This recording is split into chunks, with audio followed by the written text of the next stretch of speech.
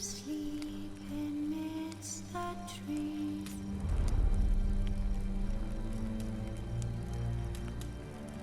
That's all swaying in the breeze. But one so light, anxious wide.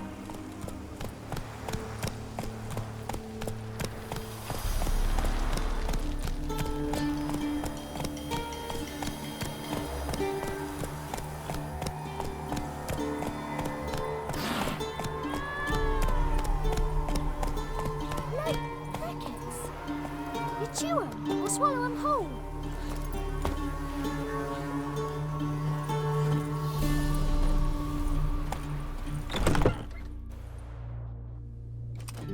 Geralt of Rivia. Ha! Sit with us, Witcher. Found your message on a notice board. You see, Palmerin? I told you. The Griffin at White Orchard. I knew that were we only to follow the tracks of its slayer, we would in the end find Geralt. Milton de Peyrac Peyran and Palmerin de Lawnful. Good to see you both. Been years. Be assured, we share your joy. You must forgive us our, surroundings. When we pledged to place the village under our protection, the village elder gave us this hut as our lodgings. He swore it is the best hut in the village. Get involved in some squabble? We discovered that in retreating, the Redanian garrison had left this land's tillers at the mercy of numerous plagues. A tyranny of bandits, the most onerous among them. These plunderers shall soon descend on this village to collect tribute. Milton and I will dissuade them. We are both sworn to fight injustice and oppression wherever they rear their heads. The matter does not concern you, of course, but do us the kindness of waiting. Once we have dealt with these marauders, we have a matter we must present to you. No point fighting bandits. Kill these and others just as bad or possibly worse will come in to fill the void. To cast a blind eye upon the evil. There is no honor in it. Can't stay here to protect these folk from the dangers that come their way daily. Saw what I saw. Heard them urge you to leave these raiders alone. Must have good reason to do that. Do you suggest that should we help, we assume responsibility for their fate, for their lives? This burden we cannot agree to bear. Geralt speaks wisely. We know neither this land, nor its peoples, nor its customs. And we have come with another duty altogether. Ah, how I long to return to Toussaint, where all is simpler. Soon, my friend, soon. First, let us convey our missive to Geralt in the manner tradition ordains. Peasants will be fine, Palmerin. Been dealing with bandits for generations. Your words do little to assuage my sense of morality bruised. So fess up. What brings you such a long way? We are to deliver Her Grace the Duchess's message in full, with all due ceremony. For tradition Is sacred in Toussaint. All right, fine. Most honorable Geralt, slayer of monsters and all evils nefarious, which prey on the defenseless of this world. Whereas never have you been known to deny help to the innocent, nor leave widows and orphans to fates undeserved. Answer you now our present summons. Free us from the beast which floods our streets with blood, and sows panic in the hearts of rich and poor alike. Come to our aid, Witcher. Thus humbly beseeches you the Star-Crossed City's most gracious protectress, Her Illustrious Highness, Duchess Anna Henrietta. Shall you answer her call?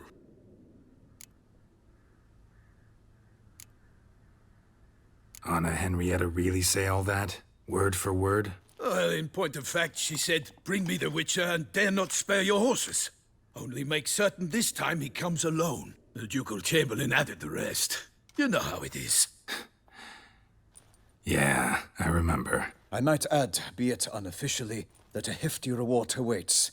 Yet the specifics you will need to verify with Her Illustrious Highness. Might be the most fervent request that I take a contract ever. And the most polite. And now we've got all that behind us. I want to hear more about this beast. Some kind of monster? Just guessing. Most assuredly, though no one has caught a good look at it as yet. Our only sure witnesses. Bodies massacred in a brutal, horrid manner. Look, some sketches drafted from descriptions given by those who claim they glimpsed the beast. Each quite different. To my mind, these witnesses lie. How many victims so far? 2. When Her Grace learnt of the second, she discharged us immediately to fetch you, promising grants of land and fortunes in gold, should you answer her summons. An ill wind blows, Geralt. The beast cannot be tracked. Folks say it wields black magic.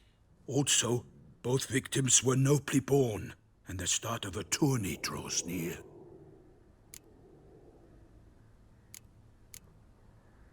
Beast wields black magic?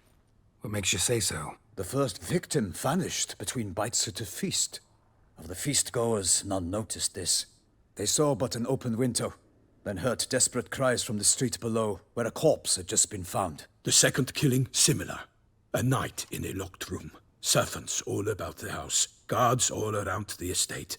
Yet the beast somehow got him out, dragged him to the town square, and killed him there. No one saw, nor heard a thing. We have no fear of creatures against which sword and shield protect. But of this beast, nothing is known. Save that it cannot be traced, kills effortlessly, and with no rhyme or reason we can discern.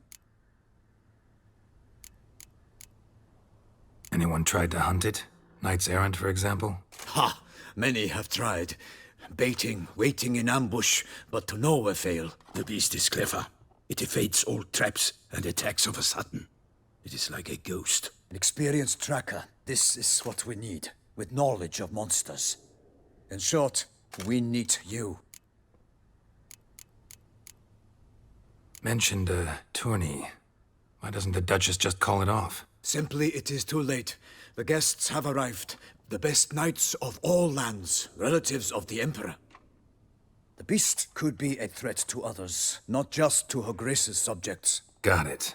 Before an aristocrat dies, at best it's a scandal. At worst, a diplomatic incident.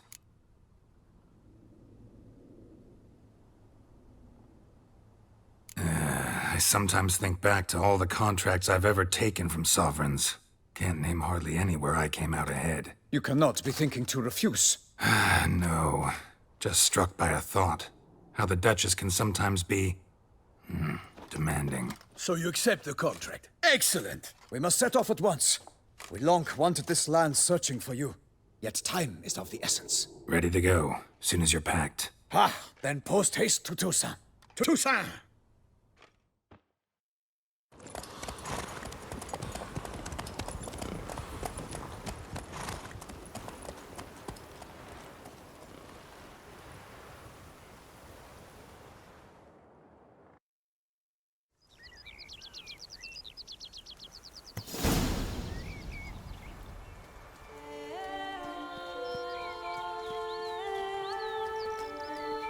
Toussaint, the land of love and wine. Exactly how I remembered it.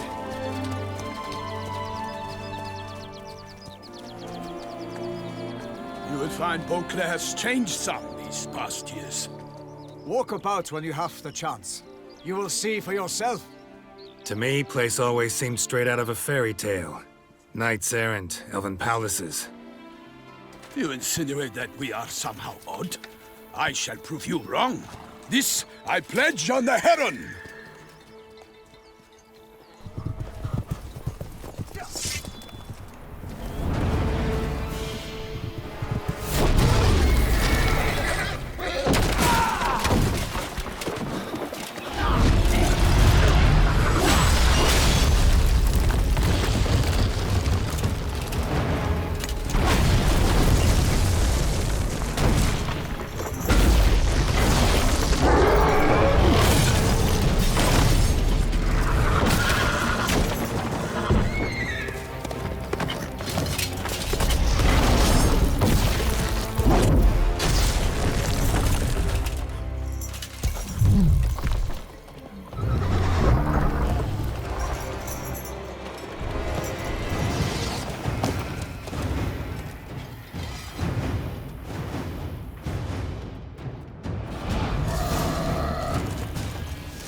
For my lady! Guillaume, watch out! I swore I'd kill a monster!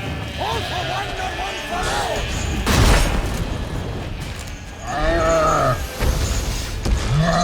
Toussaint! Oh, the duchess!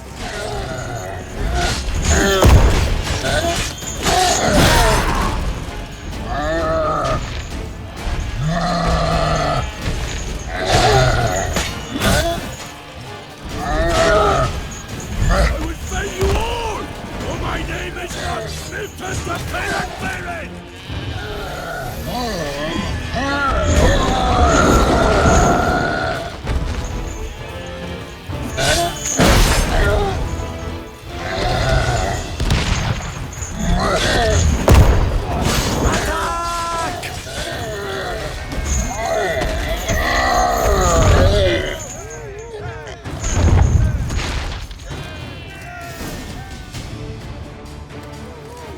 Big beast. Tackling it single-handed? None too wise. Neither is love born of wisdom, Witcher. So, Guillaume, out with it. Which fair damsel inspired you to vow to kill that filth? The most beautiful among them. If he wishes to guard her name a secret, he need not reveal it. You I do not know, sir, nor seem you a knight, yet still I am profoundly grateful, nay, indebted to you for your succor. This trophy, sir, is yours. A giant this close to human settlements? Strange. Well, that was no ordinary giant. His name was Goliath, rumored to have been a knight once, but one who broke his vows. For this, the Lady of the Lake transformed him into a wild giant and banished him into the Gorgon Hills. So he came back down? Why? Several times each year, hunger chased him into the lowlands. Goliath had killed and devoured many shepherds. Guillaume's hunt served a noble cause. At any rate, it's a tale for more agreeable environs. I'll take the trophy. Why not? Could find someone who'll pay to buy it. Put up a good fight against the giant. Got experience battling monsters? None. In Toussaint we mostly chase bandits. But I vowed I'd bring my heart's champion the head of a monstrosity, as the famed Gottfried, known as the Giant Killer, did. You don't mean to hunt the beast, I hope. The matter's best left to Geralt. Another challenge awaits me. Yet if Geralt is to hunt the beast, he ought to know. It struck again. The river surrendered a corpse. It washed up in the meander by the cockatrice. Damien de la Tour's guardsmen are there already, securing the area. Securing the area? Better go there now before they trample any tracks, manhandle any evidence. Set forth, then. I shall ride for the city to inform her gracious magnificence that Geralt has arrived. We'll meet later, near Guillaume's tent at the tourney grounds. I shall take you then to see her grace.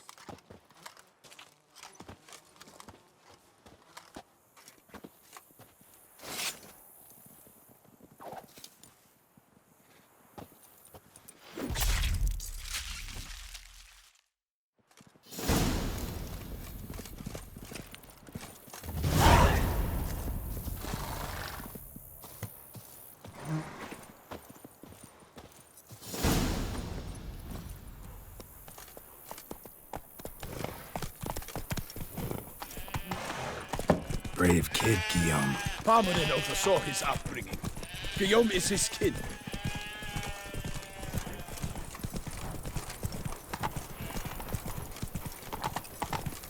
Oh, we thought it was young.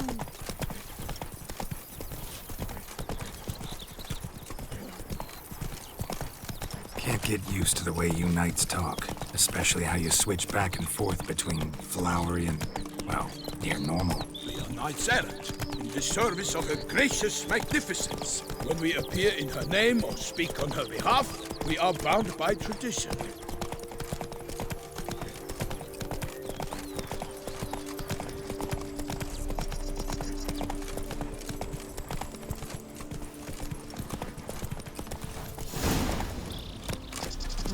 No one here. They must have removed the body already. Let's look around, make sure they didn't miss anything.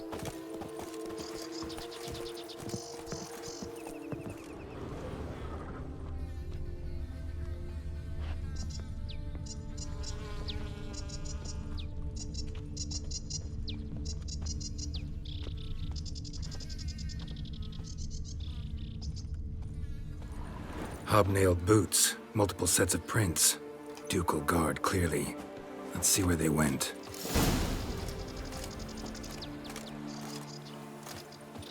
Walked along the shoreline. Perhaps the body lay on the bank.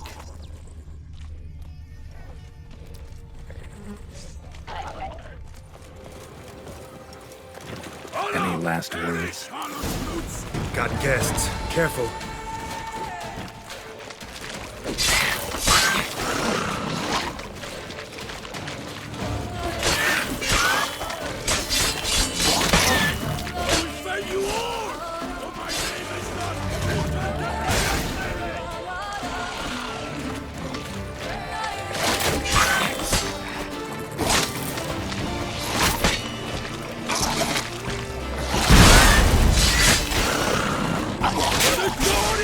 Grace, I shall make pate of you! Stench.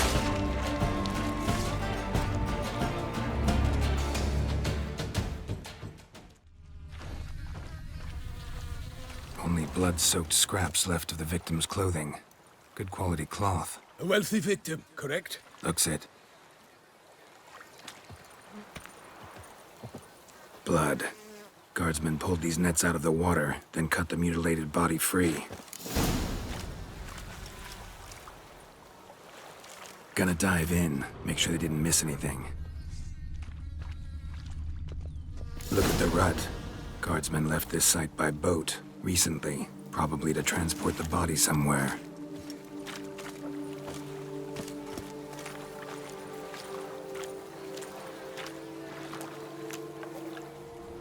Nets were attached here.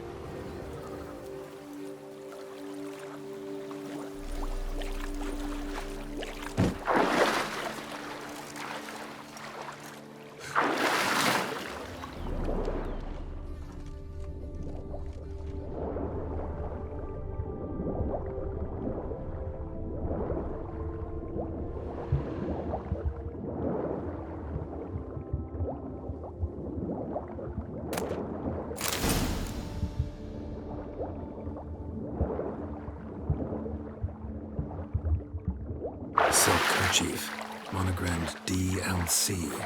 A noble's accessory, clearly. Be nice to know where they took the corpse.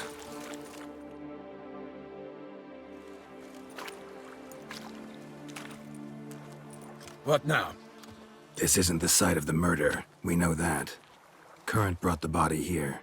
Corpse got caught in the nets. Guardsmen pulled it out, put it in a boat and took it somewhere.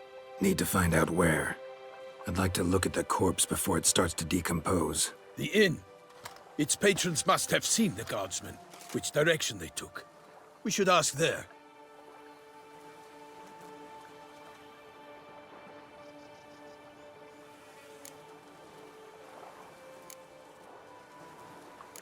Seems we've got ourselves an audience. You think this surprising? The locals will tell the children of children they do not have yet, of the day a quartered corpse was pulled from the river. One thing. Found a handkerchief in the water. Monogrammed DLC. Mean anything to you? Delacroix? It cannot be. Was it he the beast slew? Seems so. Knew him well? Long past. We were close friends once, but our paths diverged. He was a man of extremes, standing by his companions, no matter the odds. Fighting his foes to the bitter end. Foes? You have a lot of them? He did, but I do not see what that has to do with the beast. Ah, Geralt, you've struck a raw nerve. Memories of a time long past, to which I'd rather not return now. I understand. We can talk later. Let's go to the tavern. I shall have to leave you soon. Return to court. Barely got back to Toussaint. A knight in the service of Her Illustrious Highness knows no rest. In fact, I'd feared I would return too late to fulfill my duty. Yet it seems I've arrived in the nick of time.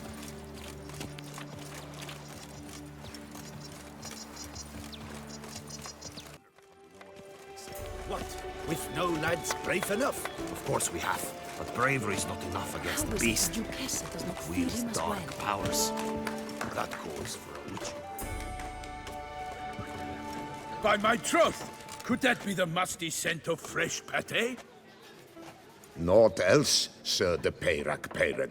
I see time has not dulled your senses. We would be honored if you would join us. Your companion as well. But why do I not detect even a whiff of crayfish chowder? No soup today, on account of there being no crayfish. I reckon you've not heard, but all I caught was a corpse. I awoke at the crack of dawn, as I do each day, but when I looked up, I beheld a blood-red sky. This corpse is precisely why we're here. For the man whom you've invited to join you at the table was summoned from a far-off land by her gracious magnificence. He is tasked with tracking and killing the beast. We invited two men to join us, yet since Sir de PROJEKT in temperament is more akin to hare than hound, I surmise the other is the hunter. With whom do we have the pleasure? Name's Geralt. A humble introduction. You've clearly not tarried long with Sir de PROJEKT. Spare us the petty insults. Geralt is a master of the witchering trade. He has questions concerning the beast's last victim. I was the one to find the corpse. The sun had just risen when I awoke, sat straight up in my bed, looked out the window, and beheld a sky red as blood. Ask Geralt, please, or we shall be here till winter. Must have been early in the morning.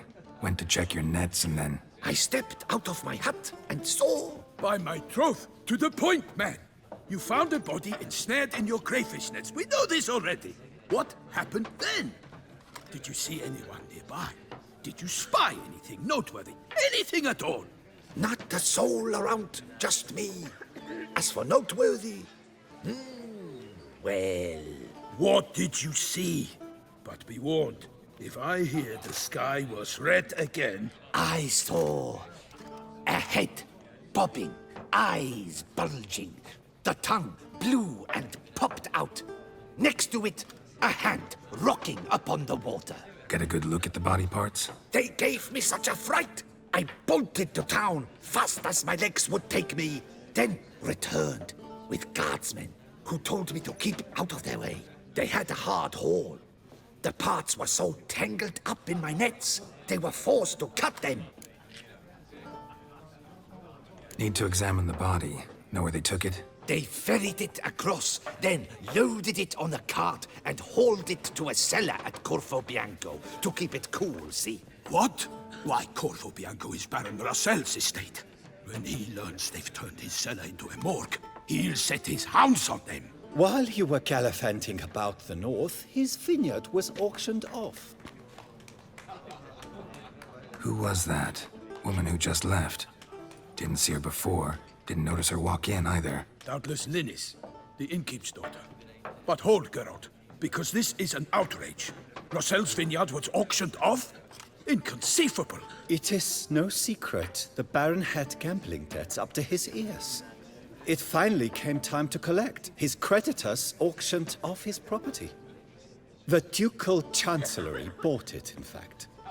Rossel now bunks with his brother in Vicofaro. I told Rossel he'd get his comeuppance. How long can one throw on past heroics? His creditors must finally have to find that his promises meant nothing. Such are the times. Today's knights are pale shadows of the heroes of yore. It's true what they say. God sent the beast to punish us for straying from the old paths.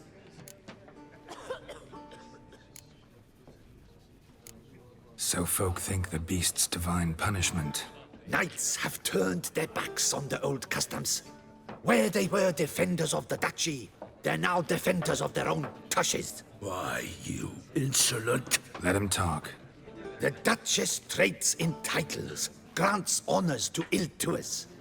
We've strayed from the path of virtue, lost the gods' favor, so the gods sent retribution. Don't listen to that nonsense, Geralt. It's rehashed street preacher codswallop. Yes, the rebel rousers have been sprouting up like weeds lately, each offering the same bill of goods. They say anything else about the beast?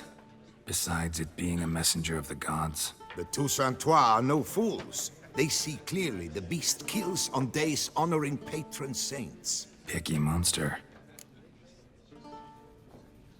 Thanks for the hospitality. Time I examined the corpse. Corvo Bianco lies a short way from here, near the tourney grounds.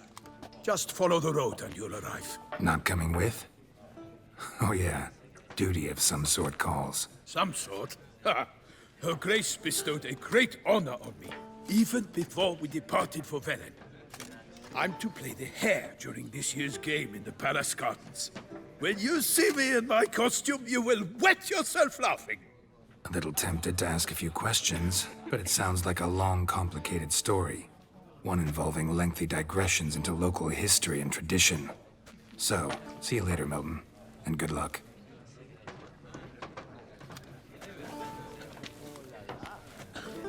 This one. I wish you health.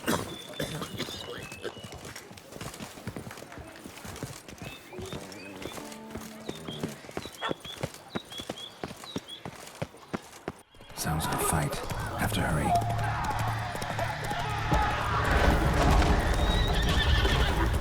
Whoa there, Roach.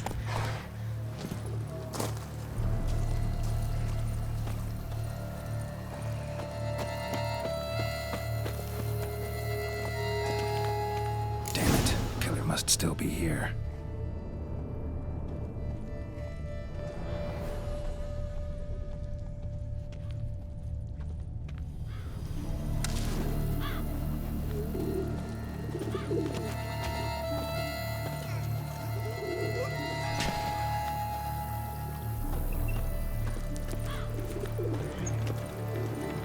Cellar. Gotta be. Claw wounds. From 5 separate claws. Spread of a small human hand.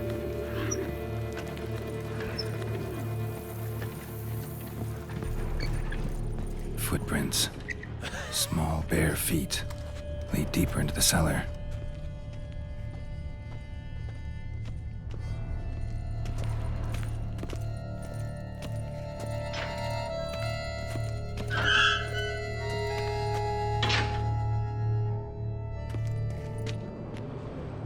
Used this to batter down the grate.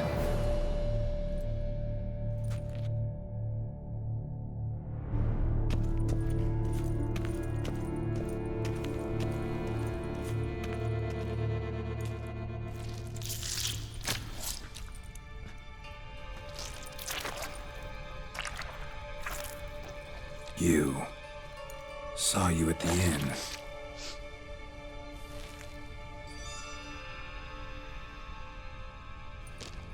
Why'd you kill these people? Clearly wasn't for their blood.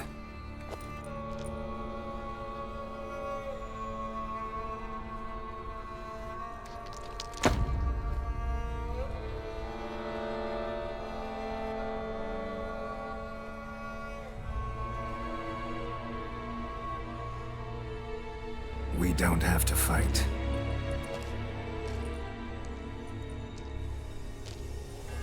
You are wrong.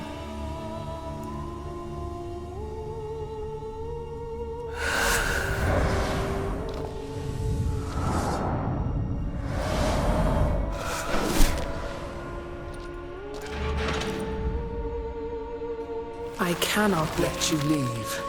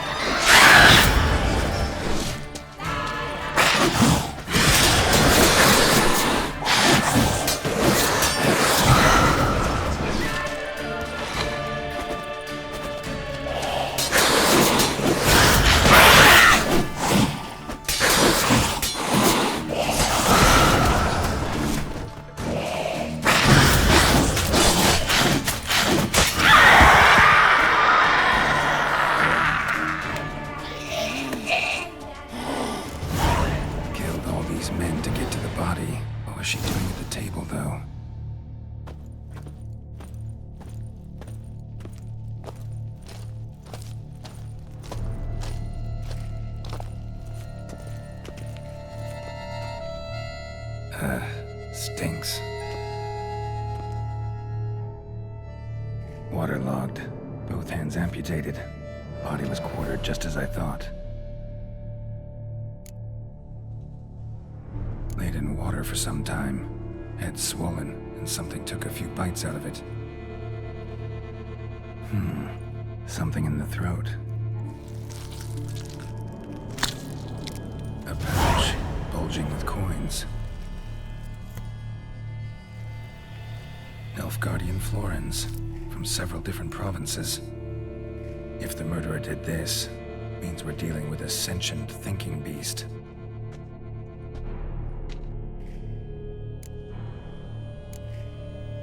Body was chopped up after death. Blows struck with great force, but bones sliced through, not crushed. Creature that killed him had long claws, sharp as a witcher's blade. First sank its claws into the victim's heart.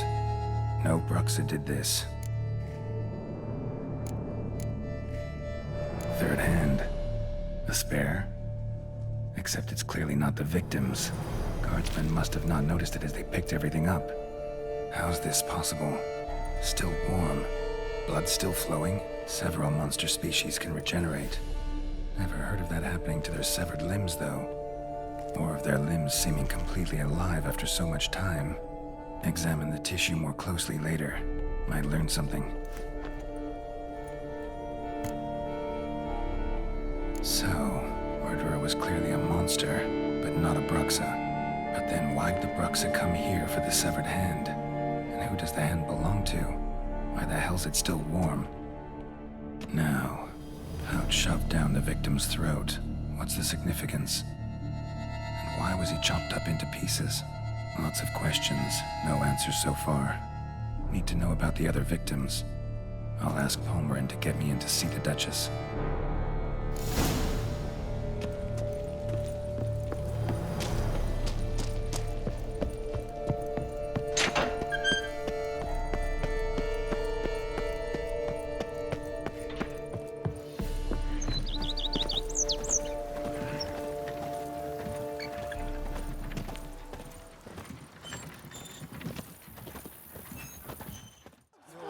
From the sky! You simply the pistol! Must ride where destiny calls.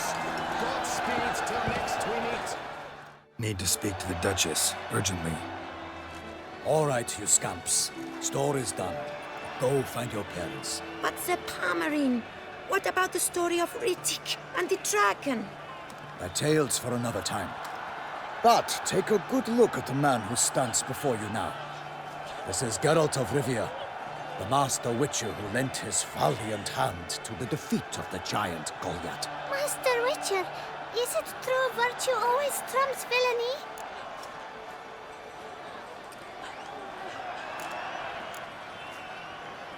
Not always. Could go either way. Sometimes virtue wins, sometimes villainy gets the upper hand. Still worth being good. But why? If it doesn't mean you'll win. Palmerin's story. Think back. A decent man attracts other good folk, makes friends he can count on. A rogue? Well, he can only count on other rogues. And who would you rather have for a friend? A man of virtue? I must agree. Now, that will do for questions. Go find your parents. Her Enlightened Highness has doubtless arrived at the tourney grounds to watch the battle in the arena. If we hurry, we'll be in time to speak with her before the spectacle begins. Lead the way.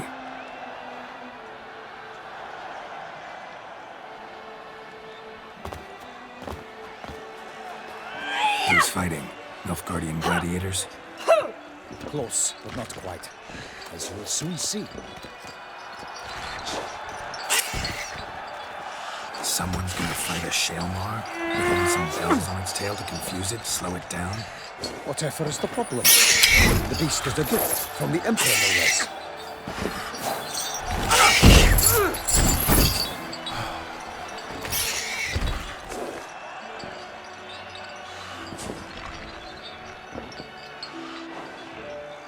This is dangerous.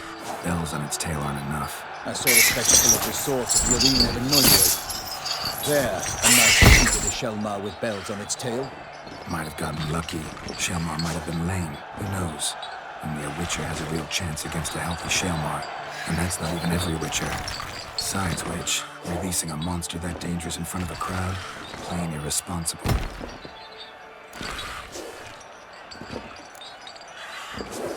Who's going to fight the beast? Guillaume, the young man you met. Yeah. Mentioned he'd promised his heart's captor a monster trophy. Great love demands great sacrifices. Let's go.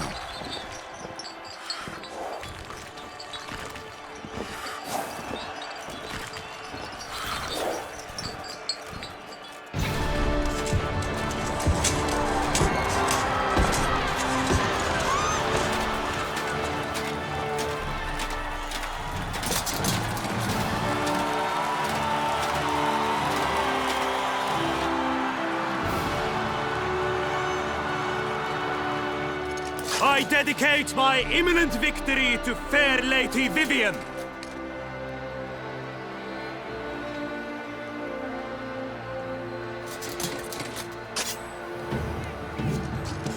It's begun.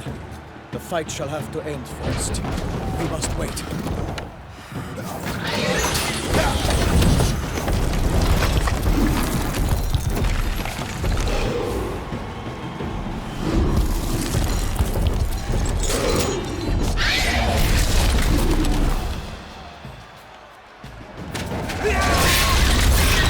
Got a bad feeling about this.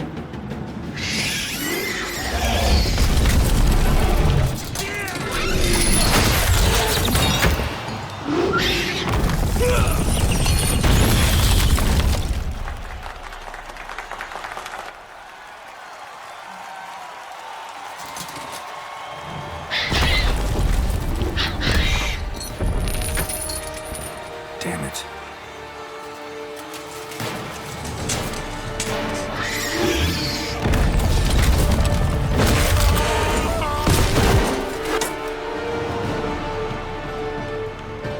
We have to help him.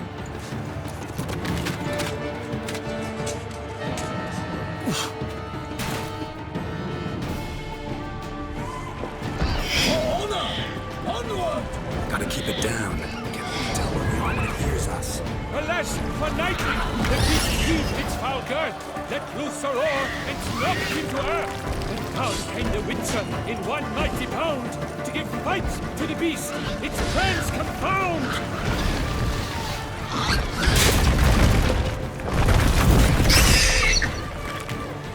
The fate of the beast has been weighed by the gods. Soon the Witcher shall triumph against all odds. The Witcher waited till the time was true, then twirled, danced, and spun, struck the monster right through. Like a bow who leaps at the love's first spurt, so the Witcher wooed the Shelmar, then its foul heart hurt. Dodge, dive, flee, feint, its razor strikes belly, Shelmar's cries ring aloud, blood transforms into jelly.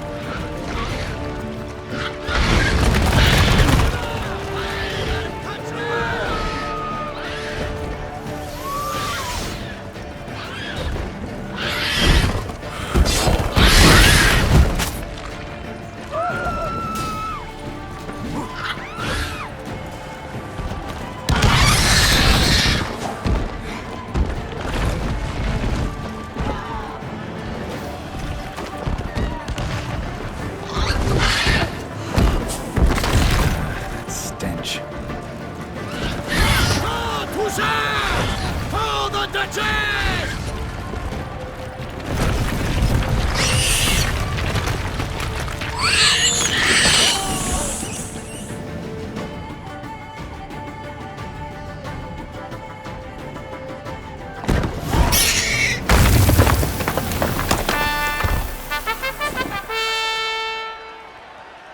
The Shelmar lies defeated by Geralt of Rivia, master of the witchering trade.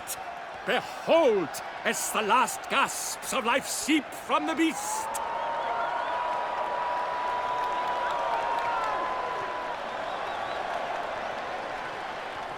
Master Geralt, do what you must.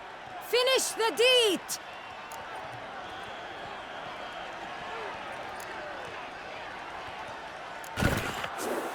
Monster's no threat. No need to kill it.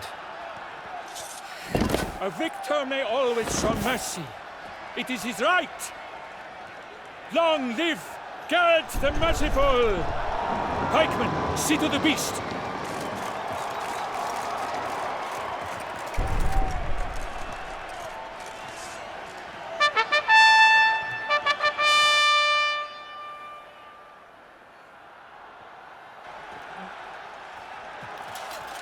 Guillaume. The lad came damned close to dying. I'm fine. Not hurt at all. Vivian? Smile as befits a hero and keep silent.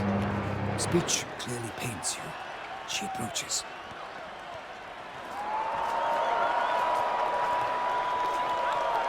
Geralt, we must talk. Vivian. You shall talk later, in the medic's tent. Geralt, magnificent, breathtaking. Your Grace. We knew that to summon you was a brilliant idea. We are delighted, ravished to have struck upon it. And I'm truly, honored. See to our young hero. Hop, hop. For we must make off with Geralt. We should talk. We had been long awaiting your arrival. Had nearly lost hope. Then suddenly, that entrance, so spectacular.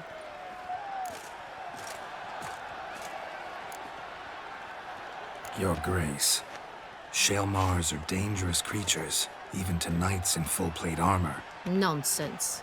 In Toussaint, knights have battled beasts for mere glory since time immemorial. True. Guillaume suffered a few bumps, scars, and bruises, but in return gained eternal glory as he who slew the monster. What about the crowd? Say the Shaelmar had vaulted into the stands. Would have been a massacre. Geralt, though we value your fortuitous intervention in the arena, we would remind you your services have been retained, and as shall soon become clear, you will be generously compensated for completing another task altogether. Your Grace, my contract. I'd like to discuss it. Naturally, but not here. We shall need Damien. He led the investigation pending your arrival. But wherever could he be? Come, we must find him.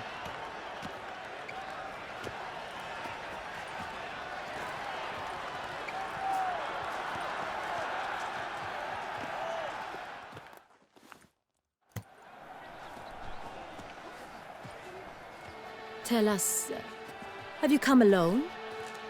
Or did Viscount Julian accompany you? Wish to see Dandelion, Your Grace? Yes. I mean, no. Yes. But solely to tell him we regret. Yes, deeply regret rescinding the death sentence we so justly handed down upon him. If we could turn back time, we would make certain he sat in a tower till he rotted.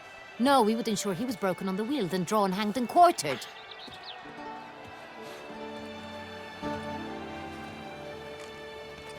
Ah, the very man we would entrust with these tasks. Damien de la Tour, captain of my personal guard. Your Grace, Witcher. Greetings.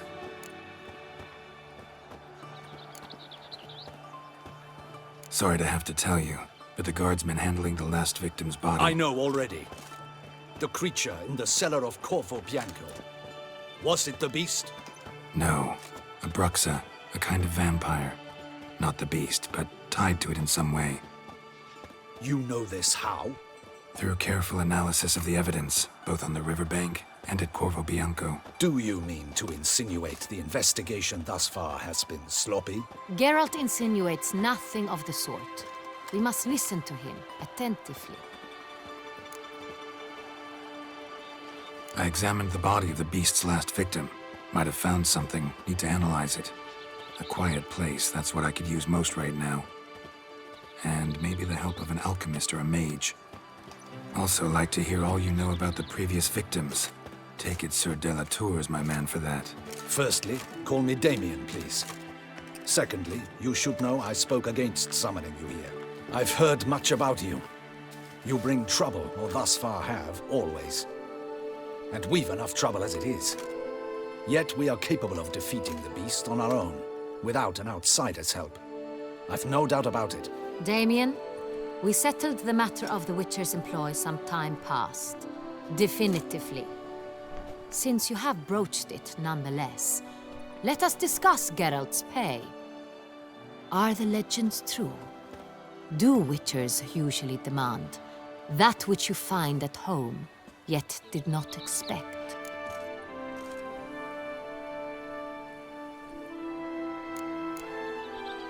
Not quite, Your Grace. Law of surprise, it's something we invoke at times, but rarely. Usually we just take gold. Disappointing. This law sounds rather romantic. On the other hand, on returning to the palace, we would likely find impatient petitioners or a set of sample fabrics for a new dress. Poor rewards, both. I fear you'd not have much use for any of the surprises we are likely to come upon. Thus, we've decided you shall receive the deed to a vineyard, Corvo Bianco, and a sum of coin. You will doubtless consider this adequate. Title to the vineyard shall be given to you at once. Surely you'll need lodgings while you hunt. The coin, however, will be yours only once you have slain the beast. Lovely, generous gesture, Your Grace. Corvo Bianco. Isn't it the Duchy's temporary morgue? Is it now? The Chancellery's bungled things again, we fear. Not to be left unsupervised for one instant. Yet, in its mood, a morgue should present minimal problems to a Witcher. What's more, nothing enhances a wine's reputation better than a grim legend. Thank you, Your Grace. I accept the contract, of course. But as I said before, I'll need some information. How'd it start?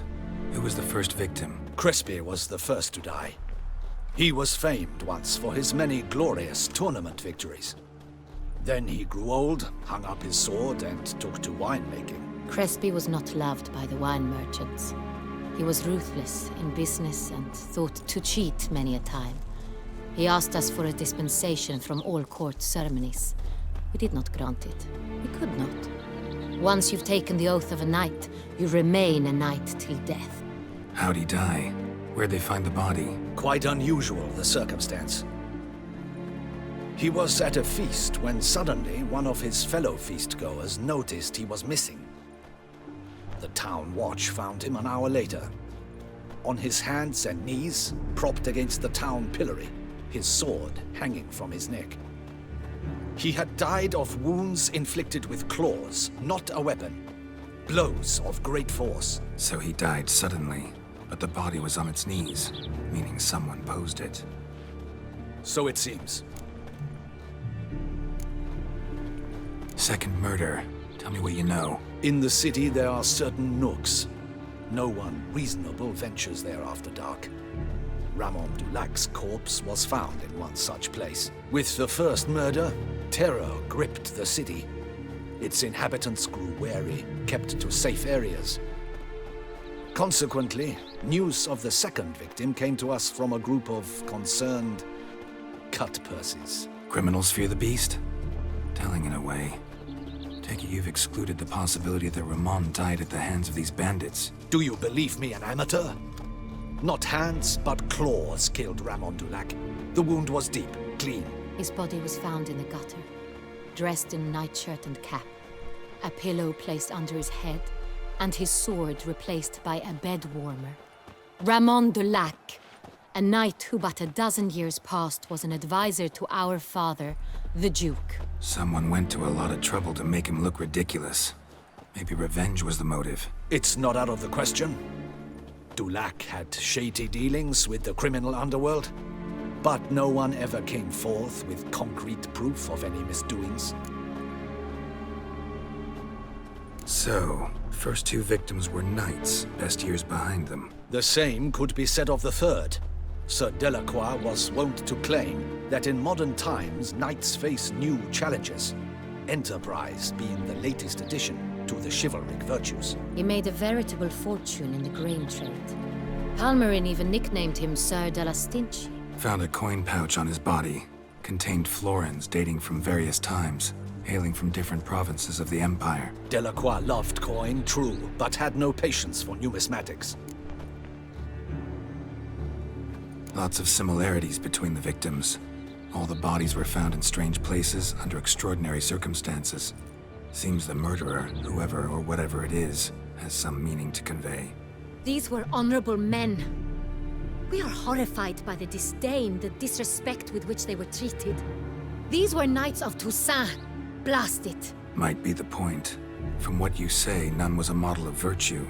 Ever considered that's what the beast's trying to draw attention to? All the murdered men were knights who swore fealty to the 5 chivalric virtues. And even if Knights of Toussaint swear fealty to what virtues exactly? honor, wisdom, generosity, valor, and compassion. 5 virtues. Why are they so important to your knights? Strange question. Your Grace, forgive me. I'm a foreigner trying to understand another land's customs. You are forgiven. According to legend, the virtues we cultivate were bestowed upon us by the Lady of the Lake. How we truly came to espouse them, none remember. In Toussaint, we believe men of low birth should be simple-hearted and obedient. We expect much more, however, of our knights. They are to be soldiers and courtiers, lords and servants. Thus, the need for clear moral guidelines. At the time of his dubbing, a knight vows to demonstrate throughout his life honor, wisdom, generosity, valor, and compassion. Beast seems to be pointing up moral decay, denouncing it. Victims were all humiliated. Might have been murdered to emphasize their lack of specific chivalric virtues. Honor compromised by the pillory. Wisdom by ridicule. Generosity by a coin pouch shoved down a throat. It seems to fit, true, though not perfectly. Can't discount the theory if it's on the lips of everyone in town. Say our reasoning's right. Next murder will be just as showy and denounce the victim's lack of the 4th virtue, valor. We can also assume that victim will be an elder knight. Let's think. At the moment, all the knights are either at the tourney grounds or in the palace gardens. Our annual hare hunt shall begin there shortly. Have you heard of the custom? Milton mentioned something. Seemed excited to prance around in a bunny costume. Not sure why. Hang on. Strange circumstances. A knight advanced in years. The famed cowardice of rabbits. Could it be that simple? Is Milton de Peyrac-Peyren the next victim? Milton also knew Delacroix. Told me so down by the river. Damien! To miss something so obvious. De Peyrac-Peyren, Crespi, Delacroix, and Delac formed a knightly team. It was years ago, but... They were a team? They were close friends, tightly knit, and as such earned the trust of our father, the Duke. We often witnessed him turn to them with delicate matters. Later, their paths diverged. Unlikely to be a coincidence. Beast must know it too. It's a lead, I'm sure.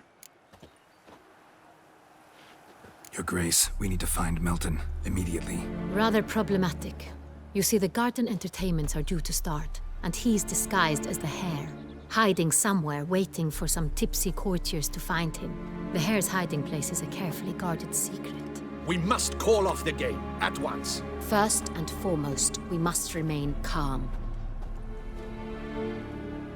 Damien, order the garden searched immediately, but discreetly. By no means can we disrupt the festivities. Panic will only incite the beast to strike sooner. And you, Witcher, follow me. My gardens, my night, I shall take the fall. A murder is out of the question. I will not allow it. Not near my palace. Horses? Ready our horses!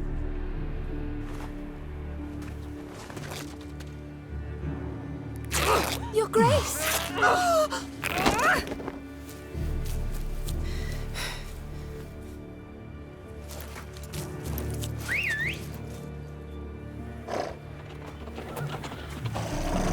What the hell? Why, I should... Your Highness, Mind it doesn't get wrinkled. Onward!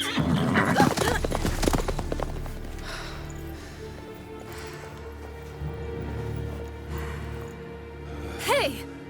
That is silk! Be careful! Give it to me!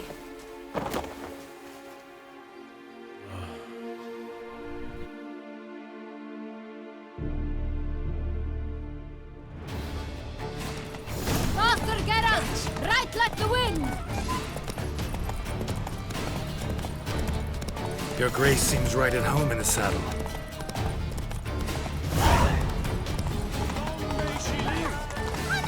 This way! Through town! Try not to lose your way! Sharp right! Take care! Good!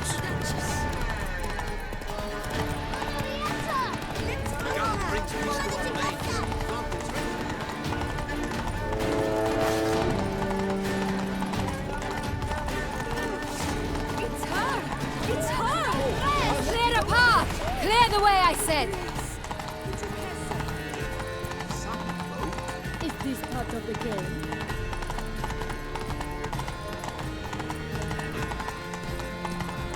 It's here! Just round the corner! Hurry! We must go to where the game is being held. The participants must find a unicorn's horn, a golden fish, and a phoenix egg. With these in hand, they can deduce where the hare, Milton, hides. Mean we need to find those things too? We've no other option. But time is of the essence, so we shall have to break the rules. Oh la la, no jesting with this one.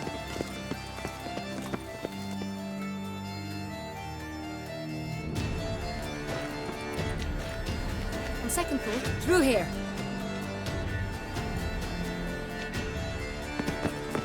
I shall show you where the hunt plays out. Then we will split up. You will get hold of the unicorn horn and the golden fish. While I nab the phoenix egg. That will be quickest.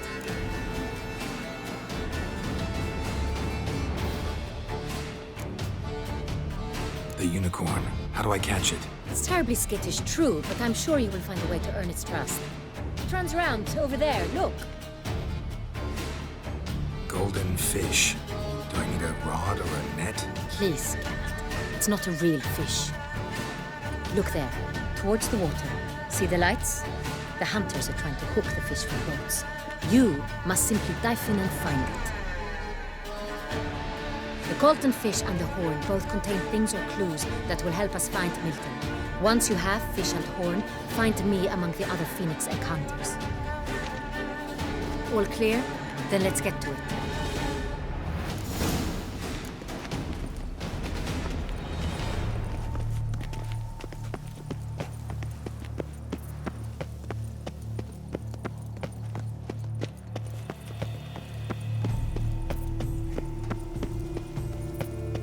All is in order.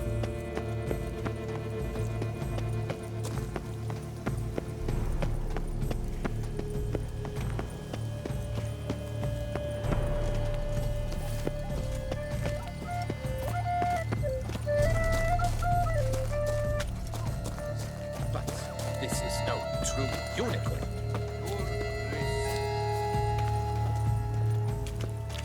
Your Highness, it's an honor.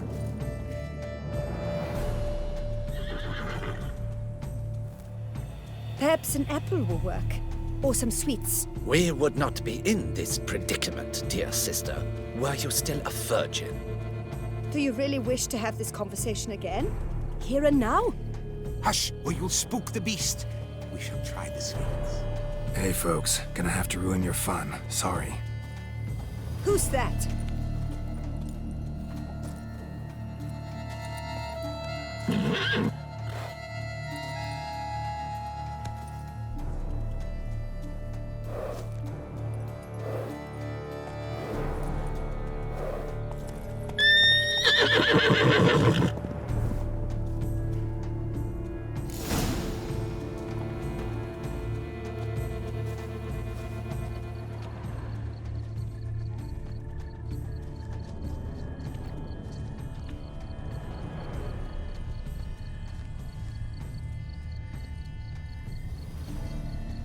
Roach likes carrots. The unicorn will too. This is an outrage. An outrage, I tell you. It's against the rules.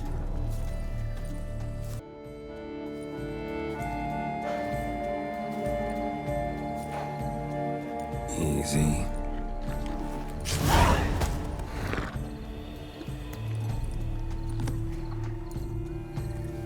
gardens are huge.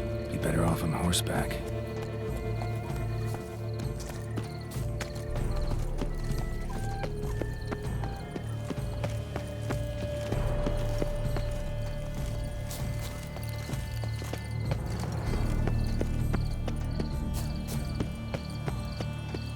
Golden fish should be easy to spot once I'm under.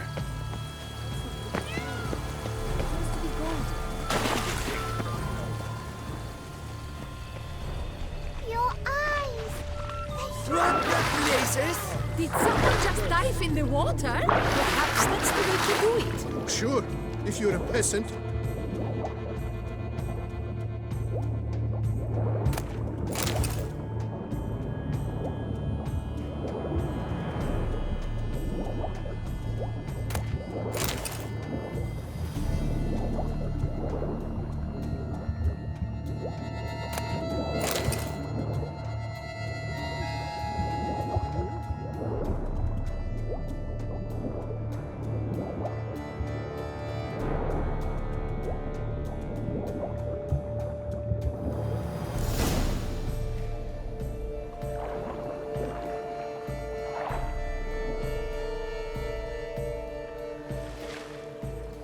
Hey, wait. Stop. It's important.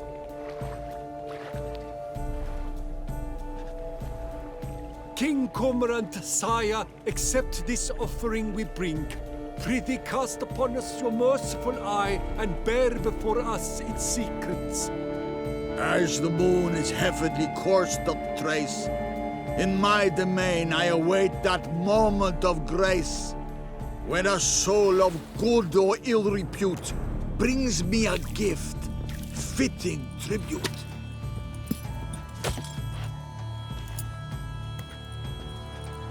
A key. Why, you bombotched wretch! He's ruined the game! Disgraceful.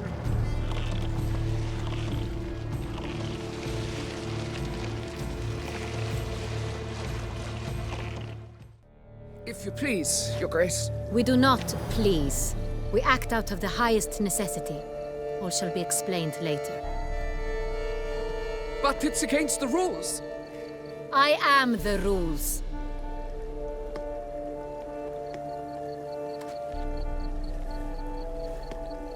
Geralt!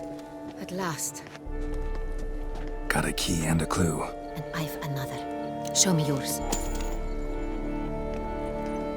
Who wrote this drivel? I begin like a groan, hollowed out with ease, then end like a mouse, with a head of hard cheese.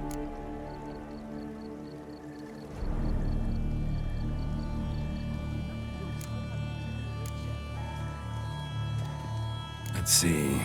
Groan. With ease gives us green, right? And mouse with a head of hard cheese. Greenhouse? You're a genius. Several greenhouses in the gardens, indeed, but only one looks, the key to which looks just like the one we found. Greenhouse it is then. Let's go.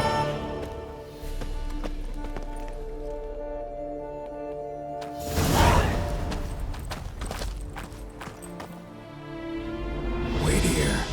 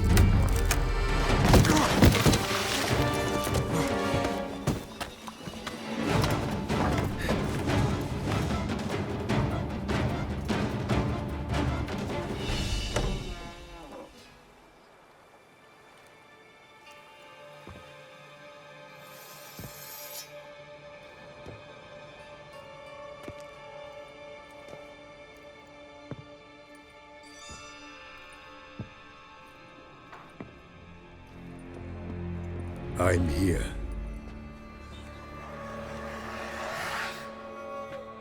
This belonged to you, maybe? It did, but you may keep it. I've a new one. I do not know you. I've done you no harm. Yet first you butchered a Bruxer who was dear to me. Now you pursue me. Why? You've killed 4 innocent people, at least. And you? How many innocents have you cut down? I don't kill innocents. Murderers, though, you bet. I'll soon be done. I've but one left. And you, should you not stand down. And once you're done, intend to leave? Go kill somewhere else? No. I intend to live. Happily ever after.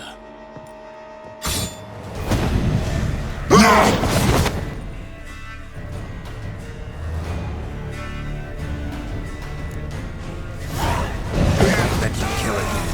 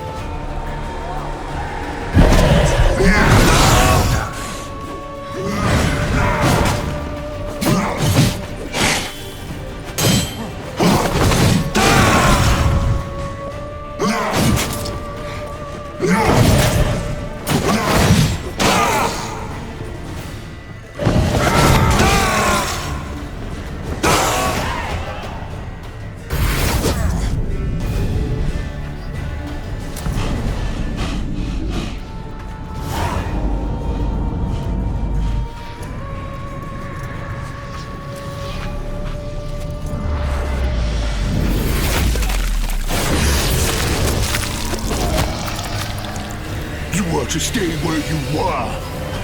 Regenerate! I know you're in trouble. I can help. I'll help myself! No, he's my friend.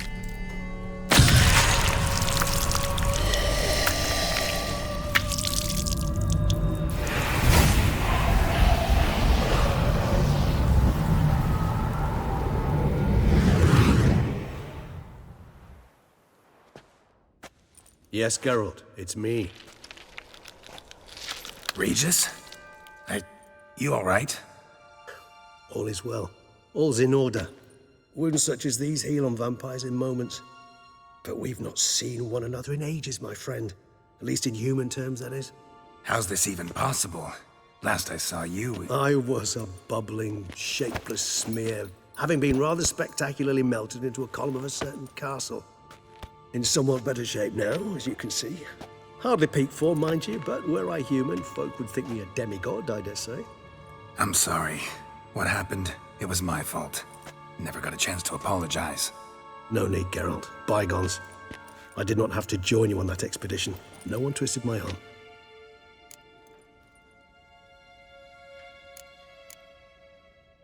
Miraculous regeneration. How do you manage it? I had help. From the one you hunt. Him? How? And what have you been doing all these years? Not the time nor place for such stories. I suspect we'll get a chance to speak at ease and at length later. Now, however, we must deal with the reason that brought us both here.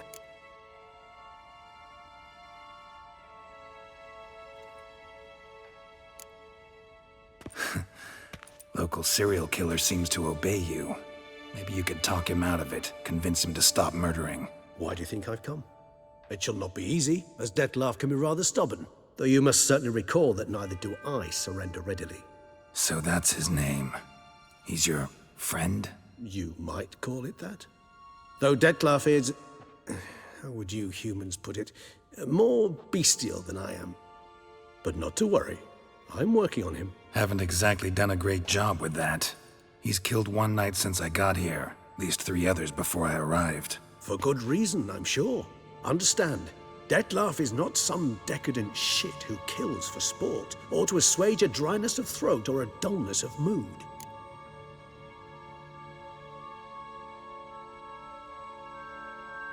So in your opinion, what are his reasons? Precisely what I wish to find out. And then I will convince him of the error of his ways. Got a lot of faith in the guy. Despite appearances to the contrary, you two are quite alike. You've both noble hearts, yet you both are wont to perform ignoble deeds. When circumstances force you to, of course. Remember the year 964?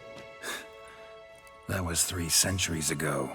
Blind fear gripped Rivia, Lyria, and Spala. Women and children were dying. Their mutilated, dismembered corpses littered the fields. Brute of Lyria. Read about it. Chewed up almost 200, then fell to a common poacher supposedly armed with a dagger blessed by some prophet. It fell to Dettlaff, who then found a poacher asleep in the brush near his snares and dropped the fiend's corpse at his feet. And thus, a legend was born.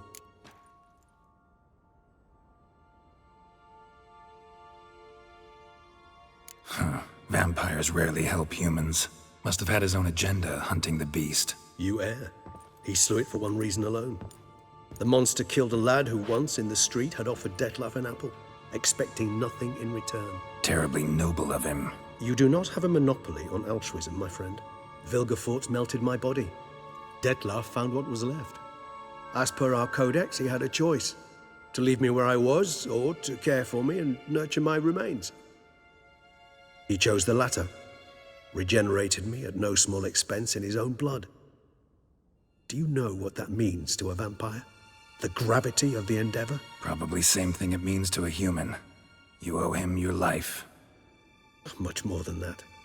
The act itself made us blood brethren. A bond so strong humans cannot even imagine.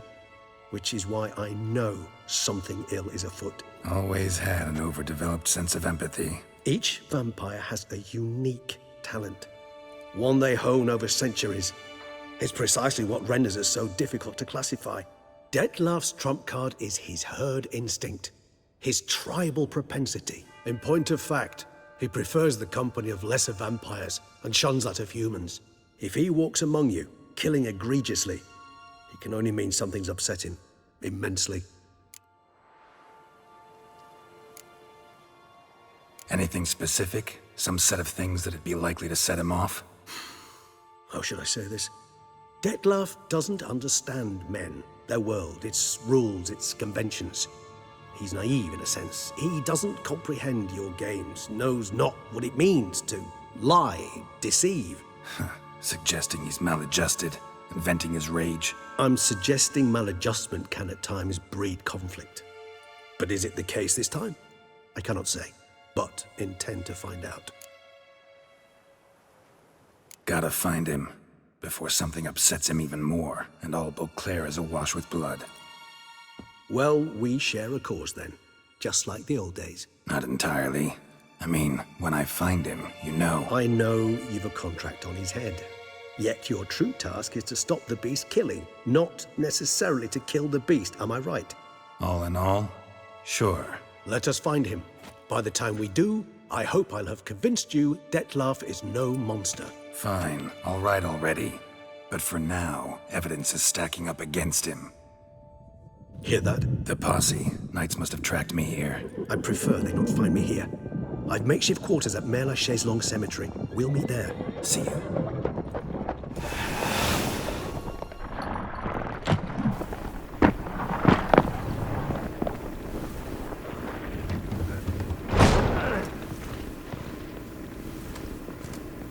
Witcher, we flew here as fast as our courses would carry us. Yet I fear we're late all the same. Pray, where is the beast? Still investigating. About to inspect this site. Withdraw your men before they trample all over the evidence. Sirs, we must let the Witcher do his work. Milton's murder cannot go unavenged.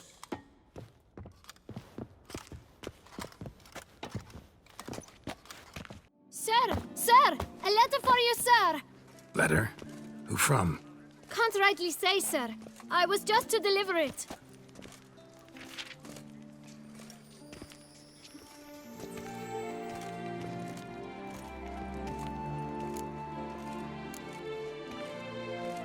Here. And thanks. No, sir. Thank you. And I truly hope I'll be of service again.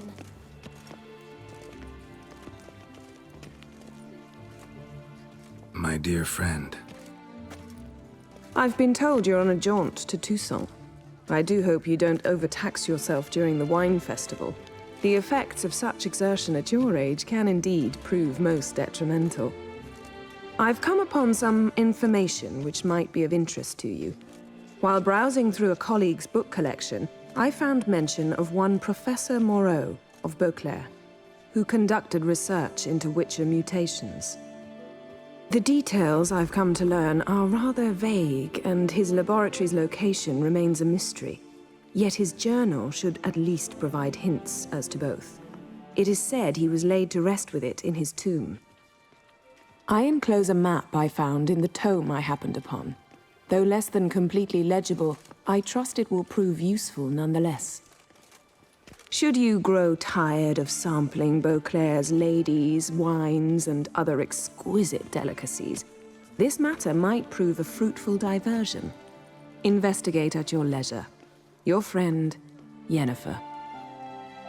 The professor who studied Witcher mutations. Might actually be worth looking into.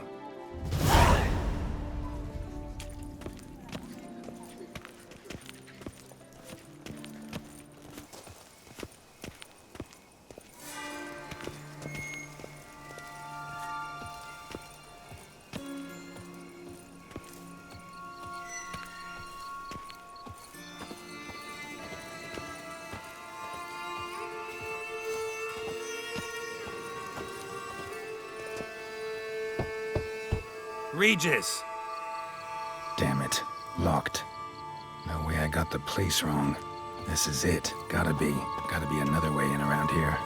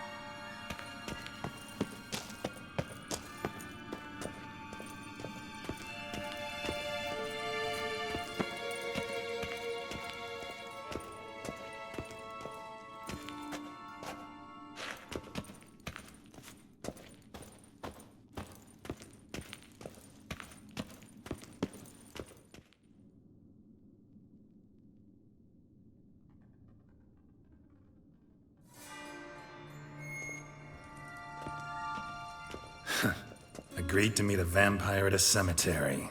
How much more cliché can you get? Nothing comes readily to mind. Could have left the door unlatched. What of my privacy? I value it rather deeply. Unmolested, especially by unwanted guests, that's my preferred state. Besides, I knew you'd find a way to get in. True enough. Need to find your friend. I'm hoping you'll agree to help. I shall do whatever's in my power. Yet what you want or even need must matter little. What matters is what Dettlaff wants. If he does not wish to be found, you will not find him. Ever. End of story. Come on. Gotta be some way.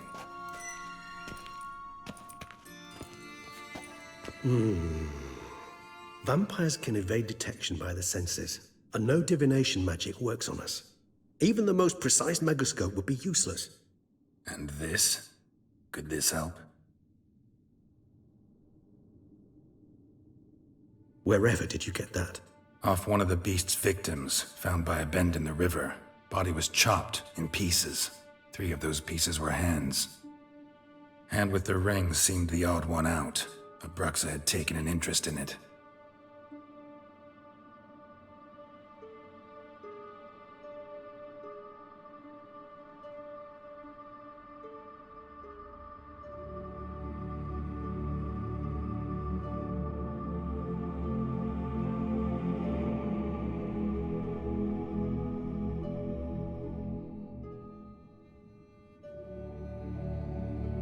It's Dettlaff's hand, without a doubt. It will do splendidly. The hand. What do you plan to do with it? You've heard of Kovinaris' theory of tissue memory retention. Rings a distant bell. Read about it in Alchemia Oblitera. There's a copy at Kaer Morhen, tattered, nearly disintegrated. But if memory serves, Kovinaris never managed to prove it worked. He did prove it, just never managed to publish his findings.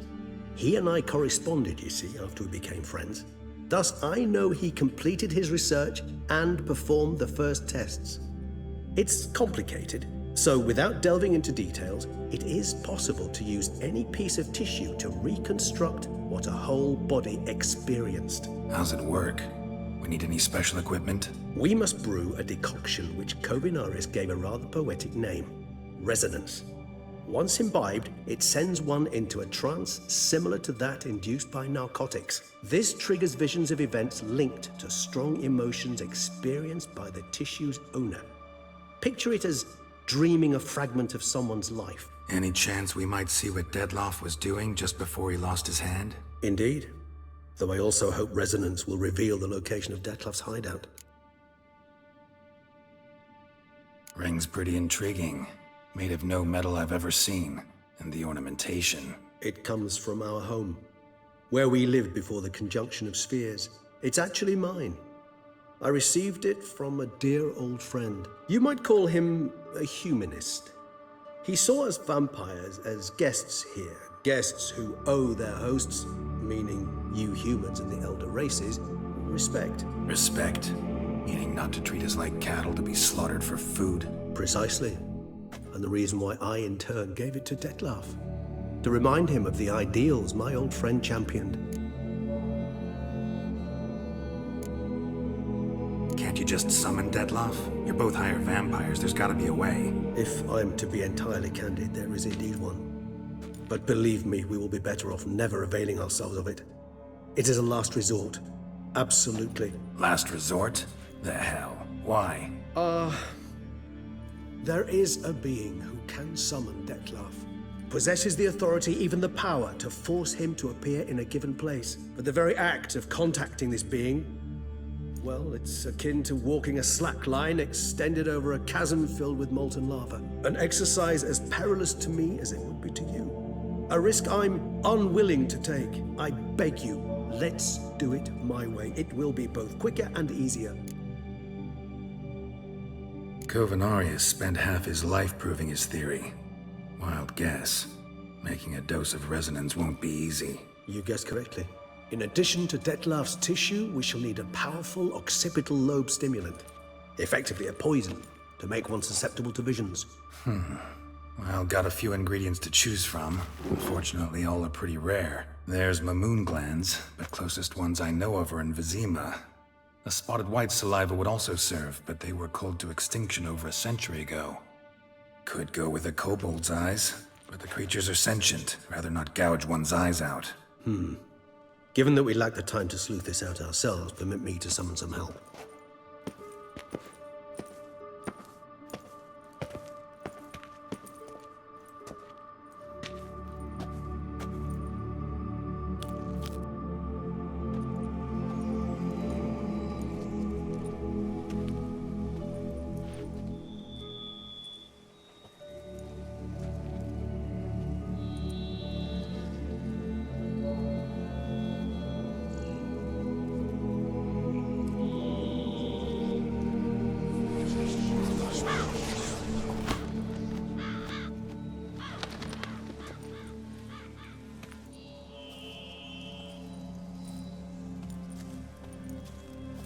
What was that? A raven?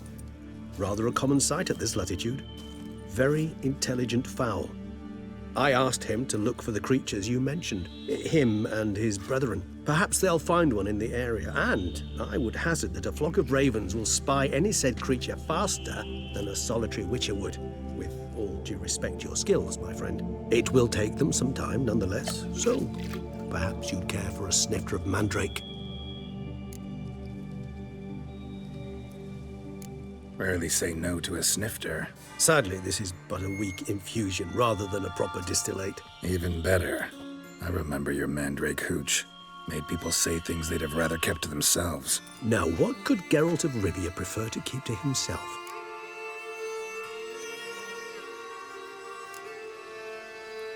So, think you've set a nice little trap for me? Sorry. Wanna get me to confess? Gonna have to try harder. I love a challenge. In that case, my ears are cocked. What must I do? How about you get the ball rolling? Reveal one of your secrets. Vampires, intriguing creatures, must lead fascinating lives. Anything in particular interest you?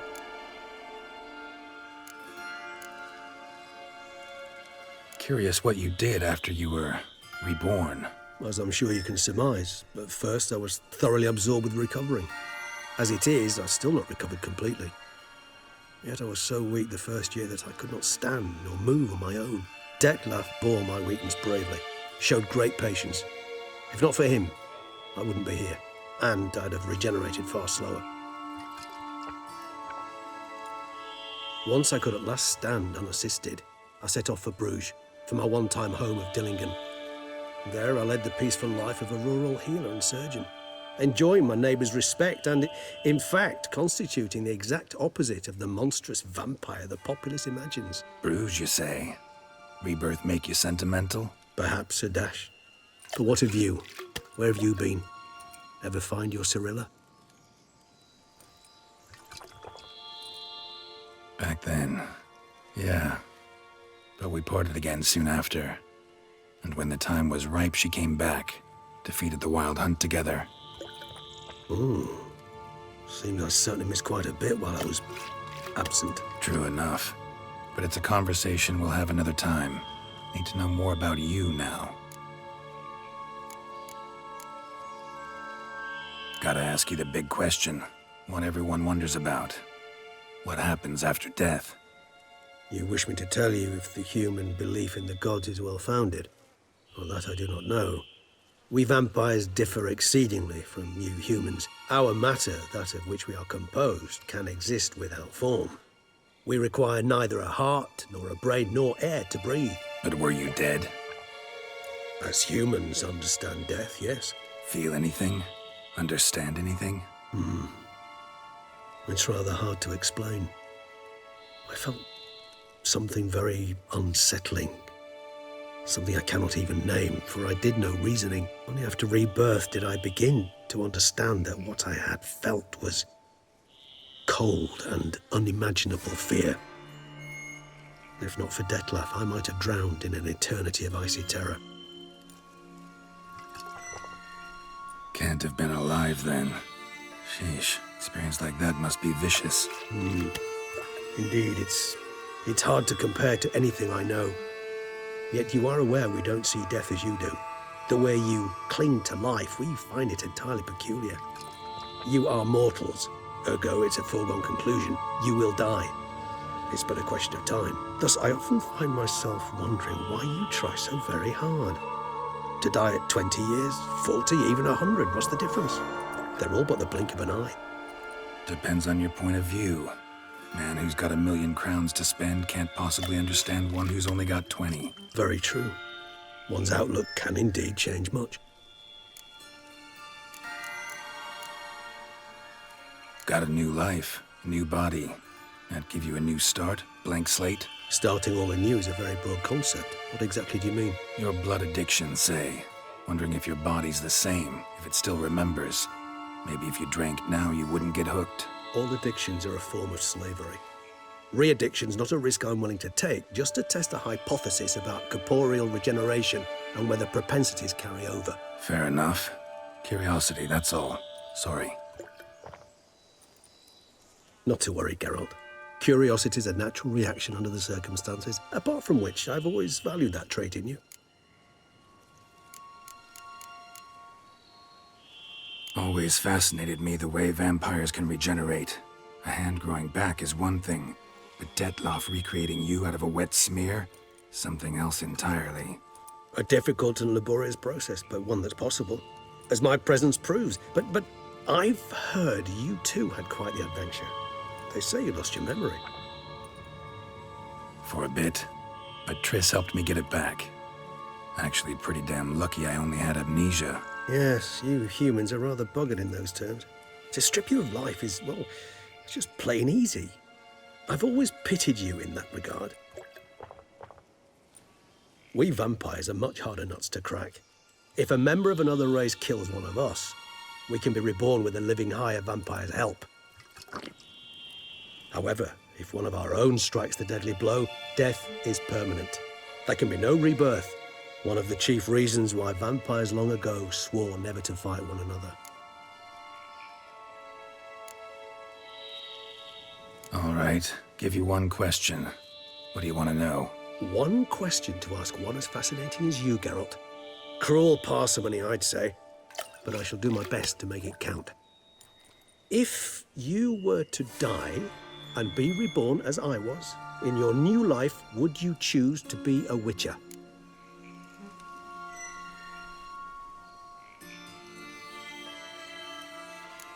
See, Regis. Doubt I'd know how to be anything else. Ever tried? See, you're determined to get an answer, to find out if I like being a witcher. Just refuse to ask directly, as always.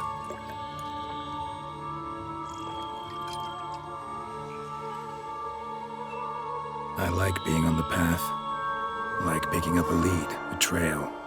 I like the tension right before a fight. And nothing gets my adrenaline flowing like battling a beast. Even gotten used to people treating me like a freak, an outcast. Yeah, not something I think about much, but I like being a witcher. Thank you for being honest. Honesty is an attribute of the truly brave, and thus a privilege of the very few. Still no sign of your winged friend.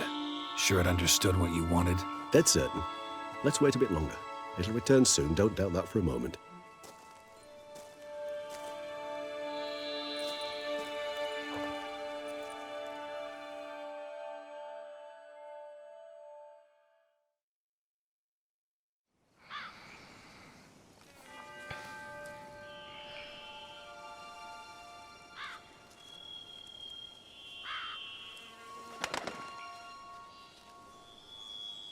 Ever vigilant, even in his sleep.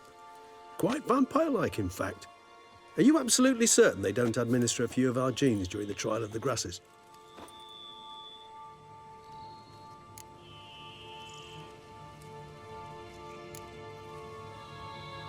Appreciate the compliment.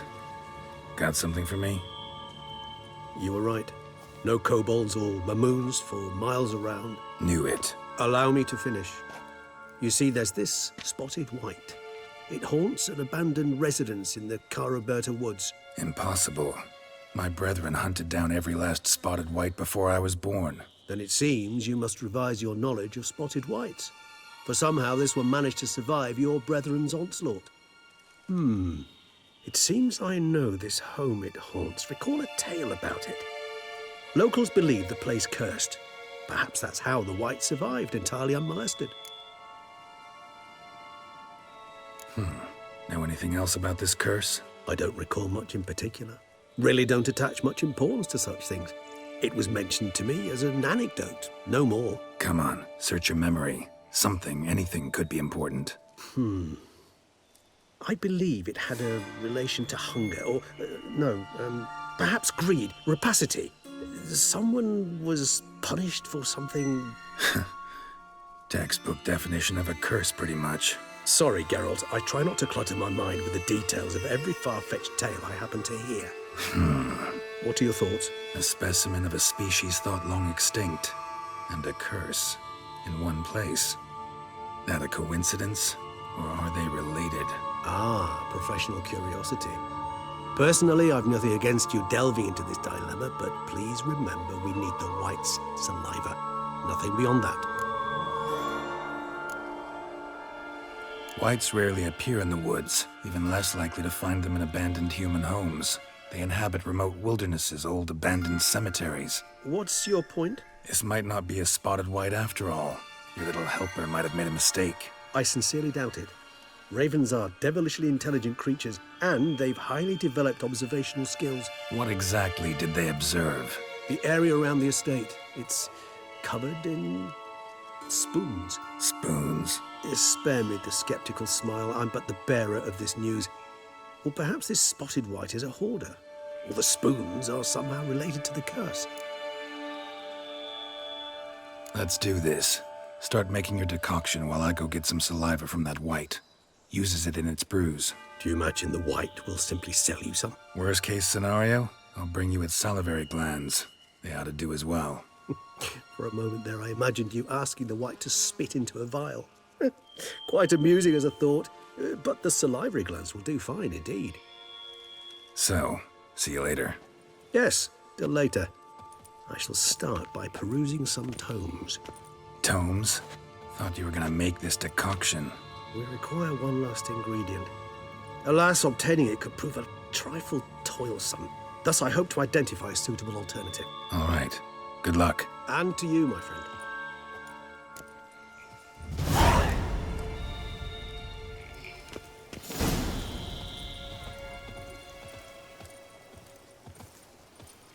Strange.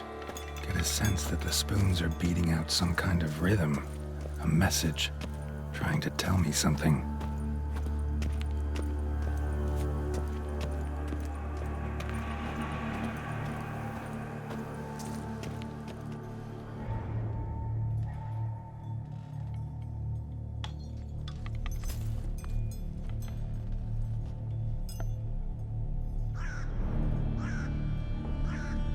None shall sit and dine with you at your table. No spoon you have shall sate you. Never again shall you wish to spy your reflection in the mirror. Sounds like a curse, all right.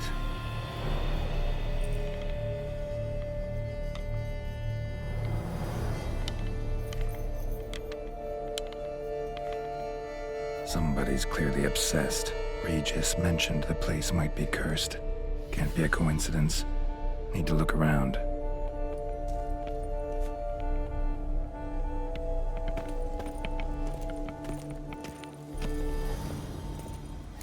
Pigsty. Need to search it thoroughly. Find a way to collect some white saliva. White's obsessed. A real collector. Thoroughbred.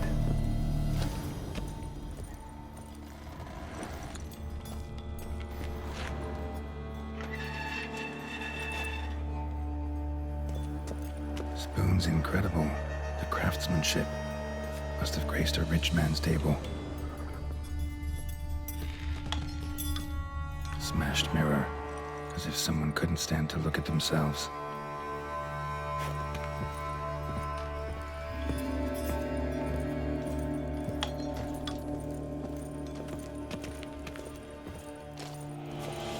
No spoon you have shall sate you. Whatever lives here treated that literally, still searching for the right spoon.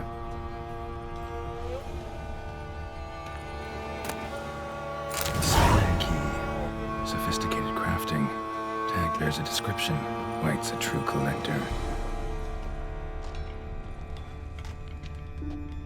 Spoon.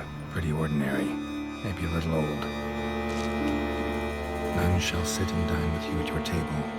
No spoon you have shall sate you. Never again shall you wish to spy your reflection in the mirror.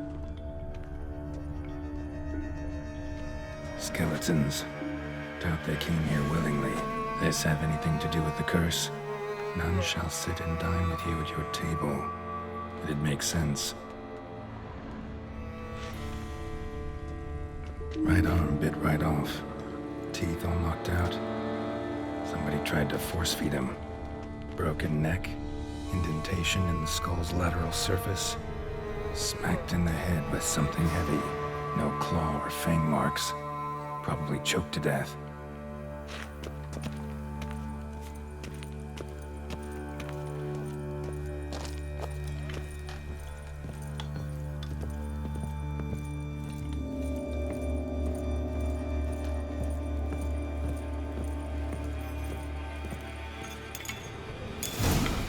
Actually does seem like a White's lair. Bit atypical, but still. Cauldron should be somewhere around here. Another spoon. Yep, just as normal as the last one.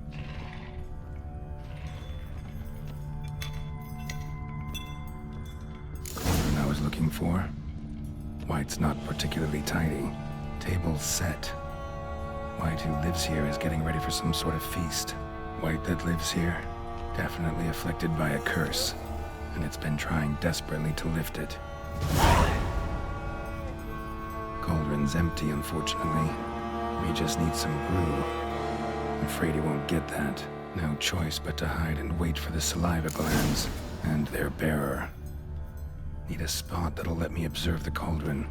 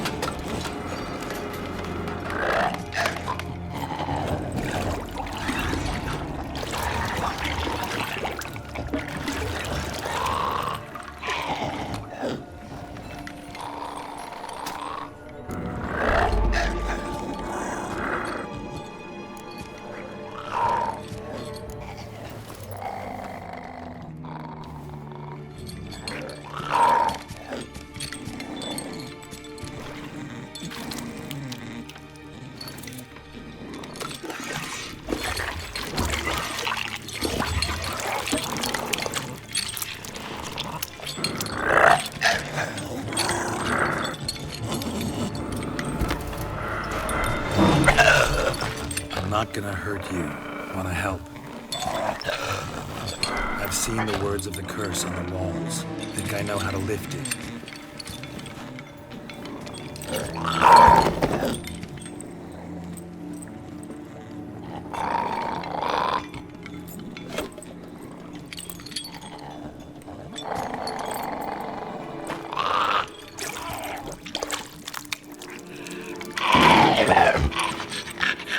Tried to bring folk here, convince them to sit at the table with you, right? Well, I'm gonna be your guest now. Your willing guest.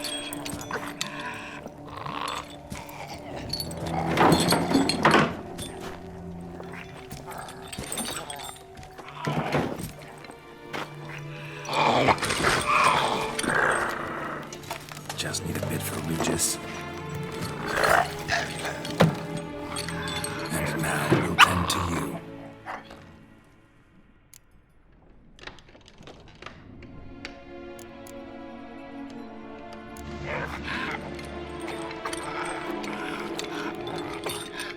We can't use spoons. No, that won't work.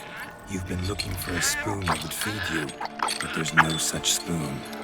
We need to eat without spoons.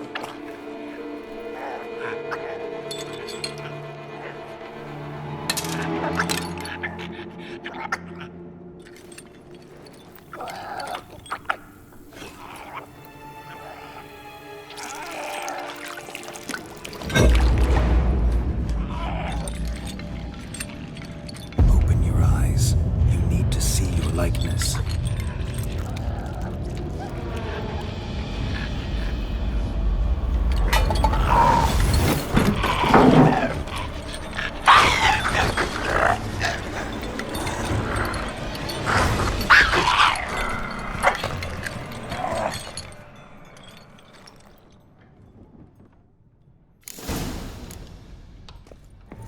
Think it worked. Just not quite like I expected. Need to see what happened to the white. Won't be hard to find given its stench.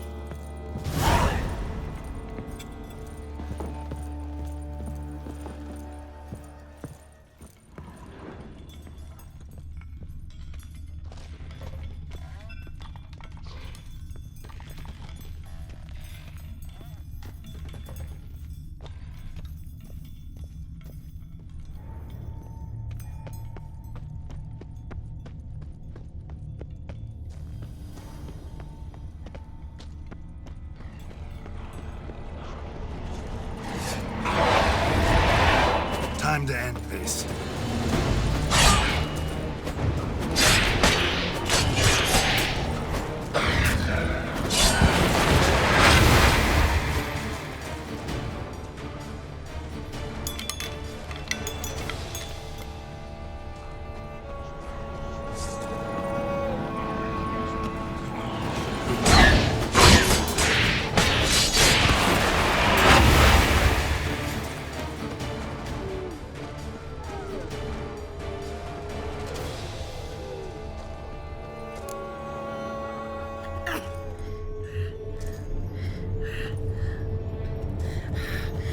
Easy. Not gonna hurt you. Eat. I must eat.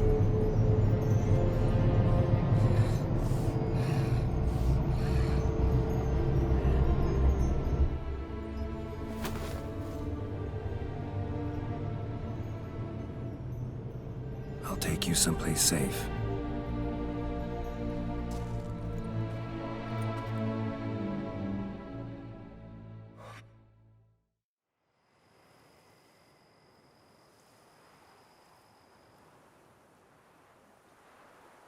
So I took her by the hand and led her here.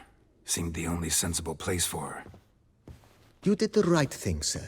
She should recover quickly here. I'm deeply pleased, finally, to make your acquaintance, sir. Though I do regret the specific circumstances. In all the commotion, I fear I neglected to introduce myself. I'm Barnabas Basil-Folty, and by order of the Duchess, I am to serve as your major domo at Corfo Bianco. Nice to meet you, Barnabas Basil. Love to talk more, but got urgent matters to attend to. While I'm gone, please make sure she gets everything she needs. Don't worry, sir. I shall see to everything. She is safe here and in good hands. She'll soon be back on her feet. Might actually take a while. She hadn't eaten anything in over 100 years when I found her. Horrid. Whatever brought this about? Told me her story on the way here. Her name's Marlena. She was once the very beautiful and proud heiress to the Trastamara estate. One evening, when she was holding a banquet for friends, a beggar came to her gate seeking alms. He had a bowl and a spoon with him. He sat outside her fence and waited. I've heard of the custom. An ancient rite of hospitality that obliges one to give food and drink to such a guest lest he depart hungry. To neglect the custom is to bring great misfortune down upon oneself. Marlena didn't care a whit for the old customs. She drove the man off, saying she'd rather feed the leftovers from her feast to her dogs than to give the beggar anything. The beggar then broke his spoon, cast a curse. She was beautiful, so he said she'd never wish to look at herself in the mirror again. Since she adored feasts, he swore no one would ever wish to sit and dine with her. And as she even refused him the crumbs from her table, he swore she'd never find a spoon in the world that would sate her hunger. A harsh punishment. I imagine lifting the curse was hardly simple. Curses are tricky. They play on irony. Always gotta figure out what the catch is. Marlena had spent decades looking for a way to lift it. Transformed into a wight, she stole spoons and lured folk into her home, trying each time to get them to dine with her. Didn't work. So what did? Someone had to sit down and share a meal with her, of their own free will. They had to eat without using spoons, and make her look at her reflection. That's it? That was all it required? Simplest solutions are sometimes the last that come to mind. Besides, when you're a wight, it's pretty damn hard to find willing human company for a feast. I imagine so. But, most importantly, it is now over. Please, don't worry. She will be in good hands here.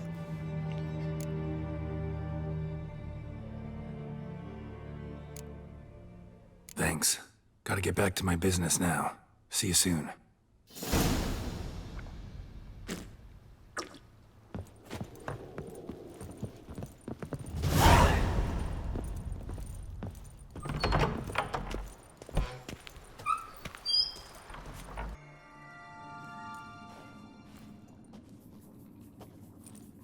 Think your friend's hand will make for a nice broth? You've clearly honed your sense of humor. But we are not cannibals, Geralt. I took a fragment of tissue from their hand. It will suffice to prepare some resonance. What did you do with the rest? I cremated it, as our codex commands. A raven told me you'd acquired the necessary ingredient. Send your spies after me? My watchers. Were something to go wrong, I could then arrive quickly to help. Managed fine alone, but thanks for the thought. Gonna need much longer to finish brewing resonance? Mentioned a last ingredient, too. What about that? That, I fear, might prove troublesome. You see, to use the concoction to summon the memories of one, the solution must contain the blood of another specimen of the same species. Shouldn't be a problem. I happen to know a higher vampire who should be willing to help. Right, Regis? It's not that simple, I'm afraid. While you were away, I tried my damnedest to identify a replacement, but alas, none such exists. Not sure I understand what the problem is. Can't we just draw some of your blood? The blood must be in an agitated state. As I'm certain you know, higher vampires can change their corporeal shell. As our flesh changes, so does our blood's chemical composition. To make a long story short, I shall need to induce in myself a state of strong psychokinetic arousal. In brief, madness, rabidity. And that stands to be very, very dangerous. Dangerous? Why? I mean, you'll still be you, right? True. But I should be highly agitated, in a state of fury. You know better than I that fury cannot be controlled. If you've ever seen an enraged vampire, you know very well that all who find themselves nearby will be in grave danger. How will we handle that? I'd rather not have you lunge at me, claws extended. That makes two of us. But worry not. I've thought it through very thoroughly. Details to follow soon. All right, so what do you want to do? We shall visit Teşemmüdne, an ancient vampire estate. There we will find cages suspended in the air. I will enter one, be confined. You will lure beasts there. Beasts you will then kill. The bloodletting should prove profuse. Abundant enough so that the blood scent will drive me mad. Wild. Teşemmüdne. What's it like? It is a place of torment. A torture chamber. Long ago, shortly after we'd arrived in this world, one among us named Kagmar developed such a taste and lust for human blood that in one night he could imbibe an entire village. This brought trouble on the entire species. Common folk wearied quickly of living in constant fear. They began to hunt us, seek the aid of mages and witches in tracking us down. So what? Not like they could ever hope to kill you. But they were bothersome. Forgive the comparison, but when did you last enjoy mosquitoes buzzing around your head? In any case, the other vampires decided something had to be done. Kagmar had to be caught and punished. A torture chamber was thus outfitted in the dungeons of Teşemmüdne. Inside it, a cage made entirely of a special alloy of silver, dalvinite, and meteorite steel. Kagmar was captured and locked in the cage. Sat there over 2 centuries, driven to fury time after time, never able to escape. Thus I know the cage will withstand the fury to which we shall drive my humble being. See no reason to dawdle. Tesham Mutna. Take me there. In a moment. Just one last thing.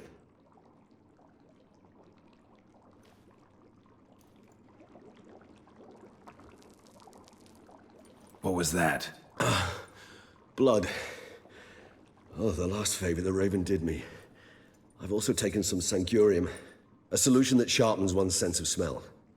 1 drop of blood shall smell like a gallon to me now. You crazy? You're a recovering addict. Your outrage warms my heart, Geralt. But you must remain calm. I had no choice.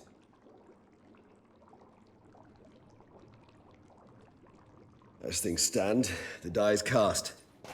High time we set off for Tesham Mutna. My head's spinning already, and you're starting to smell quite tasty. And you're starting to scare me.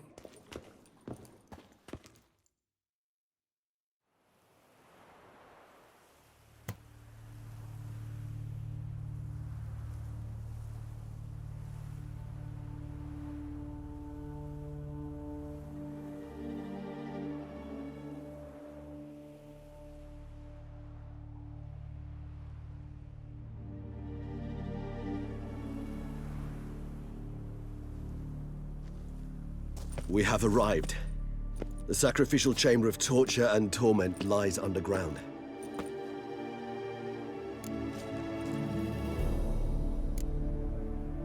Sure you know what you're doing? I can only hope I do. Please, let's go. The longer we delay, the less control I shall have of my faculties. I'd really prefer not to hurt you. You lead.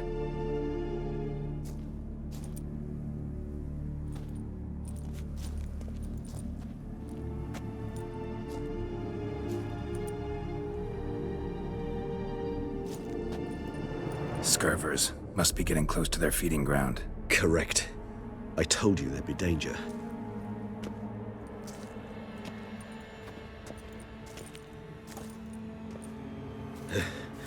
Beyond this wall lies an ancient vampire dungeon. Seen a lot of things in my time. Nothing quite like this, though. I feel honored. A man with such a wealth of experience, yet I'm about to show him something new. Now, to open it.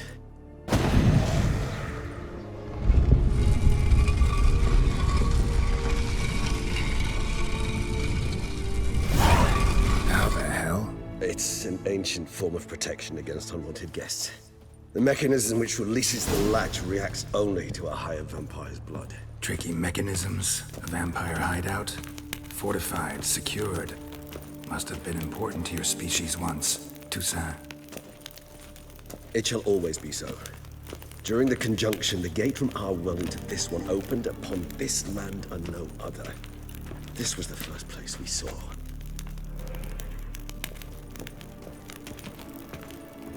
This place. There's evil here. Death hangs in the air. Yes. A great many beings have breathed their last here.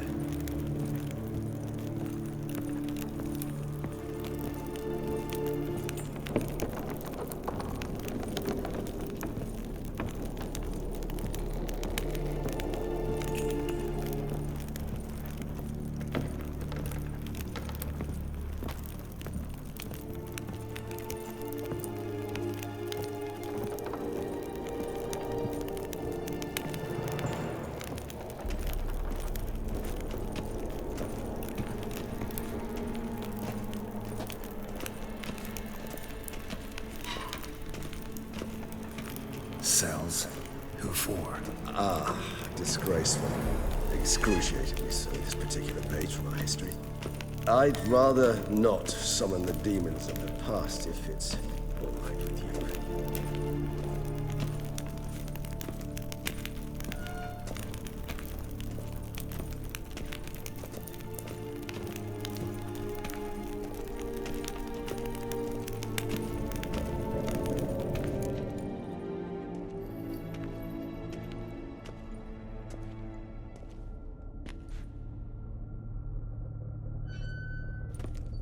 Charming place. But what are all those cages for? Mentioned one vampire being kept here. Yes, well, you see, humanitarians is something my ancestors were not. They concluded Kagmar would best be punished if he were tormented with the scent of blood he could not taste. Thus, they also kept humans here. Humans whose blood they slowly let. Kagmar ranted and raged in pain as those humans slowly bled to death. They treated them like livestock. Live bait. I'd like to be able to turn back time. Deny it, but alas, I can do neither. Feel shame for my brethren. That is all I can do. Don't take it so hard. Nothing you could have done about it. Let's get to work. Well, that was awkward. Fine. I prepared the bait.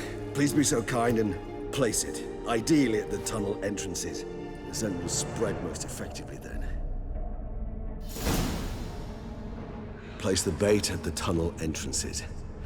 Monsters will catch its scent more quickly. When I think how these tunnels got here, sent shivers. It was the natural order of things. The place reeked of death and it attracted necrophages.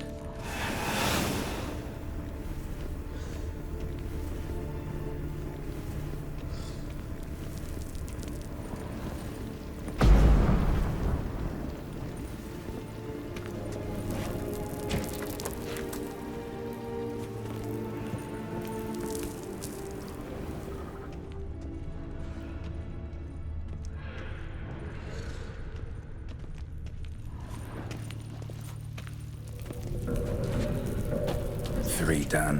One left. Think this'll work? I certainly hope so.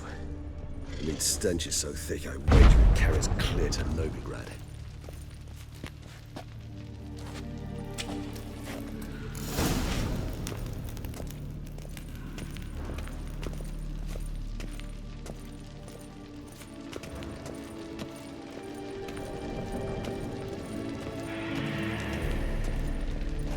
Bait set. What now? I shall enter the cage. You must chain me inside. The bars are made of an alloy that will prevent me from transforming into mist. Kinda thought you wouldn't want to. I shall be in great pain. My sole thought being to stop that pain. I cannot know what I will do.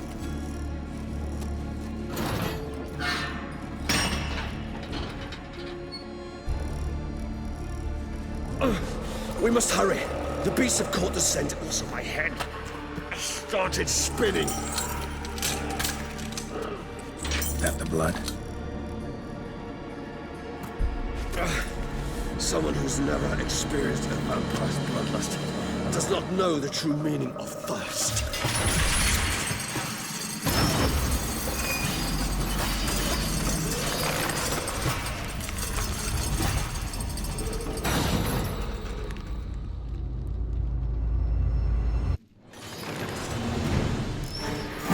A safe word. You know, something you'll say when you can't take it anymore. And what would you do once I uttered it? Don't know. Calm you down. Somehow. Please, sir. You won't be able to. We must... Just not the blood.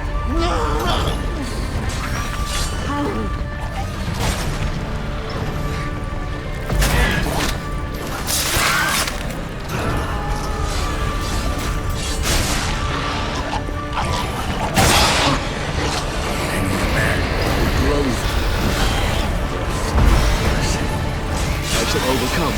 Good, because I can hear more coming.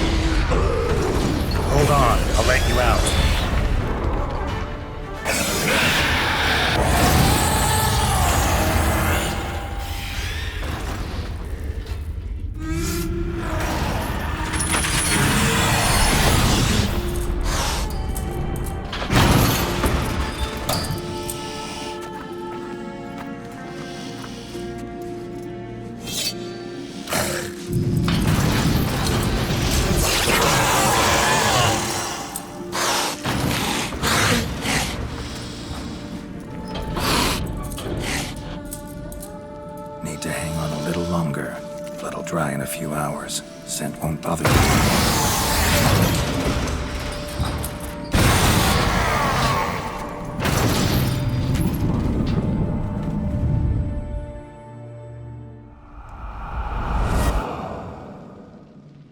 Get you out of here. The concoction.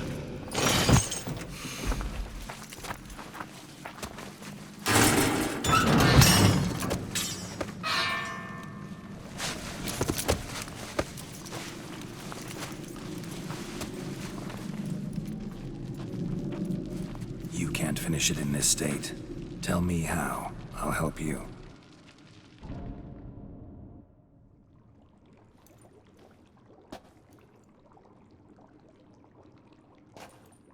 Any better? Far from ideal. And some time must pass before I fully recover. But yes, a bit better, thank you.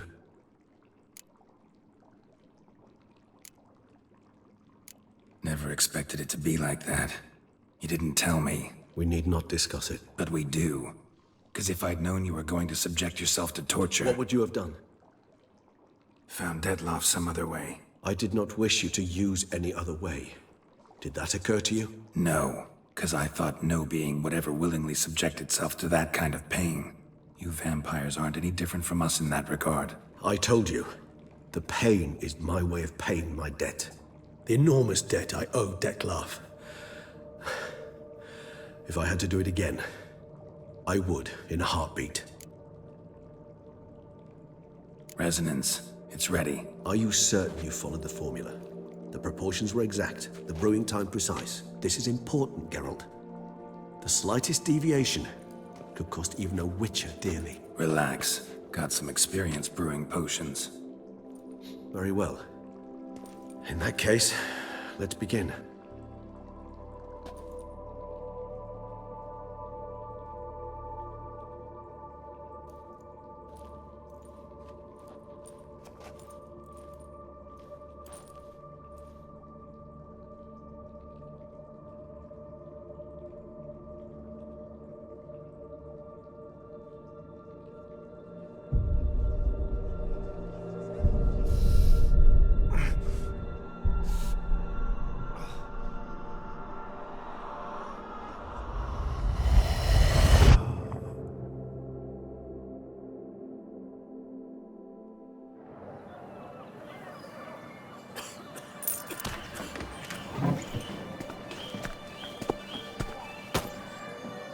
Excuse me. Actually, let me take a moment. You jumped the queue, sir. But Count, sir, you must understand. I've a meeting. Sir, you were next. Please, take a seat. This gentleman was here first. Step down or you shall regret it. Ah, fails to realize he was your friend, Count.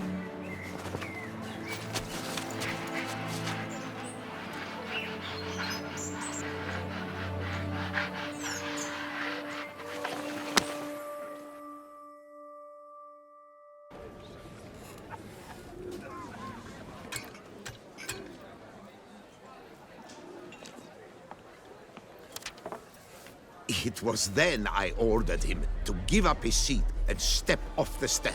If only you'd seen his face. We got him good, didn't we, Detloff?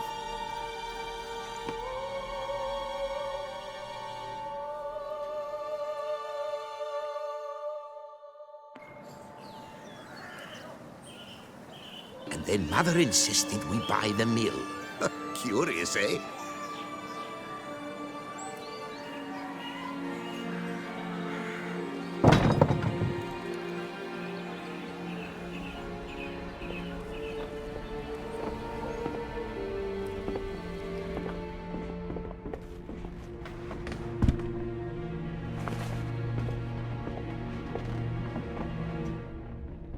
But at least I've a yarn to spin for friends and associates. Forgive me. What?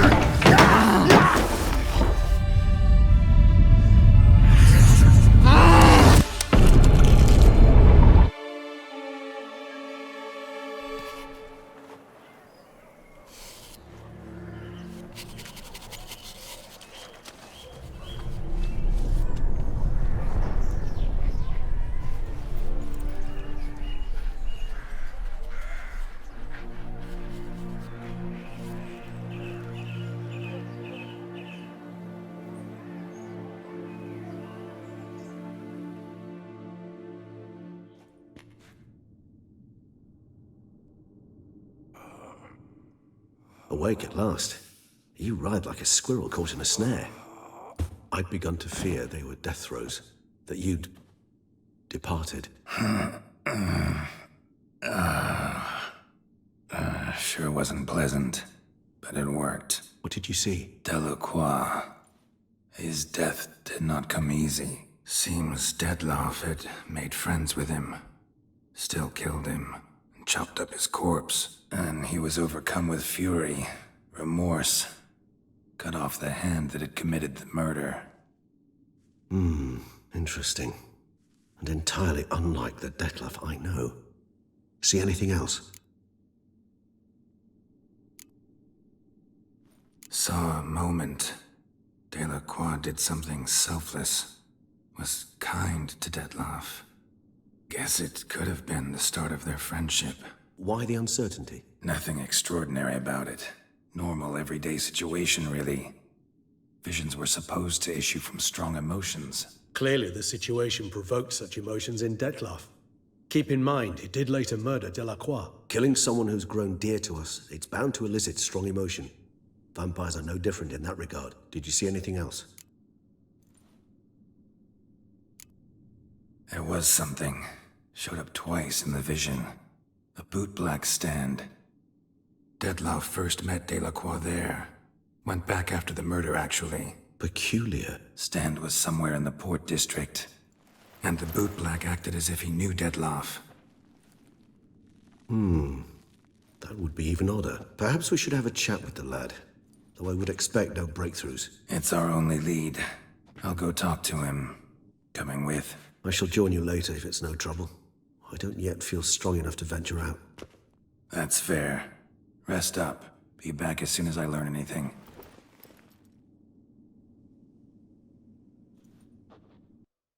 So how would you explain it? Whether it pours for a week or the sun bakes our pates, we've always mud up to our ankles here. You can't blame me for Beauclair's fickle weather. Fickle weather!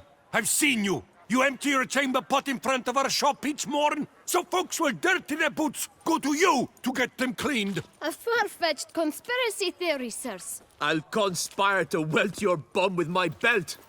Come here. Leave him alone. Just who the spit are you?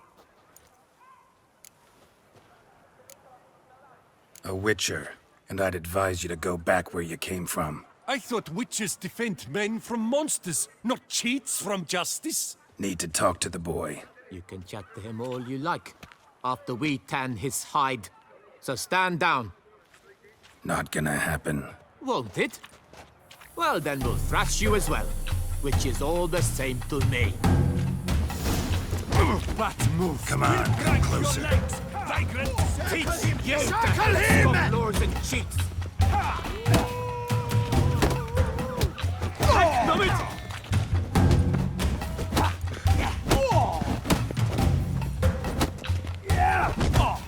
Blood! Blood!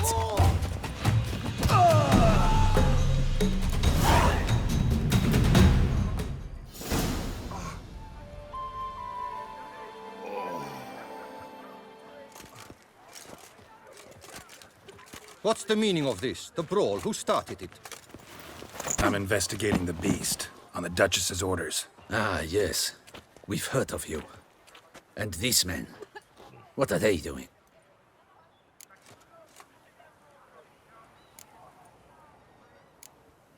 Nothing really. Had a little misunderstanding. Figured it out, though. Uh-huh, I see. As the Duchess's protege, you may go. But this lot, that's another matter. You'll come with us. Some time in a cell ought to scare the dimwits out of you. Come on.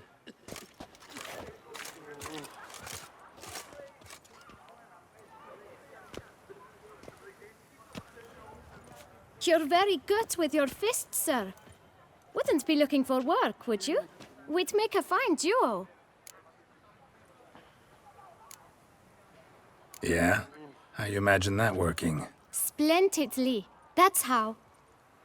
I suggest a partnership, where I see to the boots while you stand guard. And as you're the stronger, come morn you take the chamber pot out and help me make mud. Bit about the mud's true? They were right to want to box your ears. I've got to make a living somehow. So, what say you, sir? Partners? Let me think about it. Listen, I'm interested in a certain gentleman. Oh, wait! Before we get to talking, please, take a seat. But my boots are clean. In this city, no boots are clean unless they just come off my stand. A seat, sir, please.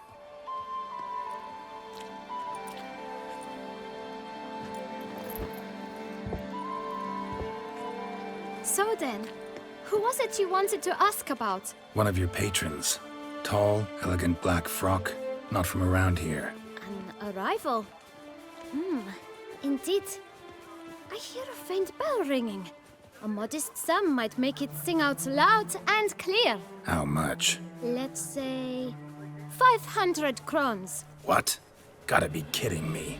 What would you even do with that kind of coin? Expand my venture. I'm sure you can imagine. Have a proper stand with a big sign. I want a new box too. New polishes, new brushes. And if I've enough coin left, I'll buy a share in a launderer's. Get wastewater for free. Got it all planned out. I should think so. Capital is all I require. All right. Let's see if we can't figure something out. Ah, see? I knew we'd clinch it. Guess I can agree to that. 1,000 thanks. I shan't forget it. Now to the matter at hand. I know the fellow you seek, though I don't know his name. A steady patron, gets his boots cleaned every few days. He's very good to me. Always pays me a premium. Know where I might find him? No, but you could wait here. Perhaps he'll stop by. Don't have the time for that. Sure you don't know where to find him? Or maybe notice which direction he came from? When I clean boots, sir, I do not look up to see where folk come from. I clean. It seems you're having a rough go of it. Oh, you're here. Feeling better? I am, thank you. The local necropolis. The air does wonders for me. Now, if I might intercede, I dare say I've the right question to ask. Young man, you see this vial? One drop added to your boot polish will help you wipe even the most encrusted boot clean as the dome of St. Lebioda's cathedral. With it, you will serve 3 times as many patrons at a fraction of the effort, and piles more coin. I'm prepared to give you this vial if you tell me where the man we seek lives. But you won't hurt him, will you? The gentleman's odd, true, but he's kind. In point of fact, he's a friend. Yet we had a falling out of sorts and would like to straighten matters out. I leave his boots at the door of a house near the port. The door is red, but I do not know if the gentleman lives there. Worth checking. Might happen on a lead. Would you let me scrape the dirt off your kickers before you go? With all due respect, sirs, your boots could stand a cleaning. Thank you. Perhaps later.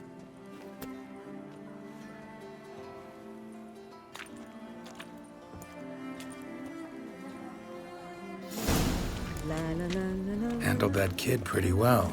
Finding the right approach. That's the trick to dealing with children. Yeah, saw that. Meaning, the right thing to bribe them with. What was that? Have you ever been a boot berry? You'll not find wood here. Red door. One the boot black mentioned.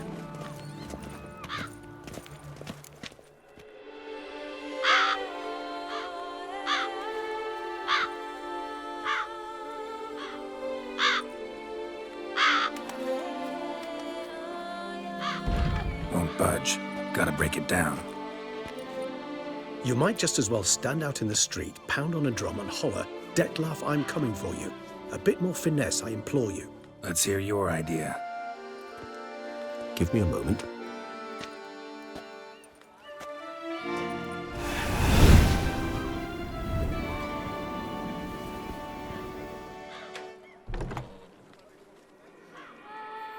Nice. Ever consider becoming a burglar? Skill like that'd come in awful handy. I considered it briefly, but ultimately concluded it would be terribly dull. Come.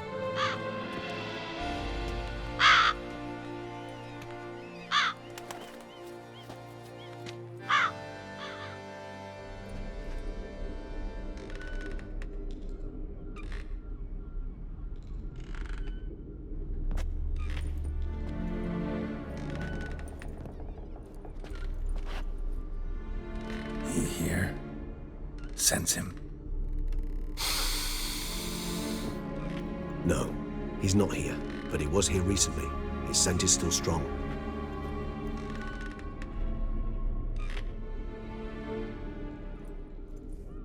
Let's look around.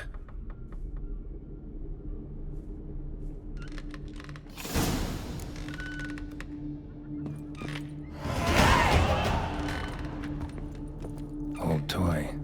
No use to anyone. Shame. Must have brought someone joy sometime.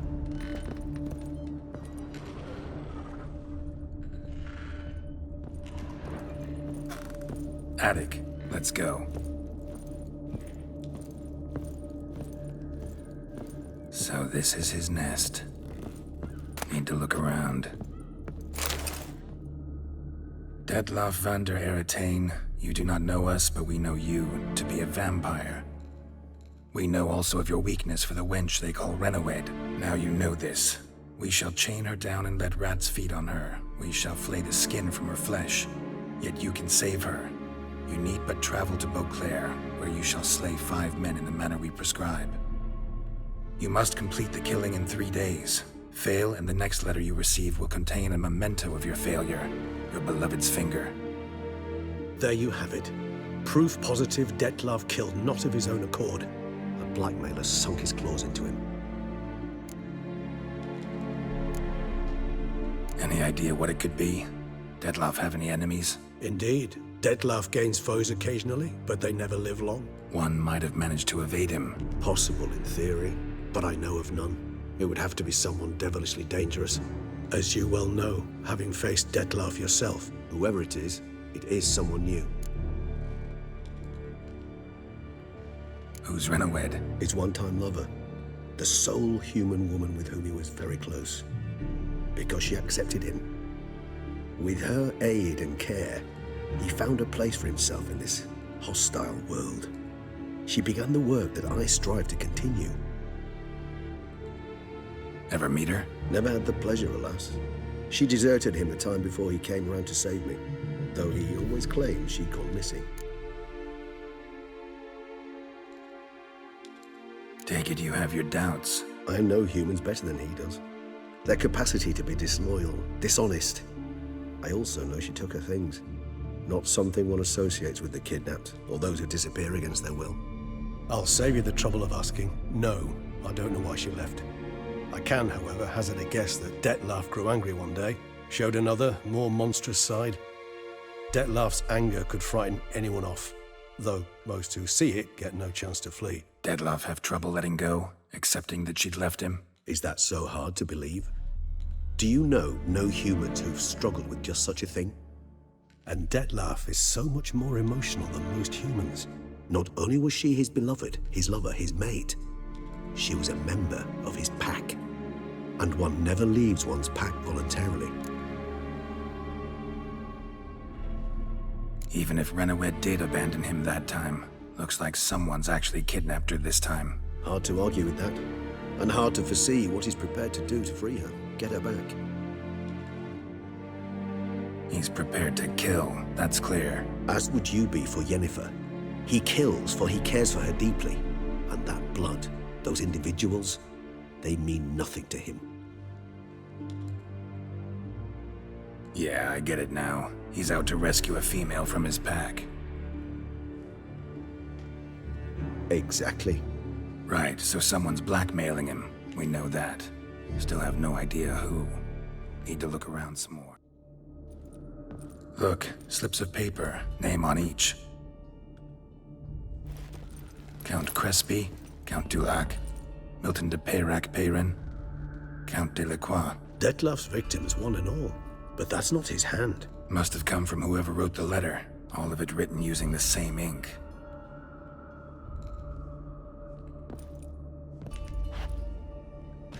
See the color? Ink was dyed with cinnabarite. Rare mineral, pretty much found only in... Nazaire, but I fear it means very little. Anyone could have imported such ink. Fair enough. Still worth remembering. Look, this slip is stained. With wine.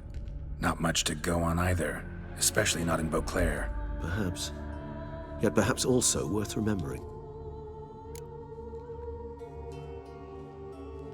Let's sum up what we know. Seems Detlef's being blackmailed. Someone's been feeding him his victims' names. All noted down using one and the same Nazari ink, and not in his handwriting. Not much. But enough to ascertain Detlef's innocence, clearly. Actually, it is. Detlef's being manipulated. Some lunatics turned him into a tool, making him kill. So it would seem. But this illuminates a path of action for us. We must find Renowed, render the blackmail senseless. The lunatic or ticks will thus lose hold on Detlef. That's one idea. Could be worth a shot. But what about Detlef? He gonna go on killing while I'm out searching for his lover? He will not. I shall convince him to stay his hand. Assure him you're a friend seeking to help. I'll await him here. He's sure to return sooner or later. Think he'll listen? He will. Ought to wait with you, maybe. No, he'll sense you from a mile off. Simply fail to appear. I'd better stay alone. You must trust me on this. Fine. Need to report to the Duchess first. So be it. We'll await you here. Detlef and I both.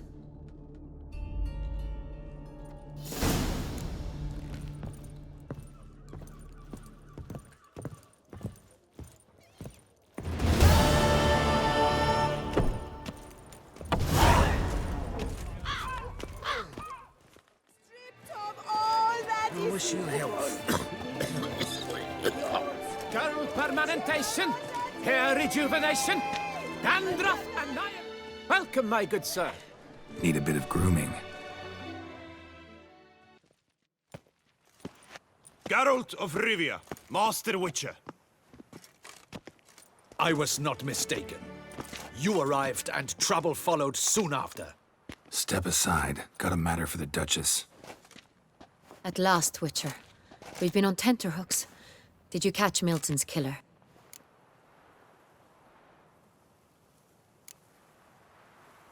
Case is more serious than we thought. The beast? I couldn't kill it. Didn't manage. We sent you after a monster, and you returned with nothing? We are very disappointed. Situation's not quite that simple. Beast's a powerful vampire. Ha! Is this a problem? Is it too much for a witcher? A monster slayer? But everyone knows how to end a vampire. Draw him by trick into sunlight. Or arm yourself with ample garlic and drive a stake through its heart. Garlic's useless against vampires. Sun and stakes don't hurt him either. Those methods, pure invention. Only work in legends and fables. And buckthorn? When I was a child, Grandmama Ademarta always claimed buckthorn drives off vampires. Silver sword's your best option for keeping them at bay. But it won't get the job done, because only a higher vampire can truly kill another of its kind. Excuses. Ha! Your Grace, I shall assemble a battue. Bring the matter to its end at once. The Witcher need but tell us where to find this monster.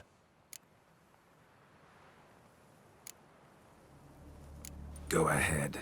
Send them to their death. Certain death. To a lone Witcher, perhaps. To 40 of my men-at-arms, but another skirmish. 40, 50, 100? Doesn't matter. Won't make any difference against him. You have not seen my guardsmen in action. Can they fight fog? Hit a target that moves faster than the wind? How? What creature can do such things? Creatures like this one. Higher vampires, we call them.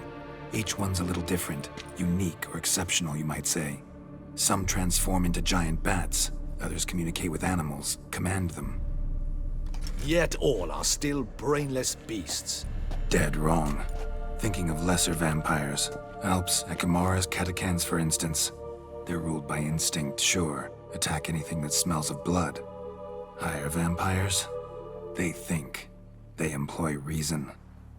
Monsters driven by reason. A curious contention. What, then, do you intend to do? It's way beyond being some monster. This is a powerful being that's walked the world for centuries. Yeah, impossible. If so great is their power, why have they not killed or enslaved us all? Don't usually meddle in our matters. Mostly stay out of our way because they don't care about humans one way or the other. And they do not fear we shall wipe them out one day. They'd probably be pretty amused if you asked them that. They're well aware of their strength. Then what can we do? Do you have a plan? Try to talk to him. That's our best bet. I cannot believe this. Her Grace summons a Witcher to kill a monster. Instead, he wishes to chat with it. Ha. Know what I'm doing. His lover was kidnapped. He's being blackmailed. Blackmailed? Be so kind as to explain how a vampire might be blackmailed. Higher vampires? They're like us, motivated by emotions, not instinct. Not only are they intelligent to an extreme, they're emotionally rich, capable of feeling many things, even love. This one fell in love with a woman, a human, and he'll do anything to keep her from harm. You do not, I trust, suggest we let Milton's killer go free. Or wait until it murders again. We must render it harmless as quickly as possible. Which is why that's my aim now, to prevent further attacks. Vampires only half the problem. Blackmailers at fault chiefly. Kidnapped the woman to control the vampire. And what do you propose to do? I'll find the blackmailer, free the vampire's lover. You were to destroy him, not help him. No one else should die. That's most important. As soon as the woman's safe, he'll have no more reason to kill. I admit to being swayed, Witcher. You may be right. Do you know anything about the blackmailer? Got one lead. A few scraps of paper. Blackmailer wrote the names of the vampire's victims on them. One of them stained. A drop of wine, looks like. So damn little to go on. You've no idea how wrong you are, my dear. Send for the ducal sommelier. Hop, hop! In Toussaint, wine is sacred. Here there is no such thing as a drop of wine, or stains therefrom. They are stains from a drop of Est, Hervelus, Fiorano. Your Grace wished to see me? Witcher, show him the paper scrap. Benoit, can you determine which wine made this stain?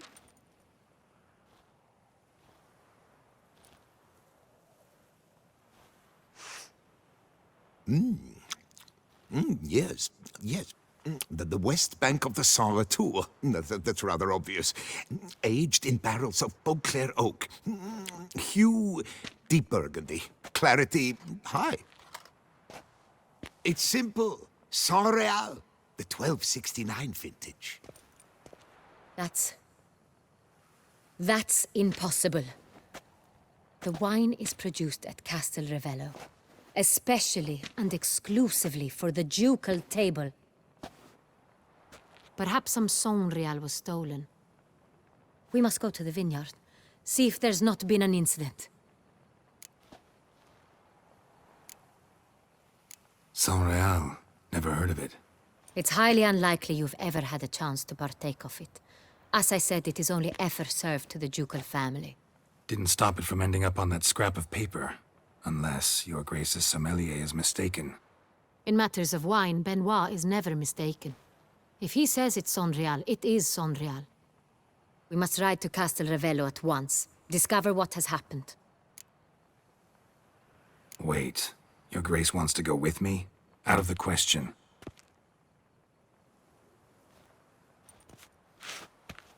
I hope you do not suppose we will sit on our ducal hiney and do nothing while our duchy is in grave danger. Your Grace, what you propose is far too dangerous. The Witcher should go alone. It pleases me to see you gentlemen finally agree on something. But I've made my decision. We shall go, accompanied by the best possible escorts. You, Captain, and Geralt. We will travel incognito. We've no wish to give the court any reason to gossip. For the duration of this mission, I release you from your obligation to adhere to court protocol. In short, from now on, I am Anna Henrietta, not your grace. Yes, Your Grace. Witcher, are you ready? Yeah, ready to go. Excellent. Give me a moment. I must don something more appropriate and concealing. Then we will be off.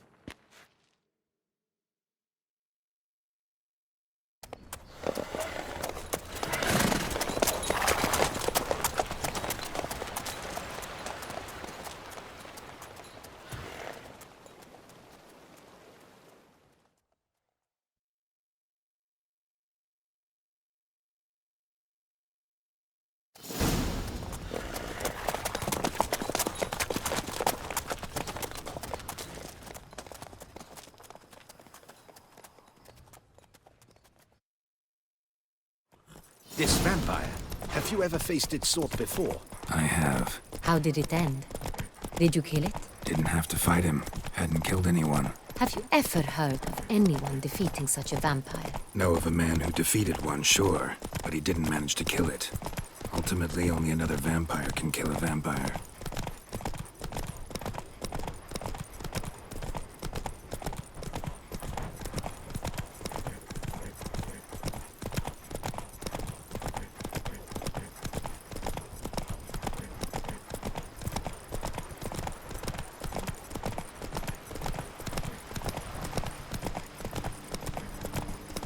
Panthers have attacked the wagon! We must help! Stay back, Your Grace. We shall see to this. Help! Save us! You beast! Begone!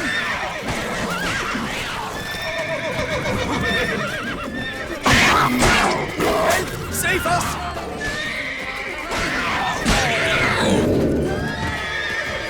Done. Time to move on. If not for you, we'd have been done for. They were fortunate you happened by. You saved our lives. Hey!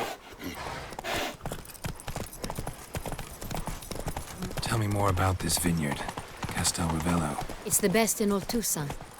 An old master of the winemaking trade runs it. Fabrizio. He trustworthy? He's held his post for years. There's never been a problem. Till now. I wish to know your thoughts, Geralt.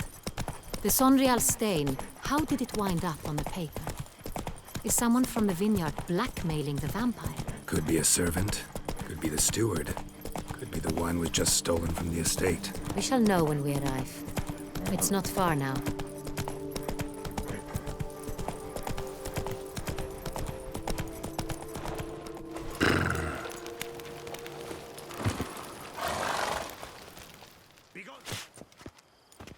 Captain de la Tour, we did not expect any visitors from the palace. How are affairs at court? Doubtless you've heard of the Beast of Beauclair. Well, we've our hands full. Especially since the rogue last attacked in the palace gardens. I trust Her Illustrious Highness was not harmed? Kind of you to ask, Master Fabrizio. I am well. Your Grace? We were not warned. I shall order the salon prepared at once. That won't be necessary. As you can see, we are not here on an official visit. Naturally. Might I ask then what has brought you to Castel Ravello? Came to see you. Got some questions. In this land, it is seen as polite to introduce oneself before asking any questions. This is Geralt of Rivia, a witcher. He has come to Toussaint on my personal invitation. Which is to say... Which is to say, I expect you to treat him with the utmost respect. Of course, Your Grace. Did you hear that, Witcher? Fabrizio will be delighted to answer your every question. Want to talk about Sonreal? I am at your service. This Sonreal, how many vineyard workers have access to it? One might say only I do. Not like you make the wine all alone. At least a dozen others work here. I see you've little notion how wine is made. Grapes travel a long road before they become Sonreal. The workers assist me only to the stage of fermentation. I see to the maceration personally and let no one near the fat.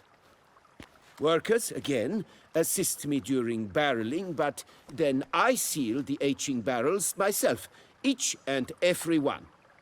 The wine lies in the cellar, gains character. Once this process is complete, it becomes Sonreal.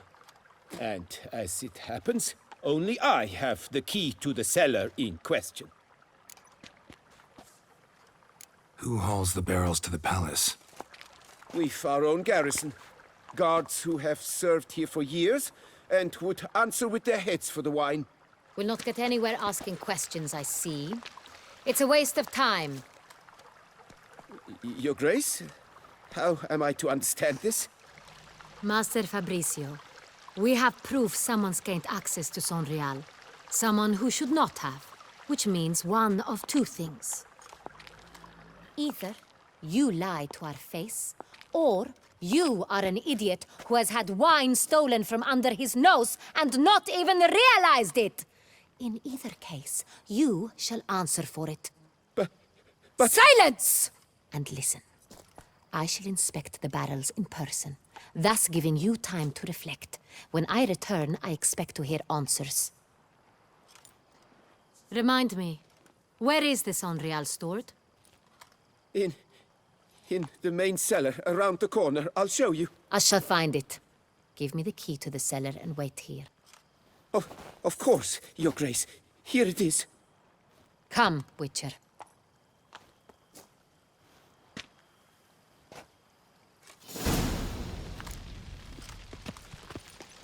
We shall wait here, Master Fabricio.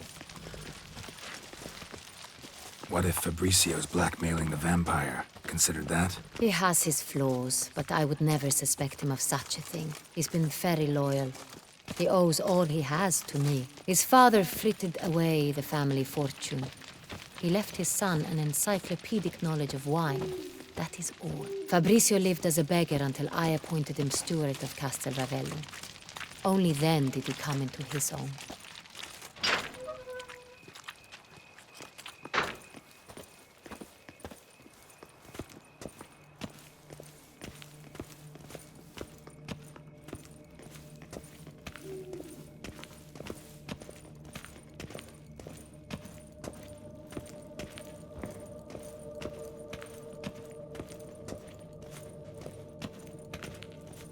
So where do we start? Let us see if all the barrels are present. Here's the inventory ledger.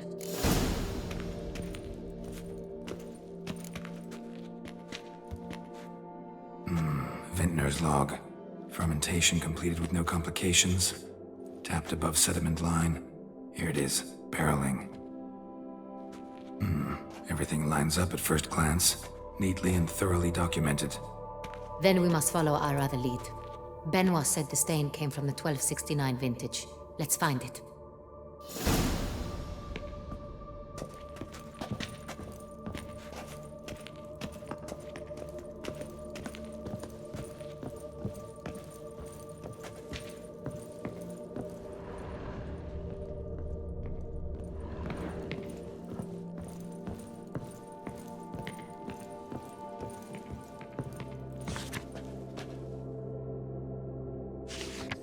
Right here. 1269. What now? Let's see if any barrels are empty. Wanna open them? For now, a knock will suffice.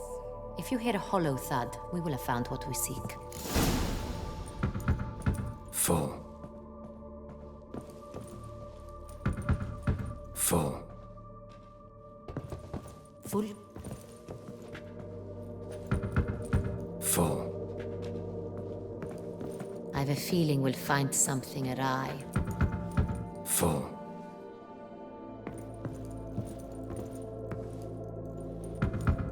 This one's full too.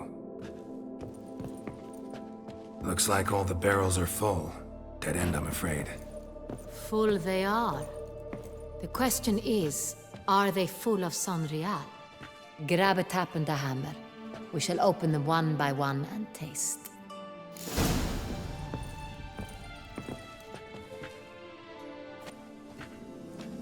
Ready. Step aside.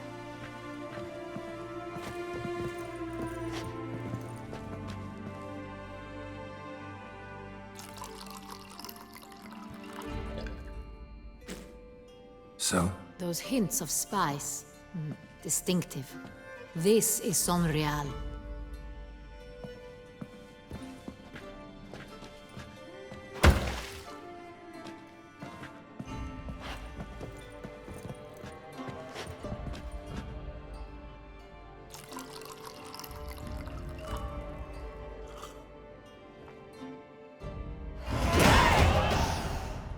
Revolting, bitter plonk. Could have gone sour while aging. Impossible. This is not wine. This is contaminated refuse that should never have made it into a barrel. The fact that it did was no accident, I'm sure. Master Fabricio. Let's see what he has to say about it.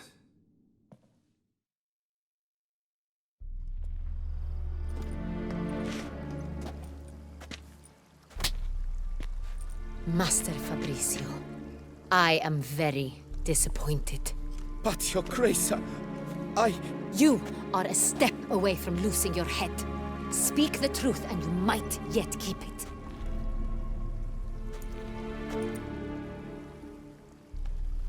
I admit it. I sold a barrel of Sonreal. I beg you to forgive me.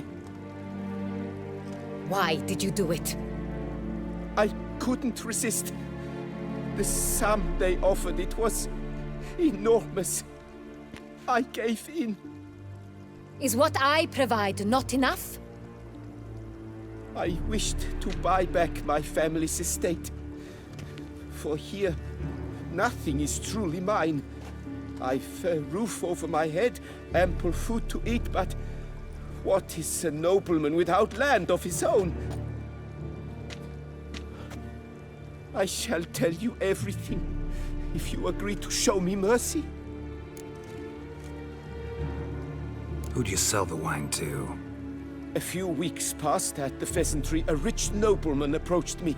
He called himself a diplomat, well connected at court. He suggested we embark on an enterprise. Some of his clients had offered dizzying sums for even a drop of Sonreal. He was to serve as intermediary. This man's name? He never revealed it. He was tall, black-haired, and spoke with a foreign lilt. He claimed to hail from Sintra. I've no Sintrian aristocrat at court. Really thought nobody'd find out. I was a fool, very foolish. I beg you, Your Grace, you must forgive me. Wine itself. How'd you hand it over? We met under the cover of darkness in the ruins of Fort Astre. A dozen or so men came to collect. Armed men. The kind that stink of trouble. I had hauled the barrel there. They transferred it to their cart, and we went our separate ways. That's it? That the last you ever saw of them? That is to say, a few days passed. A messenger arrived. He said they wished to buy another barrel and, well, I've prepared it. Have it ready to deliver. That's enough. Know all we need to know. Your Grace, I beg your forgiveness. Get out of my sight. Captain, have your men take Master Fabricio to the dungeon. He must answer for his crime. High treason the charge. What now, Witcher? We set a trap. Need to catch the wine thieves. Sintrian Noble could be our blackmailer. Next, transport. I'll take it to Fort Astra. Damien and his soldiers will cover me. For once, I agree with you. We will do as you say. Let me know when you are ready. See no reason to wait. Let's get going. We will set out now. Position ourselves before you arrive. You take the cart and meet us there. Fine. When the handoff begins, watch for my signal.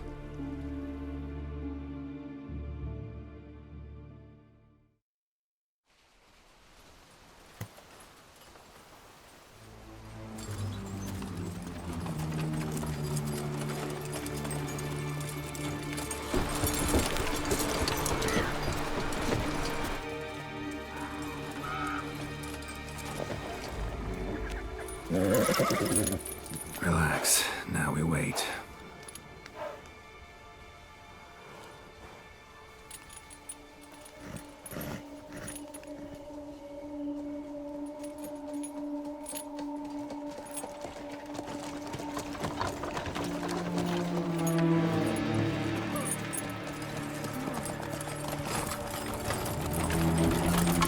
Ah, our favorite vintner.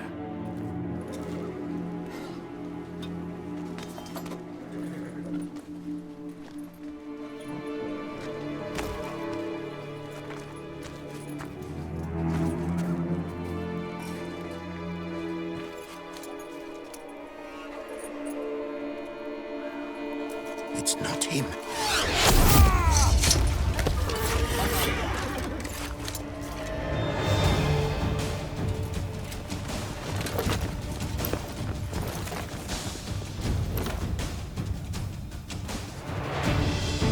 Teach you discipline.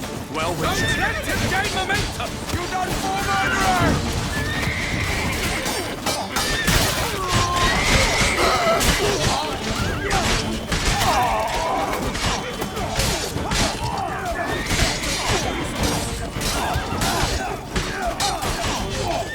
Come on, come closer.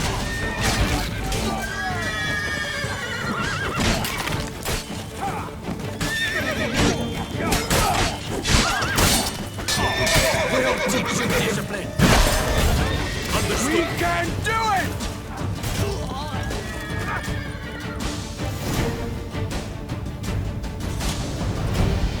Is it just me, or did we agree you'd wait for my signal?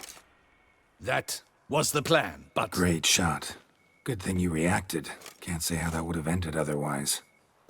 At your service. It was a good fight. We managed to capture one of the scoundrels. Let's ask him a few questions. Come on. Witcher, a moment. I was wrong about you. Well, had no reason to trust me, and I didn't do much to change that. True. You are not the most endearing of men. At any rate, I see the effort you put forth. And I appreciate it. Let us go to her grace. She awaits nearby. Not at all surprised. Expected she'd want to oversee this personally. The master's eye fattens the calf. You're beginning to understand that, I see. This prisoner of yours, bring him to me. We must ask him some questions.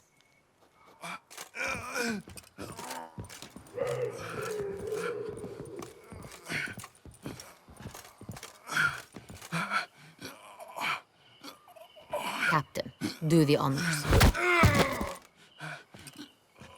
Who sent you? His name is Dog. They say he plowed your mother. Once again, who sent you? Your nun's lover. They call it... Wait. He doesn't wish to speak. He needn't. I can think of several other ways he can be helpful. I'm certain the Witcher will need bait to lure the beast of Beauclair. What?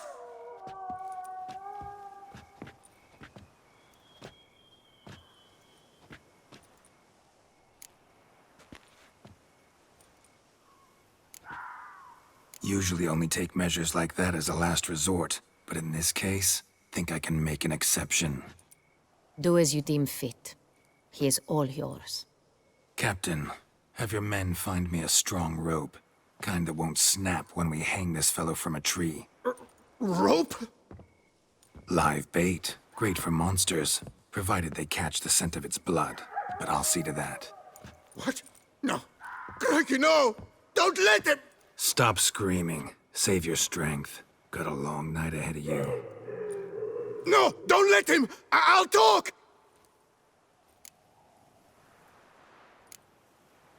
Barrels.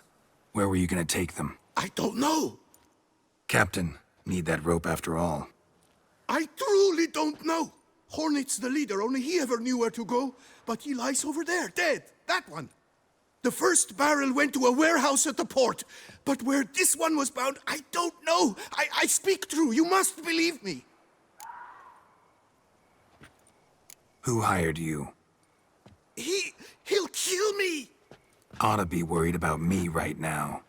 Who is he? Go on, man. Spit it out. The Cintrian. That is what they call him. I've never seen him, but I know he mustered the men for this caper.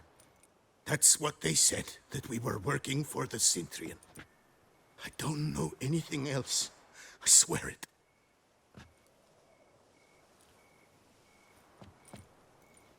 Take him away. Throw him in the dungeon. He shall await trial there. Captain, we ride to town. Gather your men and seek out the Cintrian. Someone else must have seen him, must know of him. Yes, Your Grace. I'll report to the palace as soon as I learn anything. I shan't return to the palace. Our mission has not yet ended. The Witcher and I will await you at the guard post near the port. Let's go to town.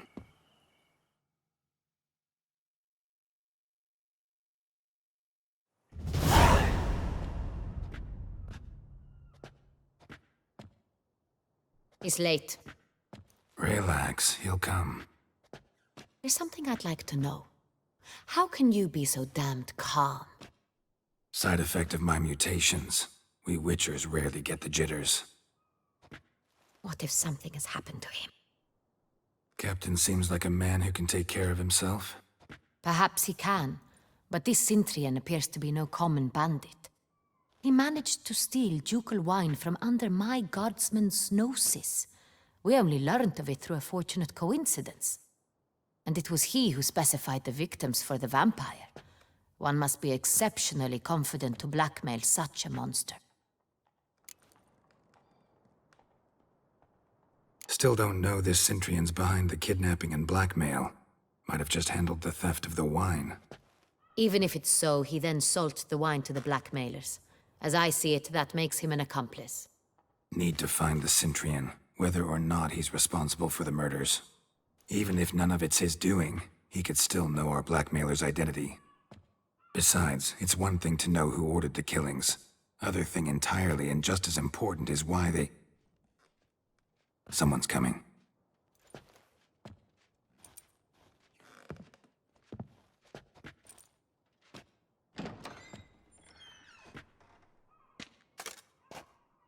Captain, why so long? We expected you hours ago. This Cintrian does not work alone. We are fighting an organization, not one man. Bandits attacked us, not a small force either. One of my boys has a broken arm, another a shattered knee, lamed for life. And the word on the street is there's a hefty bounty on your head, Geralt. Used to it. Not the first time I've been hunted. Must you always?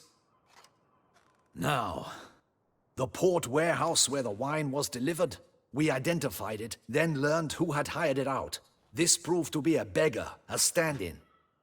We found him. He admitted all. A man had paid him to sign the lease, a man he met while begging outside the pheasantry. There, fate lent us a hand. A waitress recalled spilling wine on a nobleman who spoke with a Cintrian accent. What did he look like? Her description was not helpful. Handsome, well-dressed, with a beard. No distinguishing marks. This could be anyone. But she remembered his female companion very well, as she recognized her. On the Cintrian's arm was Cecilia Bellant. The singer? I've heard of her. She's said to be gifted, fairy. The same. We went to her home immediately. Cecilia was not there, but we questioned her servants. A chambermaid claimed Cecilia is to meet a Cintrian gentleman tonight. She'd invited him to a reception mounted by the Mandragora. The Mandragora? What's that? A club, an affiliation of local artists. Painters, sculptors, troubadours, and dancers. Never heard of it. They exude mystique, consciously, I think. Behaving like an exclusive cabal. Artistic elites. Every now and again they mount soirees. Only wealthy patrons are invited. All arrive in elaborate masks, then drink and flirt. Gotta nab the Cintrian. Seems we have to go to that get-together. You read my mind, Witcher. I shall gather my men, surround the establishment. Not a mouse will squeeze through. Out of the question. If the Cintrian truly does have men about the city, he will find out and escape once again. Duchess is right. Need to be careful. Best go there, blend in with the crowd. Precisely what we shall do. We, Your Grace. Geralt and I. In that sort of company, the Witcher could use my help. Where's the event gonna be held? The Mandragora always assembles at the same place, a residence in Oatville. It's a very distinguished district. Geralt, you must don appropriate attire. Then meet me in Oatville, in Mountebank Alley.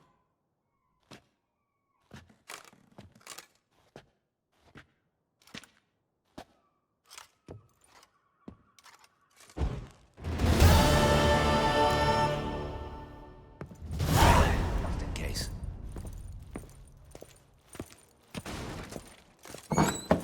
Audacious rat, the Cintrian.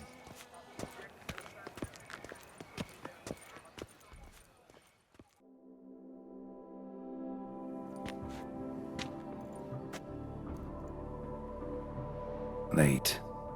Now, why does that not surprise me?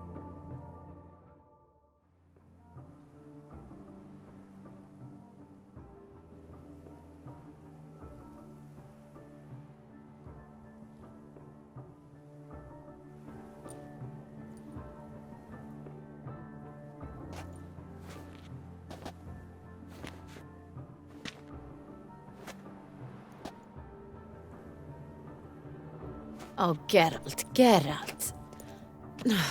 I knew I should have taken you to the palace, handed you over to my tailor. Whatever are you wearing? Sorry, I didn't have time to change. Luckily, I prepared for just such an eventuality. Here, don this doublet. Its cut is all the rage these days.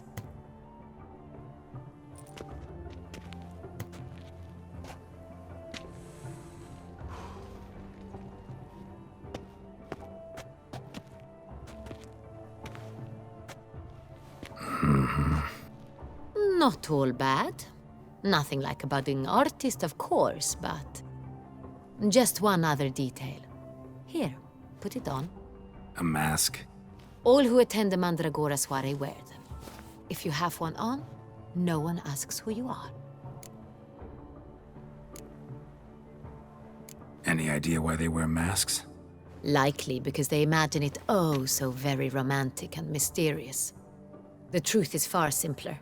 This way, no one can tell which drunken aristocrats are pinching the performers. Let's go. Soiree's started. Mm-hmm. Wise of you to hide your weapons. They'd not have let us in otherwise, that's certain.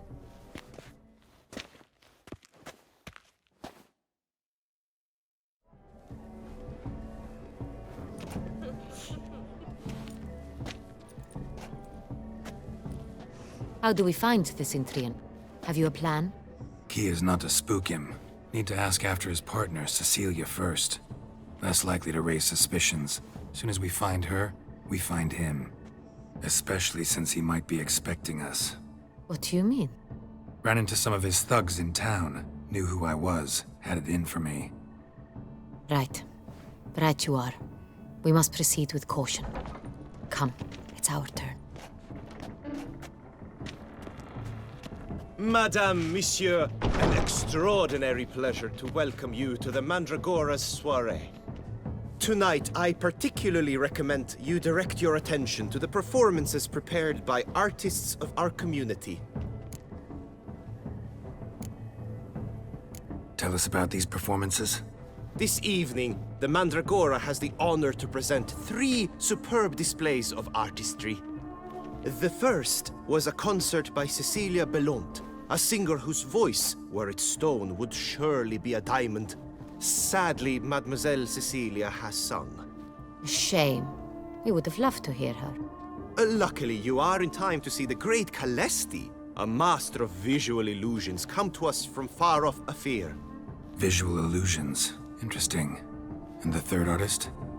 The third and fourth, for they are a duo, are the Tuven brothers, presenting their newest pantomime. We were really hoping to meet Cecilia Belont. You are admirers, I surmise. I'm certain you will have ample opportunity to converse with her. It cannot be easy to identify anyone in this crowd. Perhaps you could help us find her. I don't know where she is now, but I can give you a clue. Let's hear it. Seek the Kaveri orchid. Meaning? Cecilia wears one in her hair. You shall recognize her easily by the orchid. Well, well. Dandelion's always complaining about artists being poor as temple mice. The residence belongs to none of them. They are guests here. Oriana, she owns this. Woman in the black dress. There, on the balcony. Got her. Doesn't wear a mask? It would be pointless. All would know her anyway. Kaveri orchid. Let's look for it. If we find Cecilia, we'll find the Centrian.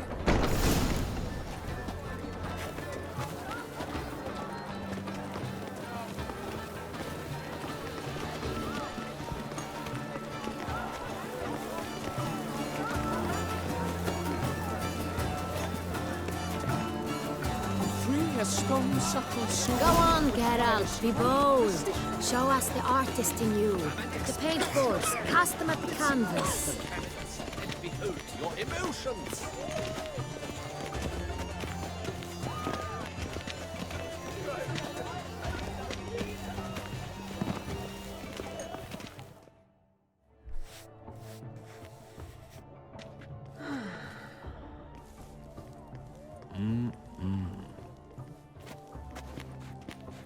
Do not disturb! Shoo! Shoo! It's the right flower. Of course it is! A Kaveri orchid lends just the right contrast to her complexion. Need to talk to your model. It'll only take a minute. To me? Lie still! You may speak, but for love's sake, do not move. Wow. Impressive portrait. I know the style, the stroke. This is Dorian Villesse. The gracious lady has heard of me? I've heard Anna Henrietta herself wished you to paint her portrait once. At one point, the palace chamberlain even wrote to me, but alas, ultimately refused my terms. What was the matter? When he learned I only ever paint nudes, he severed all contact. He said he would not dare offend her illustrious highness with such a proposition. I've always longed to paint her. Such a shame. I think you may still get your chance. We came here to meet you, specifically. To meet me? But why? Centrian noble you came here with. Wanted to ask you about him. Centrian noble. Ah! You must think I'm Cecilia. Orchid confused me. I told you not to move! As she concluded her performance, Cecilia tossed the flower into the crowd. I caught it, but I did see the nobleman.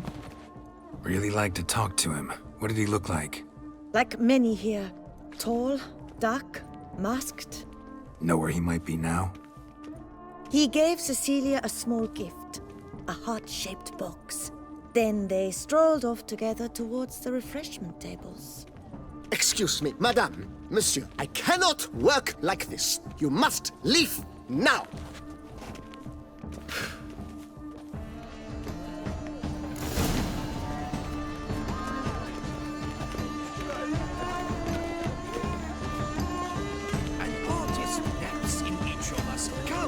us a paintball.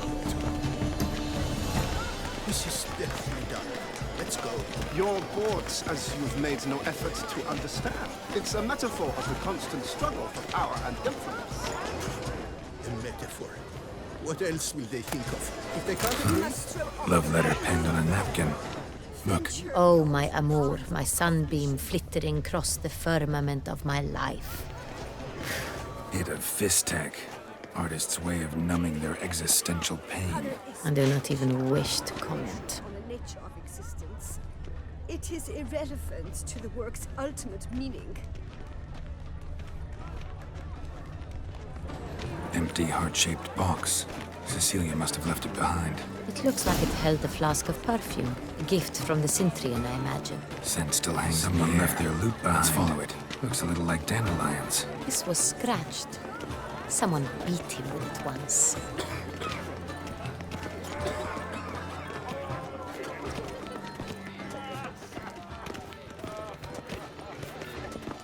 Have you not heard the news? Cecilia never should have performed tonight.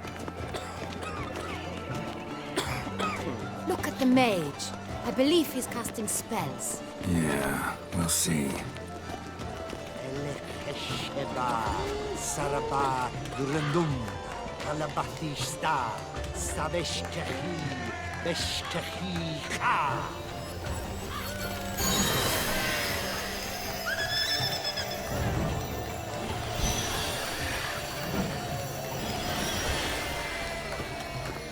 Ah, how beautiful.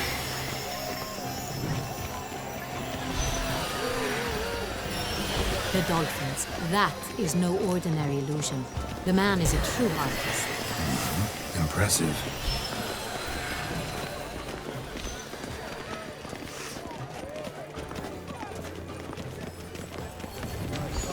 About to burst from a surfeit of beauty. Look, lanterns. They say releasing them brings good luck.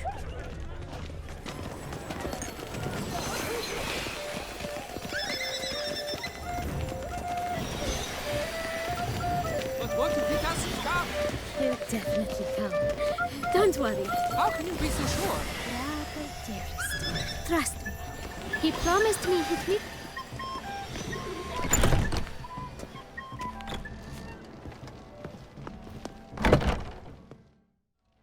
Sorry, only artists in the Mandragora allowed.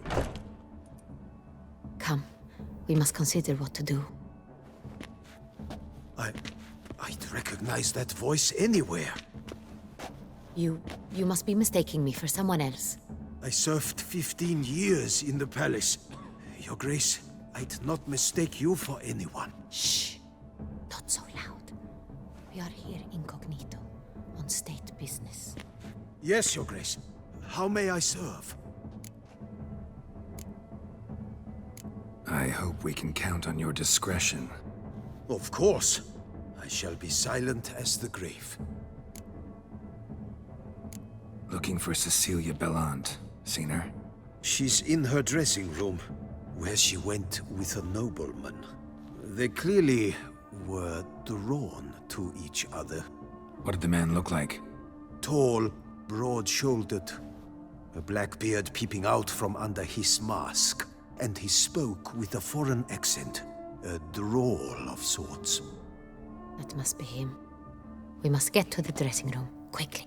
Yes, Your Grace. I'll take you. No, stay here. Anyone tries to flee, you stop them. Understood. Quickly, upstairs.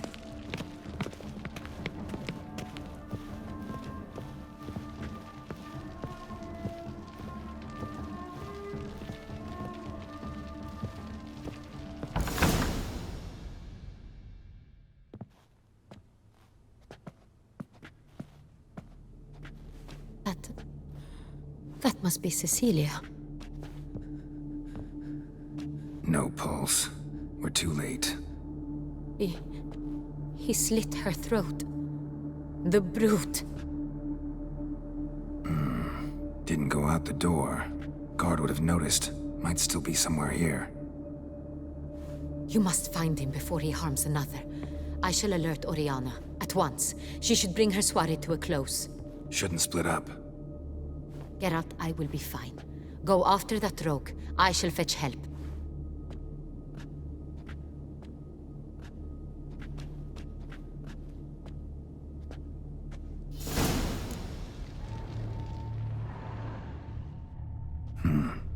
Killed her, then went out on the balcony. Bloody handprint. It's his. Tore down the door, made a platform. Clever. Must be pretty strong, too. Broke the flower pot when moving the door, then stepped in the soil. Footprints, made by soiled boots.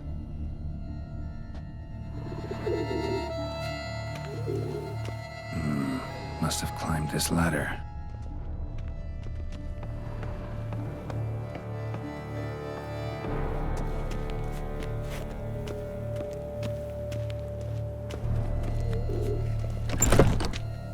Could still be here. Need to stay alert. Smashed mirror. Someone crashed into it, hard, then sank to the floor.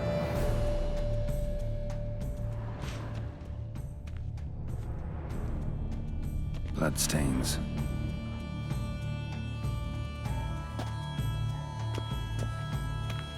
Links at a snapped chain. Jewel must have been on it. Jewelry box. Lock's busted.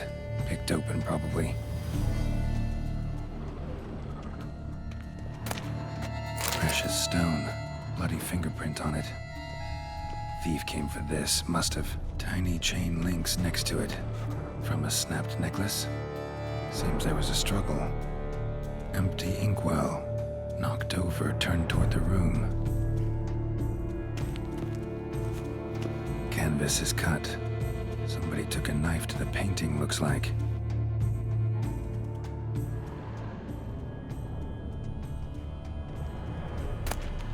Hunting knife. Richly ornamented. Used during the fight, probably. Looks valuable, but it's not what he came for.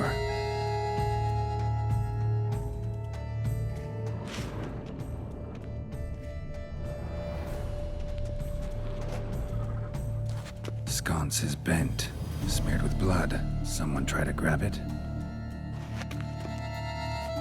Blood on the window frame. Someone climb out? Fall out? Jewel was in the box, it seems. Centurion tried to steal it, but someone got in his way. They fought, struggled, that's clear. Ended with one of them flying out the window.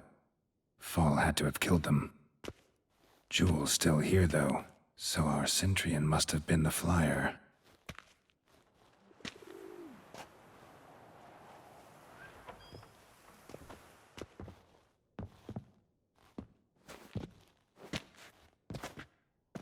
So, this is the tracker.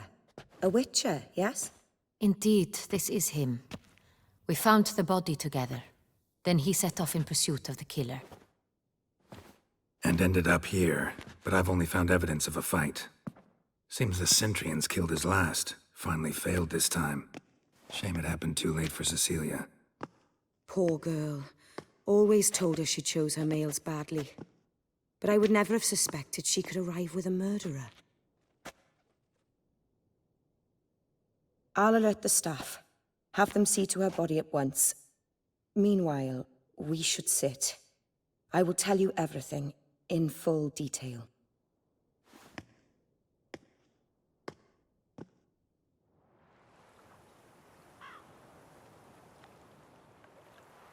I caught him red-handed, attempting to burgle, rifling through my possessions. What did you do? Summon the guards? There was no time. I feared he'd escape, refused to give him the chance. He stood with his back to me, so I attacked. He struck his head on a picture frame as we struggled. He was bleeding, dazed, and then he drew a knife. Everything happened very quickly then.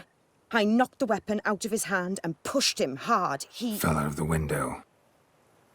Just so. None too wise picking a fight with an armed robber. Why? Because I'm a woman, in a frock rather than plate. I can take care of myself, I assure you. A hairpin might look like mere ornament, but plunged into an eye, it can be as effective as a blade. Claim the man was trying to rob you when you walked into the room? Yes. He stood over my dressing table, pouring through my jewelry. Mm-hmm. After this is my guess. Picked it up while searching. Why, that's the heart of Toussaint. Oriana, how did you ever come to have it? I bought it, many years ago, from a young woman.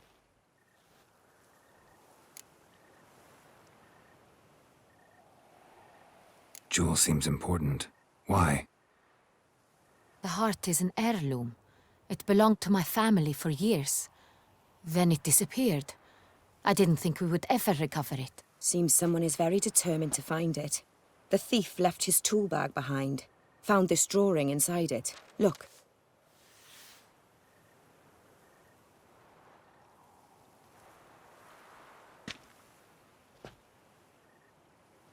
The heart of Toussaint. Representation's pretty faithful. Centurion must have been on a job. Got very clear instructions what to look for. So it is not him we seek, but his employer. Is this the only evidence we found? Also happened on the weapon he attacked Oriana with. Hunting knife. Used to skin game. Got an emblem on its hilt. This crest is used by the lords of Duntine. The present master of the castle is a passionate hunter. Our next lead, perhaps. Duntine. Remember the place. Abandoned ruin just a few years ago. More recently, the family's last heir, Roderick, returned to his ancestral seat and restored the castle. Know any more about this Roderick? His grandfather was an advisor to Queen Ademarta. The family received those lands as a grant for his service. Roderick is quite the recluse. He avoids society, preferring the company of a small team of knights, though the latter term is imprecise, as they seem more akin to vandals with crests on their shields. Oriana, everything we discussed here, hope you'll keep it to yourself. Counting on it, in fact. Word gets out he, failed in his attempt to steal the jewel. His employer could run. We need to proceed cautiously. Discretion is in the interest of us all. I'll not ask what this is about, just as I expect not to be troubled about it again. By anyone. Forgive me, Madam Oriana, but might I have a word? You must excuse me a moment.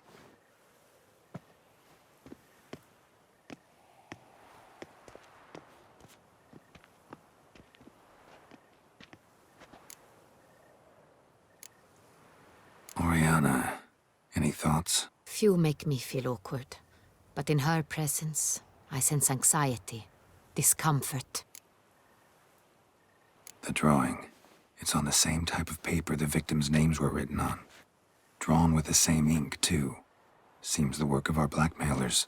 Who were not only behind the beast's murders, but also stole the Son Real and sought to steal the heart of Toussaint. Look, the wine, the jewel, both tied to you intrinsically.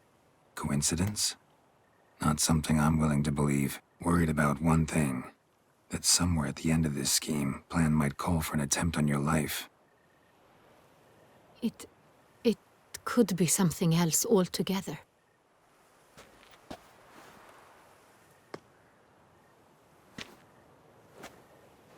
My sister, Siana, might be among the schemers.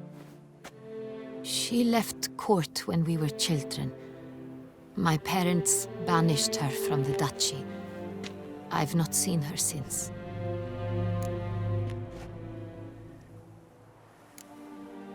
What did your sister do to get banished? Siana was cursed. Parents run afoul of some mage? No. She was born at an inopportune moment. They said she was touched by the curse of the Black Sun.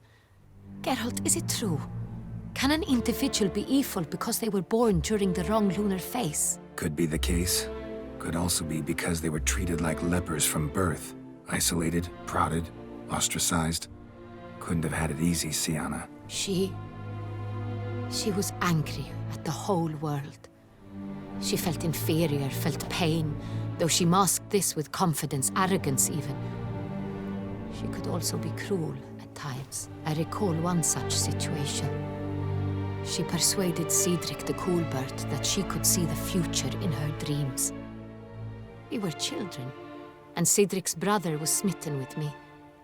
It was an innocent childhood crush. Sienna knew of it. She told Cedric of a dream she had had, that he would die at the hands of his own brother. Cedric stole his father's sword and killed his brother. She destroyed 2 lives with a prank. Cedric mourns to this day. In the end, they forced her to leave the palace. A decade passed. More. I've missed her terribly since. Think your sister might be involved? Why? You see, I recall her always being rather possessive, throwing jealous fits if I had something she didn't. Here, that's normal for sisters. Rivalry. True. I suppose I gave as good as I got. There are times I miss that very much. The wine, its theft, was the first clue. That's very much like her. She always did enjoy stealing my toys, but I grew almost certain when I saw the heart of Toussaint. Sienna received it from father as a gift. At a time when my parents thought of her as but an ill-behaved little girl, someone wanted some of my wine. The same someone ordered our family jewels stolen, or recovered. It's my sister. It must be. A fallen princess satisfying whims, going after lost luxuries? Could be right. Your mission has gained new import. You must go to Duntine, and if Sienna is there, you must find her. No matter what she did, she is not to be harmed in any way, shape, or form. You must make sure of that.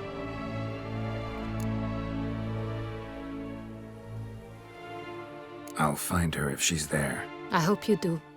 I very much wish to talk to her. Sister to sister. Your Grace, Geralt, I'd like to introduce... Regis! What a surprise!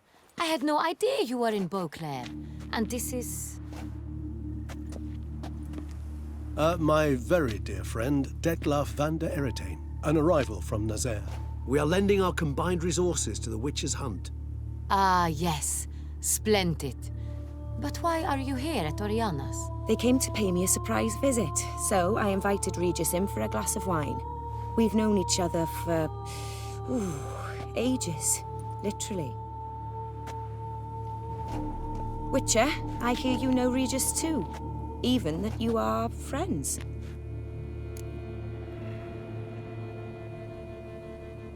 Few I can rely on like I can on Regis. Kinda hoping he thinks the same of me. Curious. It seems opposites really do attract. Don't be fooled, dear. Geralt has many merits. He merely hides them from the world very diligently. You said you're both aiding him with his contract. It involves the Beast of Beauclair, I suspect. Master Witcher, maybe you could satisfy my curiosity. What's it like going toe-to-toe with a monster, knowing you've only 2 options, to kill or be killed? Despite what you might have heard, I don't lunge at every monster I see, sword in hand. Talking gets the job done for some. I wonder what a monster might have to say to you. It might want to apologize. My word. For what might a monster wish to apologize to a witcher? For killing. Though at times there is no choice, when loved ones are at risk and require protection. Same as humans.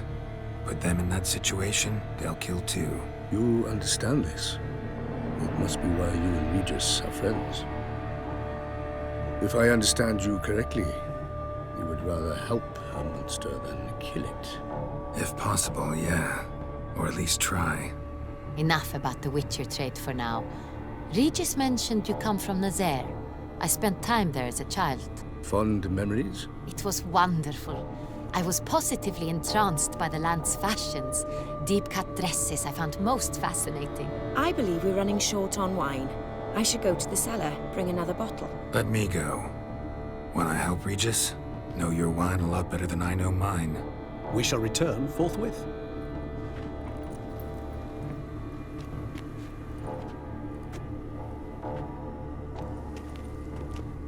An exceptional conversation, don't you think? Vampires, a witcher, and the Duchess of Toussaint? My. Highly exceptional, Regis. Wanted to talk to you in private.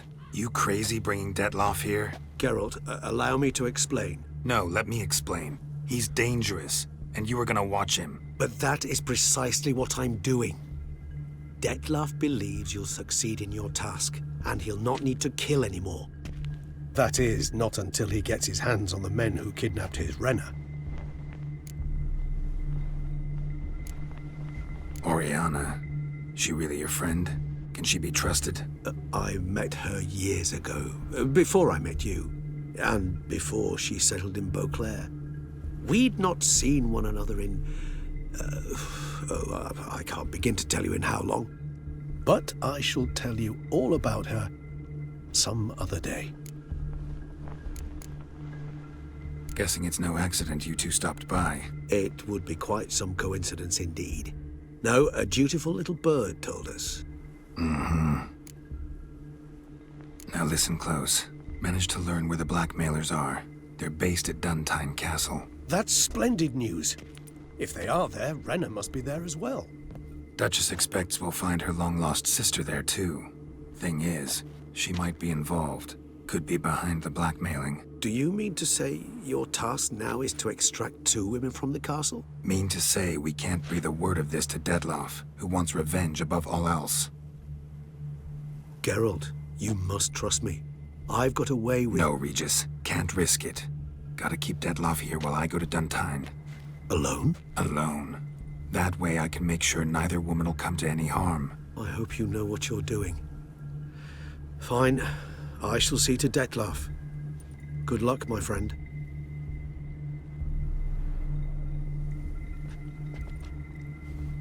Splendidly, Detloff. Ah, I'm grateful you brought back those memories. You're back. It took you long enough. Contrary to what common folk believe, choosing a wine is not nearly as easy as it might seem. Especially a wine to be served to 2 exquisite ladies. Regis, gallant as ever. I regret all the more that I shan't finish this second bottle with you. Duty calls. Your Grace, always a pleasure. I thank you for your help. It's been invaluable. Geralt, will you see me out?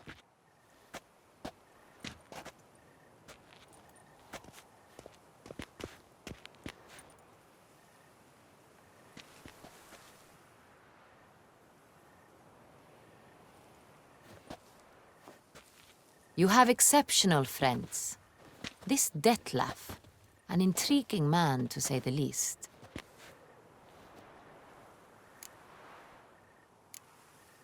Don't know him too well. He say much about himself? Not much, but I've a good sense of the true nature of those I meet. I'd not survive a week at court otherwise. So what's his? Sensitive, sad. He carries within him the weight of a terrible tragedy. He is a good man, but lost, which is why he comes across as grim. Didn't expect the evening to end like this. Neither did I. But I have not drawn you out for a romantic stroll. I wish to make certain you know what you are to do. Mm-hmm. Gotta go to Duntine. I've decided my guardsmen will support you. You will meet them at Count de la Croix's mill. It stands along the Saône-Retour River, near the Cockatrice Inn. Captain de la Tour and his men will await you there at midnight. You shall storm the castle together.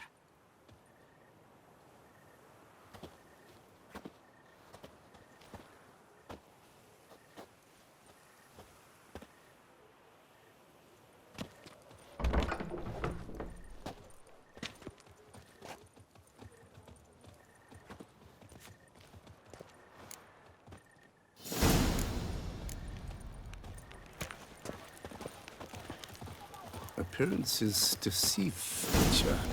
Beware.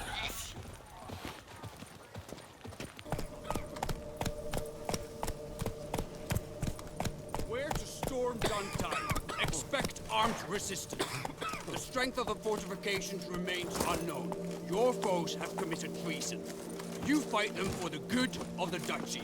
Captain de la Tour will give you the details.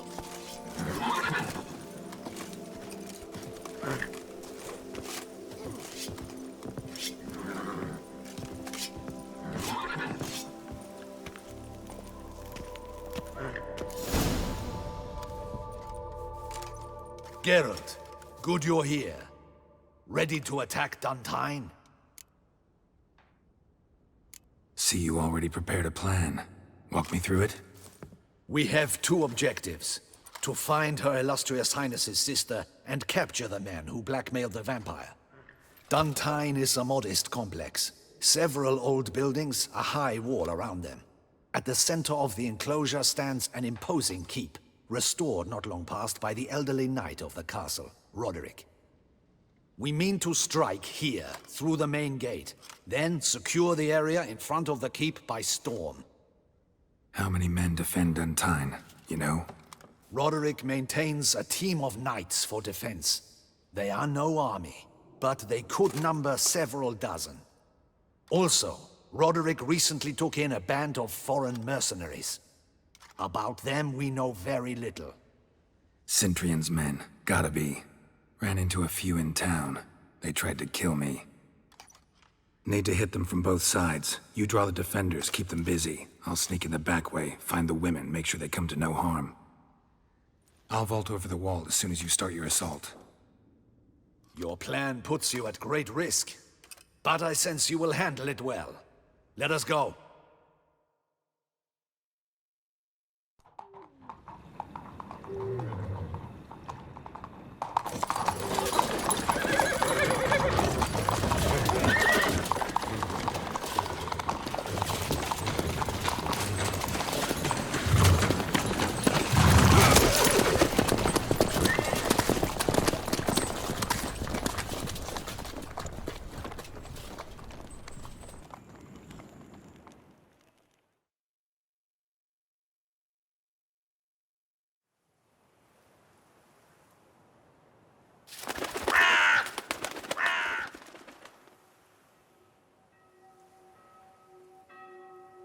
So it begins.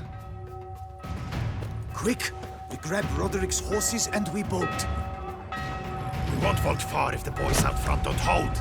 Not so fast. Little change of plans. Kill him!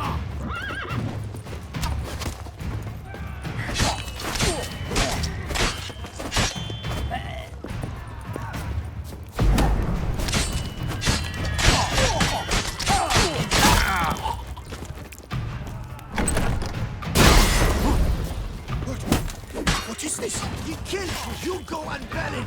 Grab him!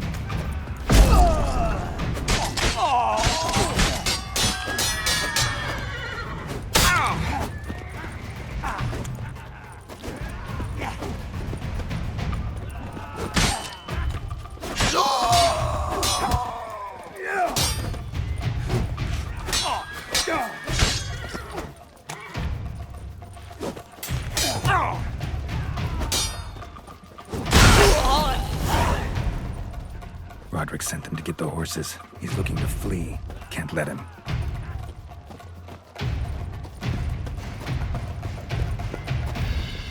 I see no ducals along the road. They must not be guarding it. Bloody bots! What was that? Not good.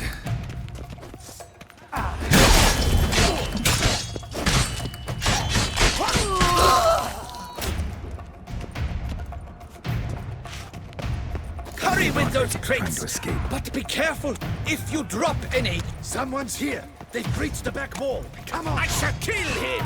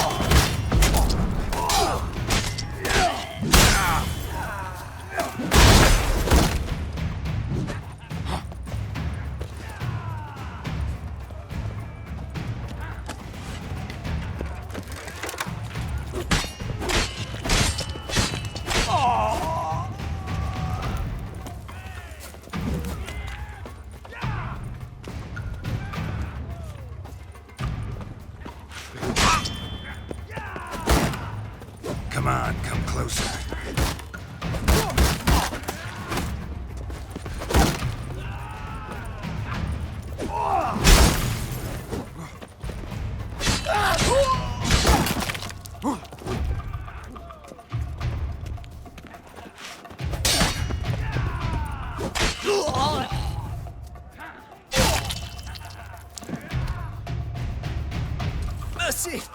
Mercy! I did no wrong! Nuh-uh. Kept the wrong damn company. Centrion's men, where are they? I knew. Shouldn't have let them under my roof. Where's the hostage, the woman? What? What do you mean? I know nothing about a hostage. Must be the handiwork of my guests. Where are they now? In the keep, ready in their escape. There's someone with them? Woman named Sienna? Of course. She convinced me to let them in. And a whole pile of trouble along with them. Where is she? Packing. We were to leave together. An old fool. I'd have done anything for her. Where is she? In the keep too? Yes. Her chamber is in the tower, the top floor. What will become of me?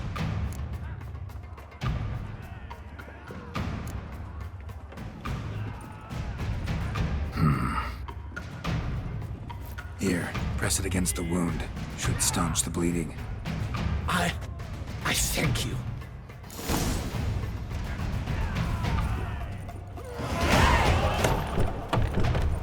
What is happening? This one! Kill the shit like stuff! Ever fight a witcher? I will tear you to shreds! Leave the house! Arrows! Bring us arrows!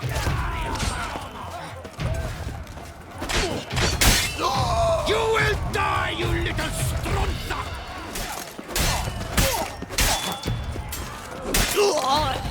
I will tear you to shreds!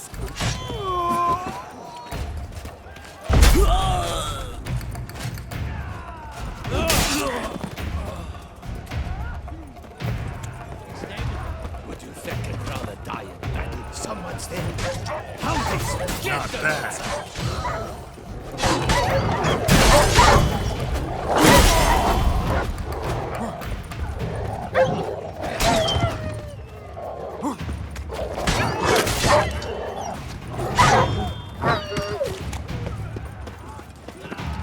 Whoever kills the most, there's one! They're all around!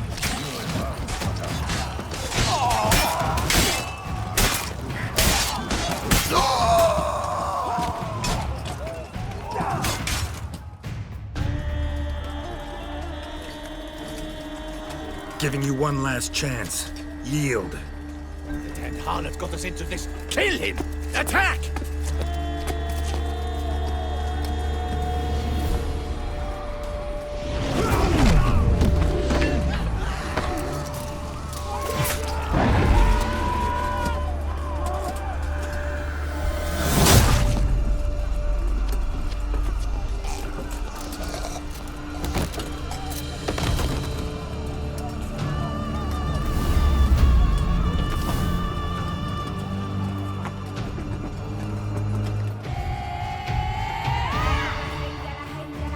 Need to get into the keep.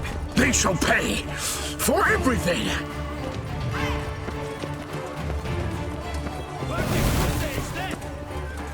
Monsters! Ready! Come back, coward!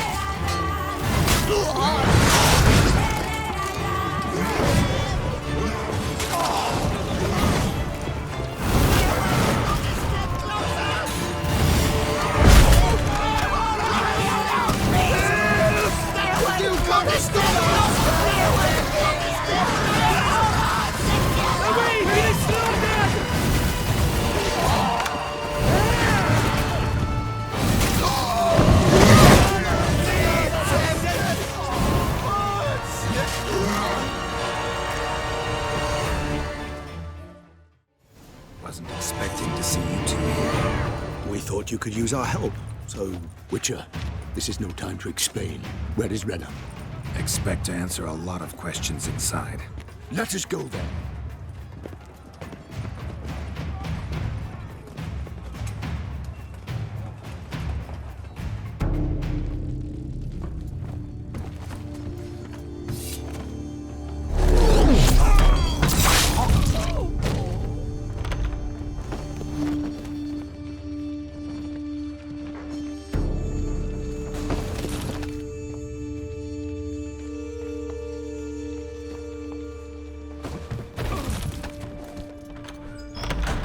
Renna!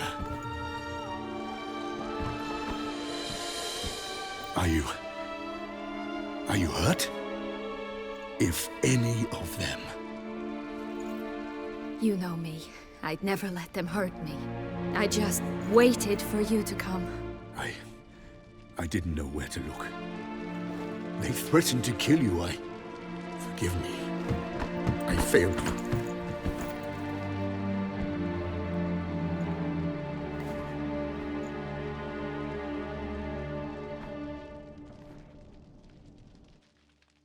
Now we need only find Anna Henrietta's sister.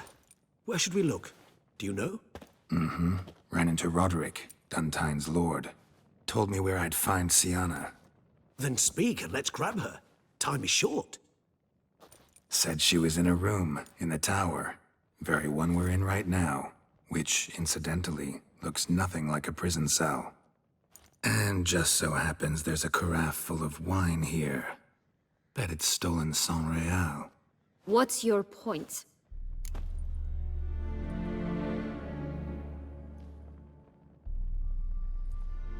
Stop playing dumb. I know everything. Your plan, that this was part of it. Witcher, what is this? Sorry, Dettlaff. You've been had. My friend, please. You must listen to what Geralt has to say.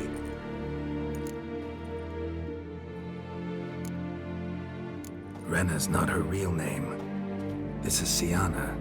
And Sienna is sister to Anna Henrietta, the Duchess of Toussaint. What nonsense is this?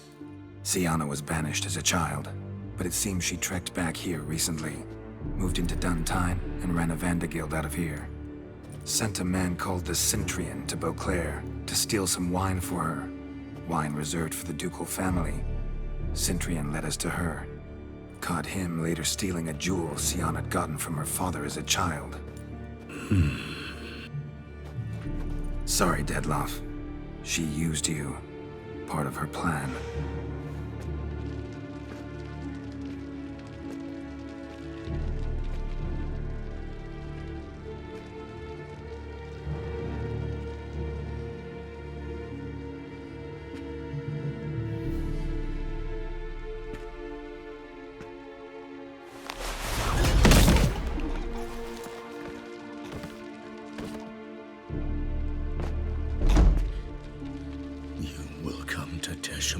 And explain all.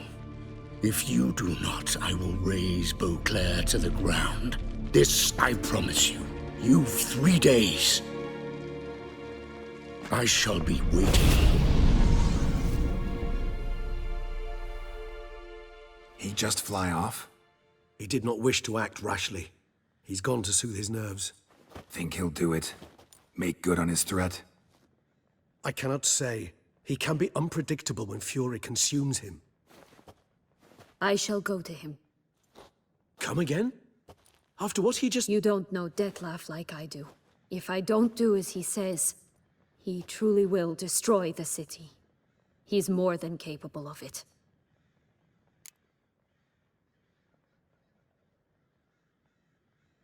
Conscience gets to you now? Better... Better late than never, right? Well, it truly does seem the best option. Your Grace, we must proceed with caution. Guardsmen saw vampires here. They could still be about. Vampires or no vampires, my sister is here. Find her. Your Grace, that...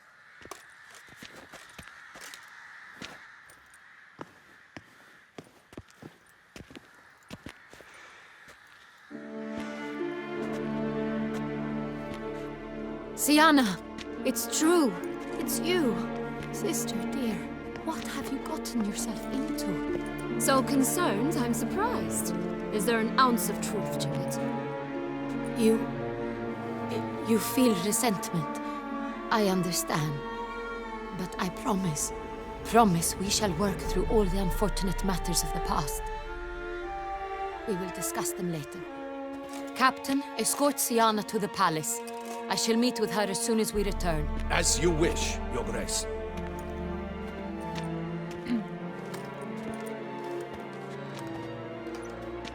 And you, Witcher. You have my thanks. I cannot believe my sister was so near the whole time. Roderick of Duntine shall answer for treason and blackmail.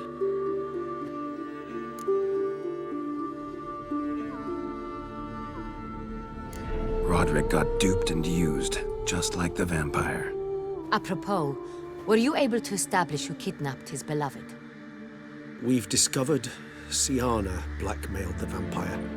Ordered him to kill those men. What? What nonsense is this? She is his missing lover. Staged her own abduction to force him to do her bidding. He was a tool. Whole scheme was Sienna's. She was behind it. You're mistaken. You must be. This cannot be true. Your Grace, I know this vampire. What? You know him? Who is he? Detlef. Same who so recently sat at my table and told me of Nazaire. Is there anything else you've neglected to mention? A dragon living beneath Mount Gorgon, perhaps? Is anyone else here a vampire?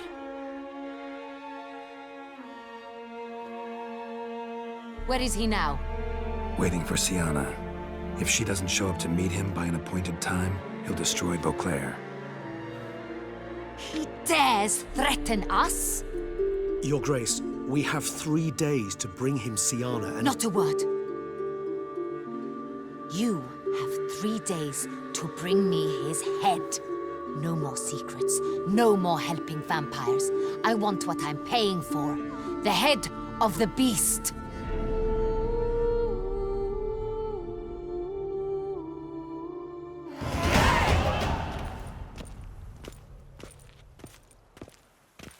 Do you think Her Grace's nerves have been calmed? Doubt it. Rarely forgets, rarely retracts what she says, especially with friends. Yes, well, even I must admit Detlef's actions were highly inappropriate. Reprehensible, even.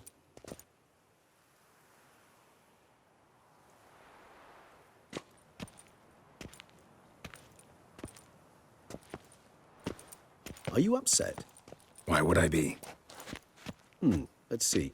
You're returning from your hunt empty-handed. No trophy. No new lead to boast of, then pursue. Upset's just not a sensation I feel. Ever. Mutations, remember? Yes, of course.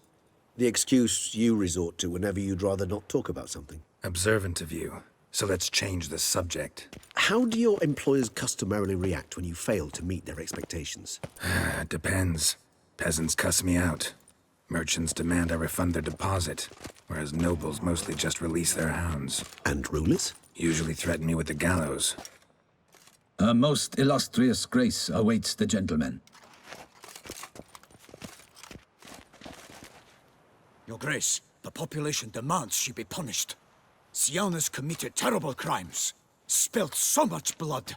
Another word, Palmerin, and I shall spill even more blood. Yours. I repeat for the last time. Sienna is responsible for the death of many, true. But she is also my sister. We are bound by blood and by a shared childhood. I shall not allow her to be lynched. Your Grace, I fear the masses might rise. Storm the prison, pitchforks and torches in hand. Let them storm. They will not find her there. Sienna is hidden away in a safe place. She shall await trial there until we have rid ourselves of this accursed vampire. Which, to judge by your means, has not yet come to pass. Did what we could, but— My patience is at an end, Geralt. Where is he? Where is Detlef? Don't know. I lost his trail. Is this all you have to say? I respect your grace. All I can say is the truth. Ah. At times, I hunt foxes. Do you know how it works? The ducal huntsman releases the hounds. They catch the fox's scent, chase the animal down, and lead the battue to it. All within an hour. You, Witcher, have had a week. the aid of my most excellent knights. Yet, you have tracked absolutely nothing down. I've begun to suspect my beagles might have done a better job.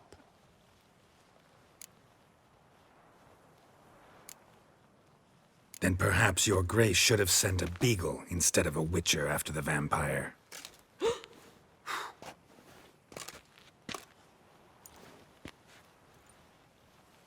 You tread on thin ice, Witcher. Very thin. Wisdom demands you choose your words more cautiously. But to the matter at hand. Have you managed to establish anything? Your Grace, it seems Siana tricked Detlaf, used him to murder the knights who escorted her into exile. We have reason to believe that...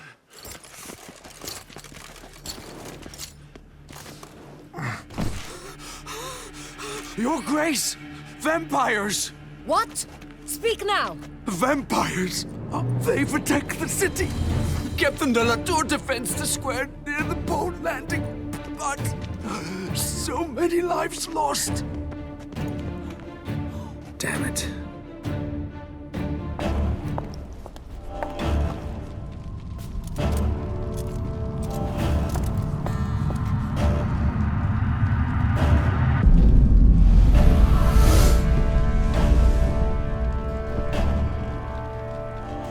If it's war this Detlaf wants, it's war he shall have. Geralt, get to work. This time I'll hear no excuses. Palmer and you...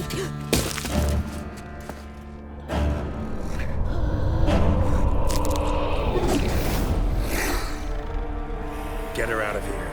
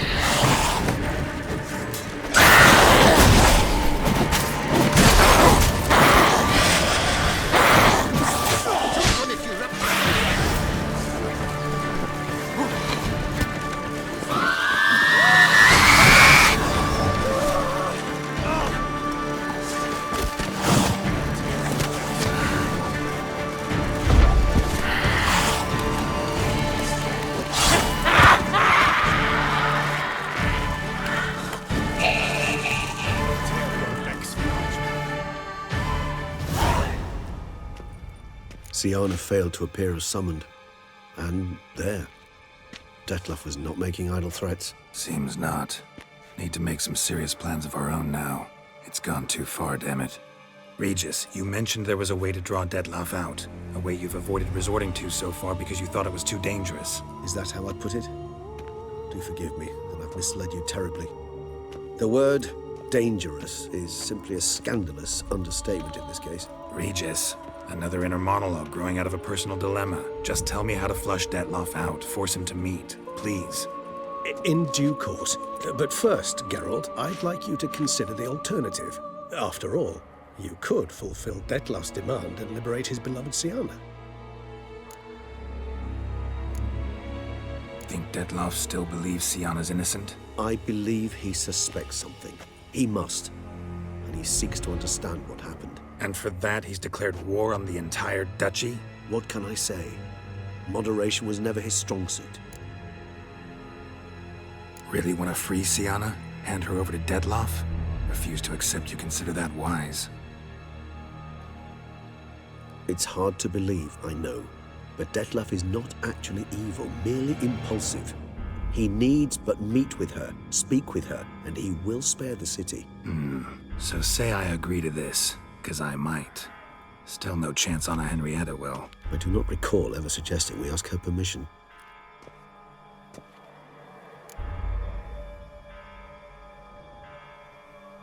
The meeting. What if it's nothing like you say?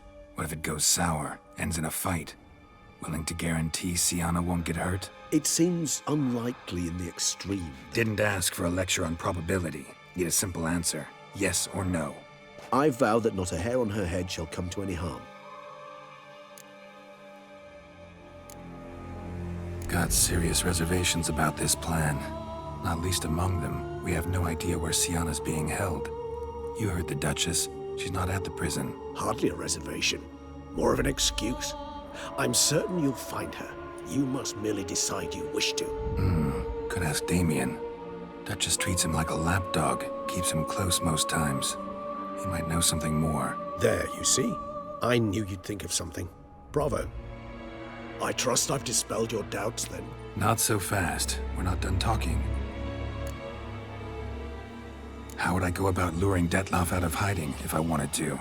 With the blood of a virgin? You see, somewhere nearby lives an unusual denizen, one of the unseen, ancient and powerful vampires, among the oldest and strongest. And? Toussaint is this unseen elder's territory. All vampires owe him fealty while they are here. He need but say the word, designate a time and place, and Detloff will be forced to appear. So this unseen elder, how do we convince him to summon Detloff? We must find him first. The elder does not see arrivals unless he absolutely must. But locals, Oriana, for instance, you know, she too is Yeah, figured it out. All right, let's say she gets me in to see the unseen elder. What then? I don't know. You'll have to improvise, I suppose.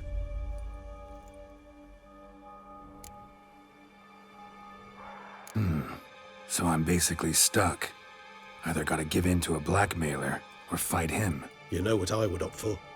Should we free Sienna and arrange for her to meet with Detloff, there's a good chance we'll all survive this ordeal. Detloff included. Regis, don't mean to put you on the spot, but I gotta know. Say I do decide to fight Detloff. Who'll you stand with? Should you decide your sword is the sole solution, I shall not stand in your way. Appreciate it. Certainly hope so.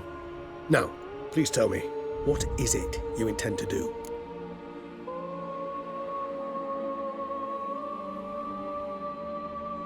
Crazy as the plan seems, I'll do it. I'll ask Damien about Sienna. You won't make me beg. I knew you wouldn't. Slow down. Not promising a thing. Just want to get a feel for the situation to start with. Coming with? Of course. Many hands make light work.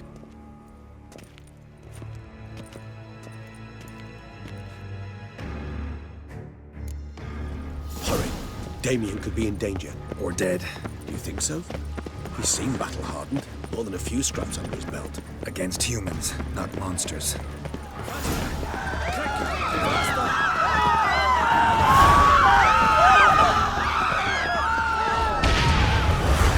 There, we must put him down before he kills again.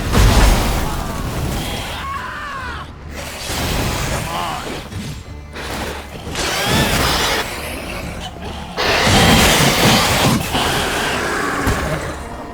Never thought lesser vampires would heed a higher vampire's call and commands. As a rule, they don't. So how'd Detloff sick them on the city? I told you, he's except Geralt. Care to come back?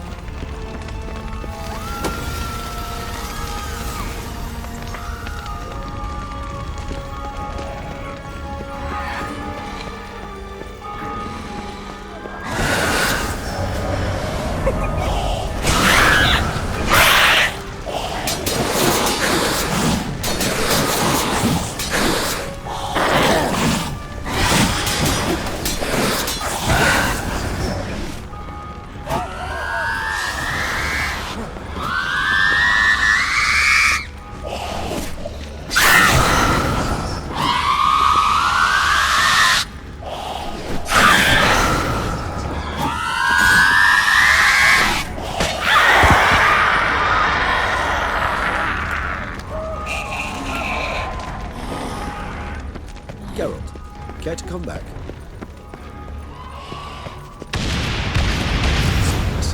Monster's still here.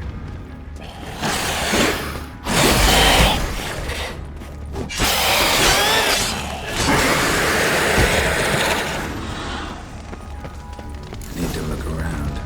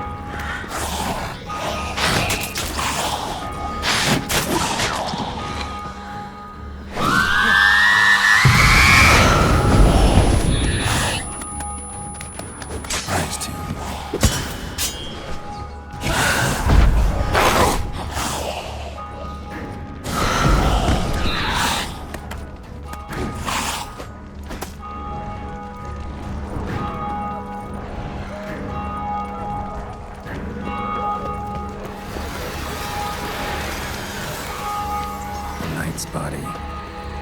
Guillaume must be in the bank, or barricaded themselves inside. The door won't hold up long. Let's get to work. Recognize the vampire in me. Apologies, Geralt. I must use it. Sir.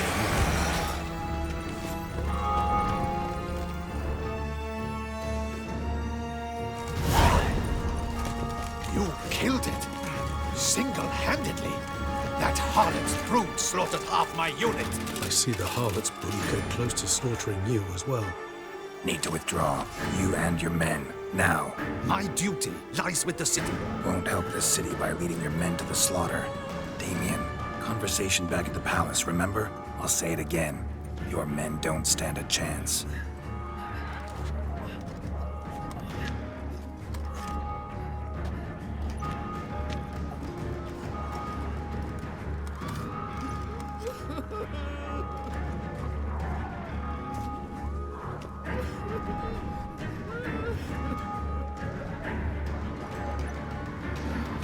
Men, tend to the wounded and prepare to march out. Doing the right thing. Now listen close. Silver. That's what you want to use against vampires. Your alchemists, order them to produce as much vampire oil as they can. Churn it out in gallons. Then coat your blades with it. Keep an eye out for Alps and Bruxae. The shapely ones resemble women. There one moment, gone the next.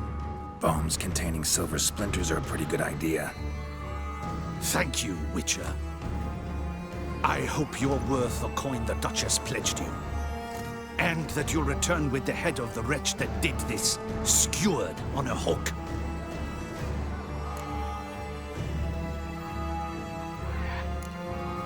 Your problem's my problem now. Leave it to me. I'll solve it. How?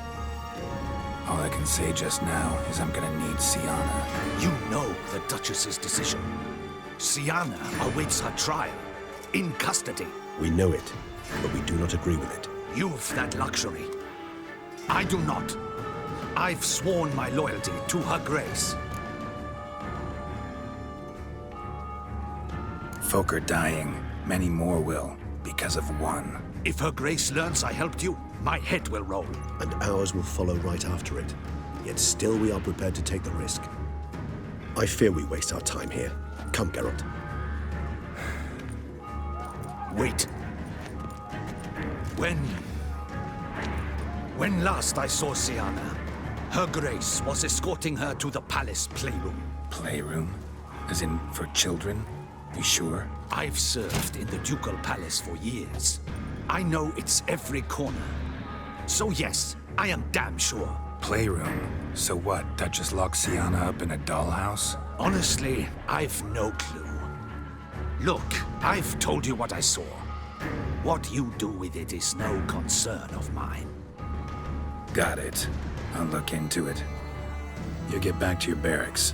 Retrace my steps. Path ought to be clear.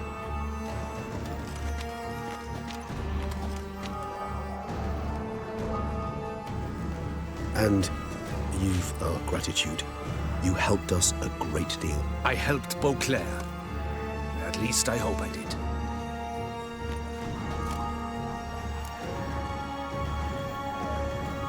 Let's go, Regis.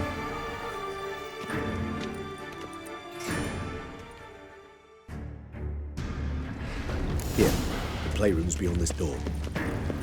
Careful!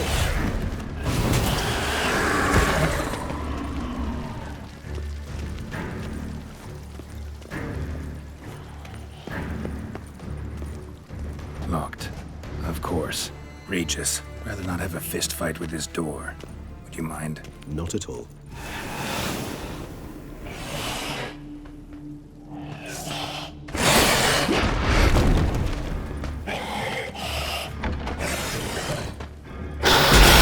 Thanks.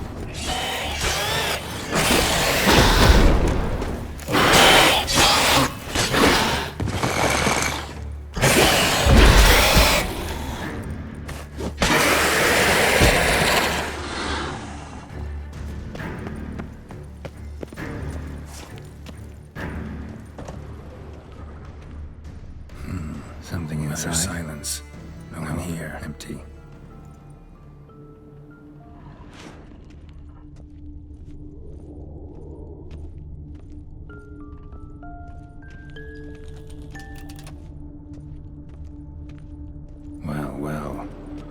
tucked behind a picture.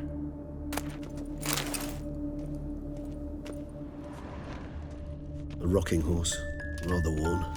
I suppose it got a lot of use. Miniature tableware and plush toys. Cute. Wooden duck. Somebody broke its wings off. Mirror. Nice tune. Indeed, pleasant. It's a shame the mechanism's damaged.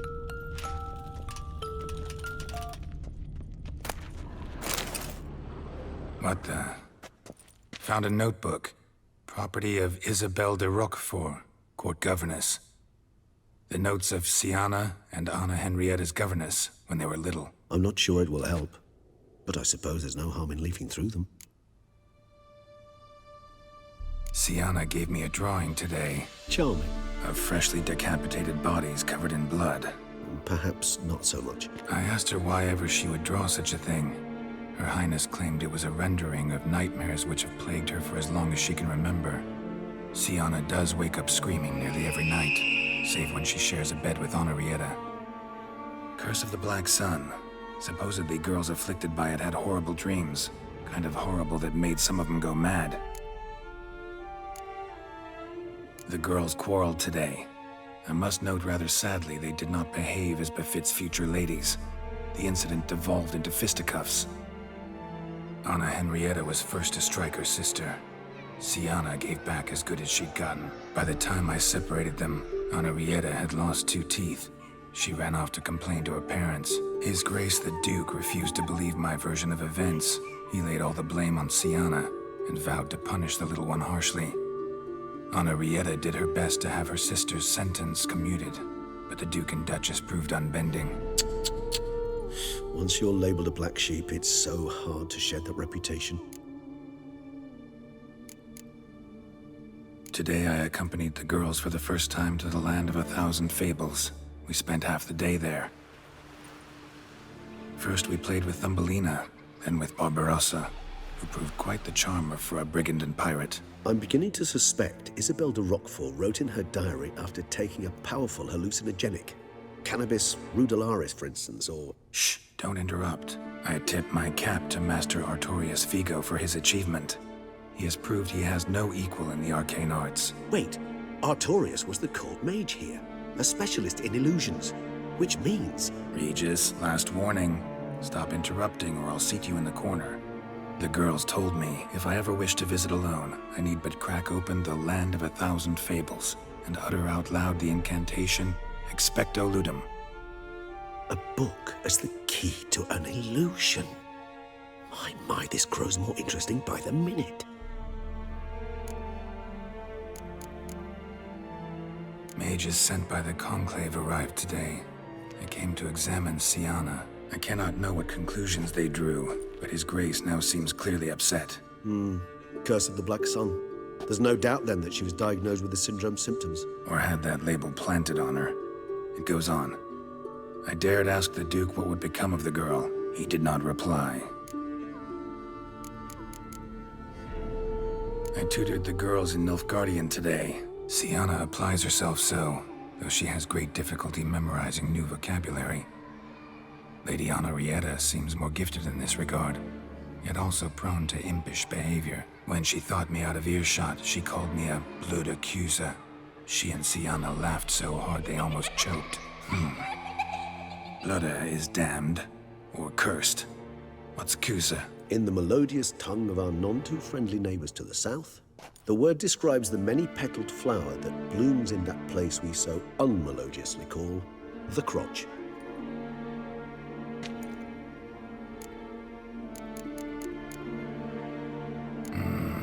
Realize this might sound improbable, but maybe, just maybe, Anna Henrietta tossed Siana into that illusion. Not impossible. She would be safe there, and isolated. We must see. Where's that book?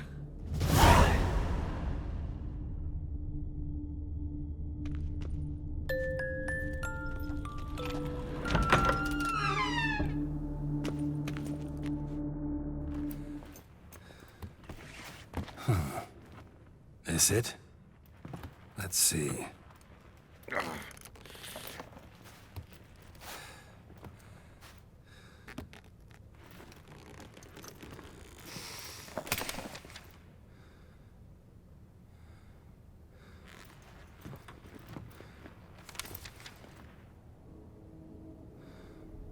Expecto ludum.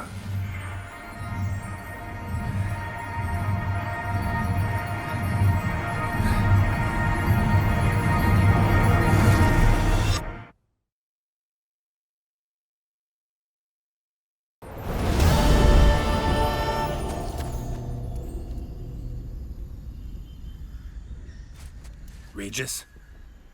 Regis!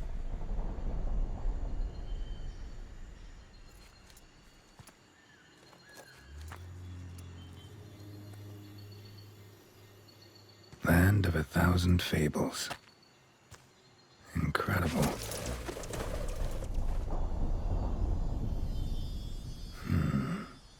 Let's see where this road takes me.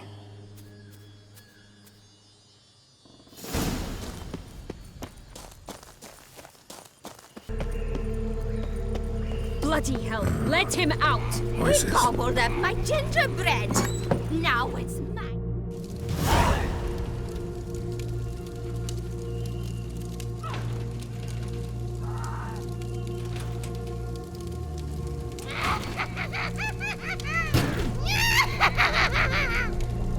Hands off my hearth, dearie.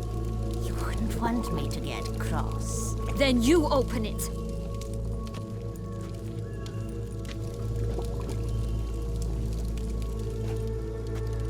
Now, who's this? A lost traveler? Not supposed to be here, sweetie. Why, you're old. Old and pale. But never worry. A bit of butter, a bit of spice, and you'll make a tasty morsel. Just as soon as I catch you.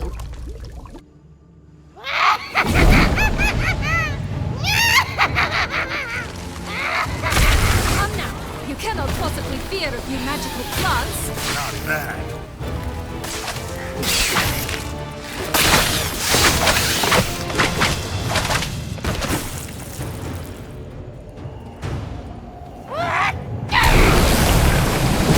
That soup smells more vile than a rotting carcass. Careful she doesn't douse you.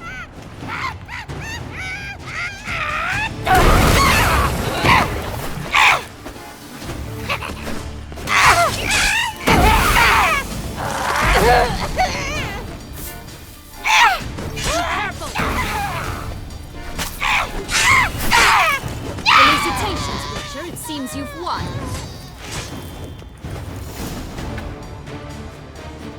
What the hell was that? The Wicked Witch.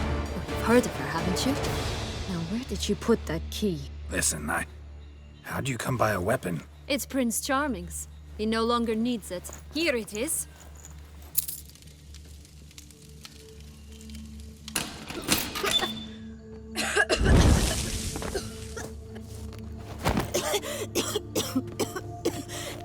Thank you.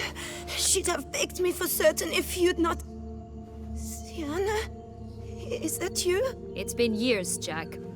Have you come to play? No, I just want your beans, so you can breathe easy.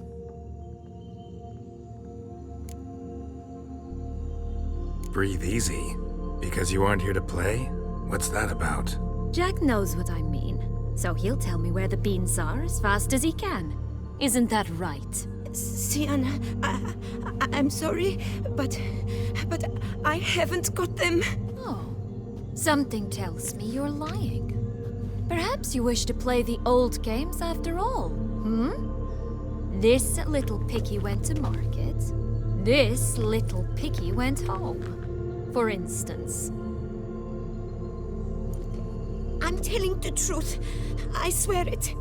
Henrietta, she ordered them buried all over so you wouldn't be able to leave. Where? I don't know. But Joss, the boy with the thing for wolves, he should know. He sticks his nose in everyone's affairs. He had better know, because if not, I'll find you and we'll have ourselves a little talk. Understand? Now shoo! Ah, all right. So why is it you're here? Came to free you. Nice of you, but a waste of your effort. I plan to free myself. You might not. Bound to be easier with my help, as our most recent adventure amply showed. Yet I still don't know why you even give a damn. It's Detloff. He's trying to force Anna Henrietta's hand. Wants her to release you. Summoned monsters to attack Beauclair. Sounds like Detloff, all right. But I doubt you came all this way just to bring me up to speed on current events. So get to the point, please. Isn't it obvious? Offering to be your ally. We both want you out of here. You because you want your freedom back. Me because as soon as you meet with Detloff, he'll put an end to the chaos in the city. You exposed me. I landed in prison because of you. Now you come to beg my help, I dare say. My life is full of surprises, isn't it? But normally I'd tell you to sod off. But, from what you say, folk are dying who have nothing to do with this. Not part of the plan. Detloff was only to kill those who deserved it. No one else. Fine, Witcher. I accept your offer. Consider us allies. Shake on it.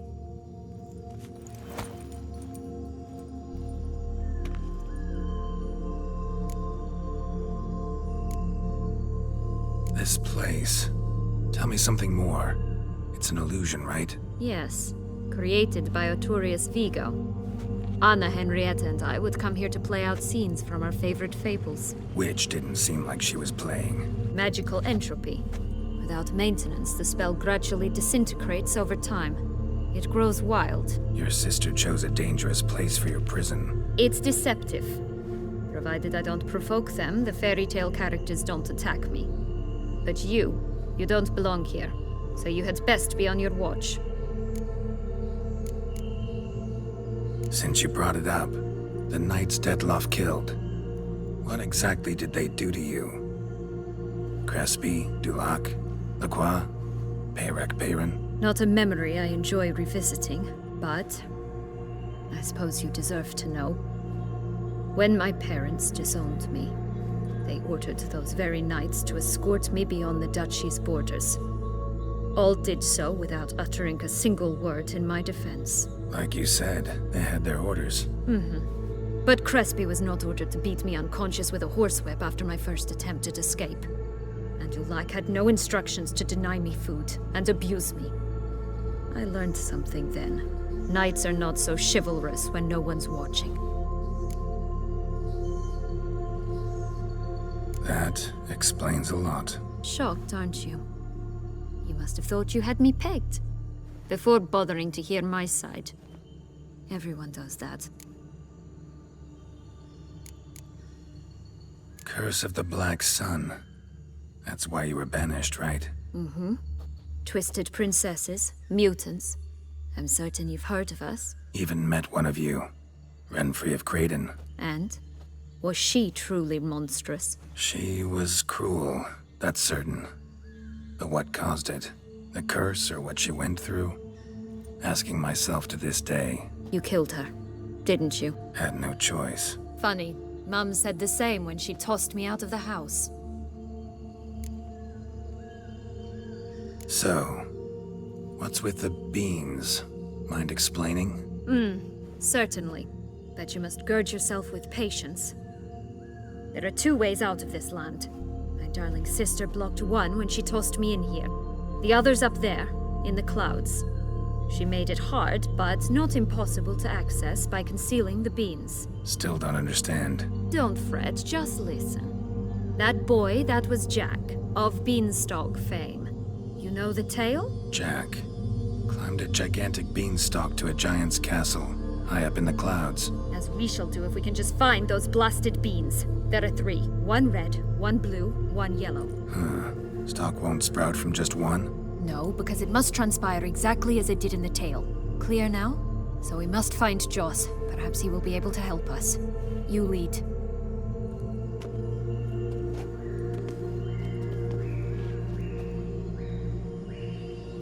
Joss can usually be found wandering the glade at the foot of the mount.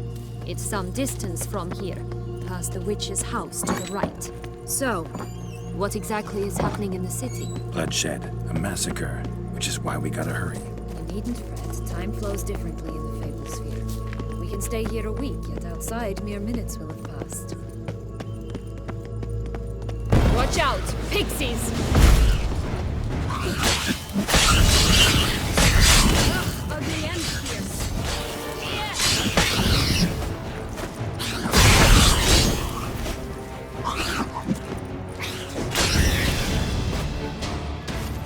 Not the friendliest pixies I've met. We're put here to protect the Fable Sphere from intruders. Meaning you. Oh, unicorns! We must catch them. We won't have to walk everywhere then. I call the pink one.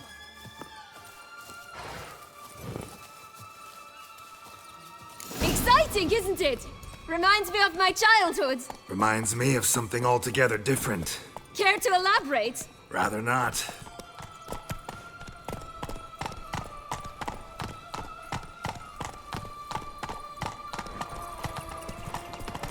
Wolves here. None at all. This is grand. I'm alright. Danger. That's him. Josh. Last, they're going to rip him in 6.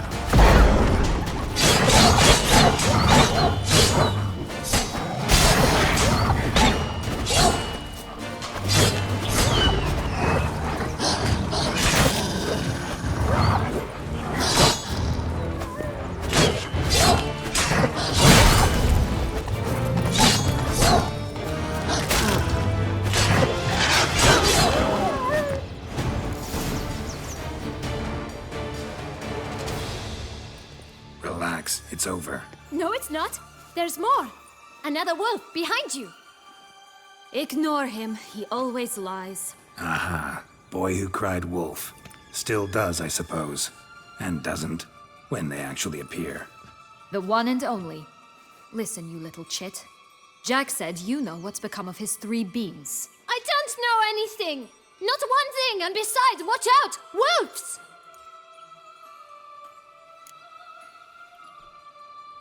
This'll be interesting. Right, let's get to it. Let's say for a minute you know what happened to the red bean. Where wouldn't it be? For certain, no one swallowed it. Oh no, definitely not that. Of course not. But say someone didn't. Who would it be that didn't swallow it? A human. The most humany human in the land of 1,000 fables. Everyone! Wolves! Run! Bet you haven't heard what happened to the blue bean. Maybe? Not at all? Right? I've heard it lies about somewhere, out in the open. Just like that? No one guarding it? Nobody. 3 times over. Help! Wolves! Yellow bean. Don't know a thing about it, right? It's somewhere very, and I mean very deep. So deep, in fact, it's completely underground. And who has it? A bold farmhand, who in no way and not at all awaits someone. Not in the slightest. Good folk! Wolf! Say that word one more time and I'll chop you up. Feed you to the fishes. Understood? All right, we should go. Watch out for wolves!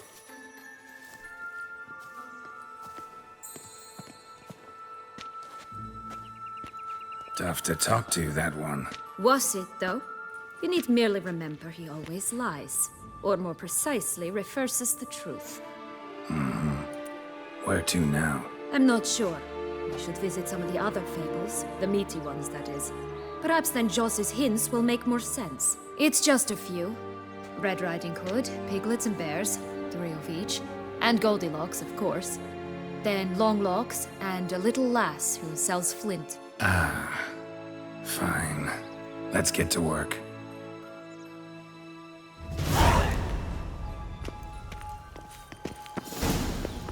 Incredible. You must have loved this place. I did at first. But children get bored quickly. Even tea parties with a whole cackle of princesses eventually turn dull and routine. What did you do then? Dropped a duck egg in the swan's nest once, that sort of thing. Stole the pee out from the sleeps to this day.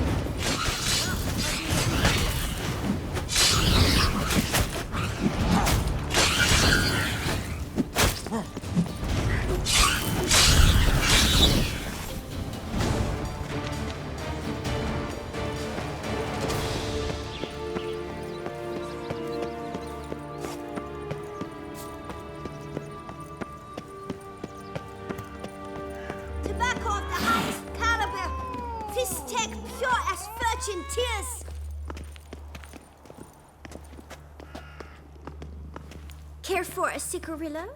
A bit of tobacco? A dab of fistek? Remind me, what tale are you from? Sold flints when I was a lass, but no one bought them, so I branched out. Now I deal in snuffs, puffs, all sorts of fun things. What'll you have, sweeties? Magic beans. Do you have any? If it's not the new name of some kicker I already have, dearies, then no. But maybe you'd like some. Hey, where'd you get that ribbon? That's mine. Is that so? Then why was it lying in the bushes? Finders keepers, sweetheart.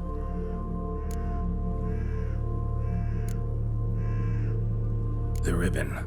Mind explaining what the fuss is about? There's not much to explain. I got it from Aturius Vigo when I was a child. It was to protect me from evil. It clearly didn't work, given how I ended up. But it means a lot to you. How should I put this? I have so few mementos from my childhood, and the ribbon reminds me of the good old days, when I was someone else. Dears, could you continue this touching scene elsewhere, You're scaring away my customers.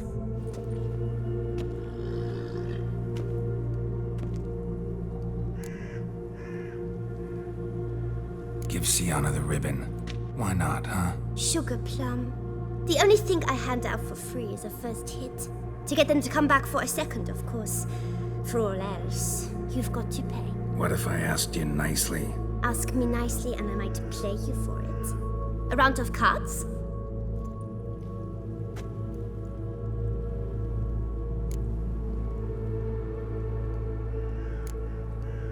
Fine, I'll pay you for the ribbon.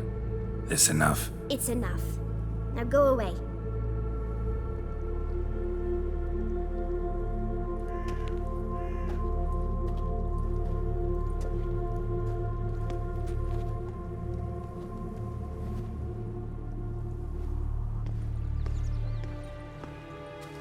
All right.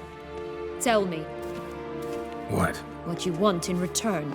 You're not doing this out of the kindness of your heart. Don't want anything in return. Thank you.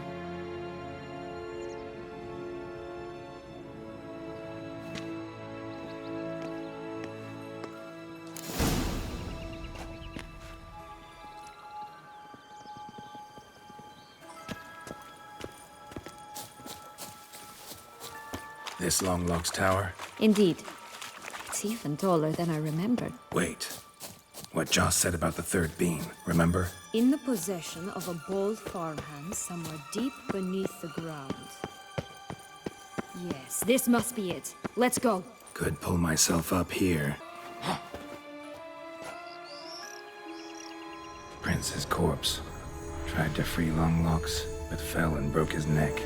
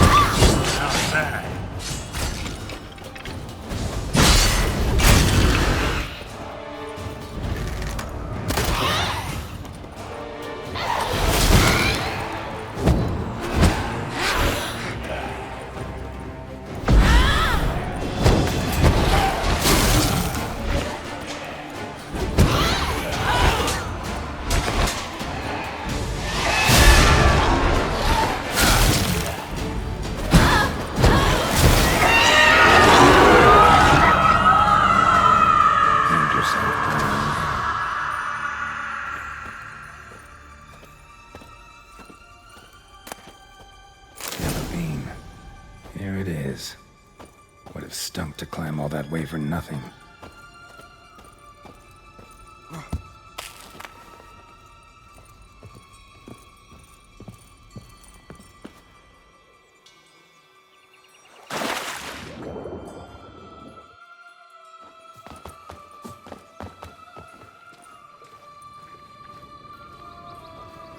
So? Got the bean, but long logs. Seems she got sick of waiting for a knight in shining armor. Can you blame her? Men these days, dandies and fops all. That why you cozied up to a vampire? Detlef was a tool, and only a tool. Too bad he didn't know that. I trust no one. Learned that long ago. Now it's his turn.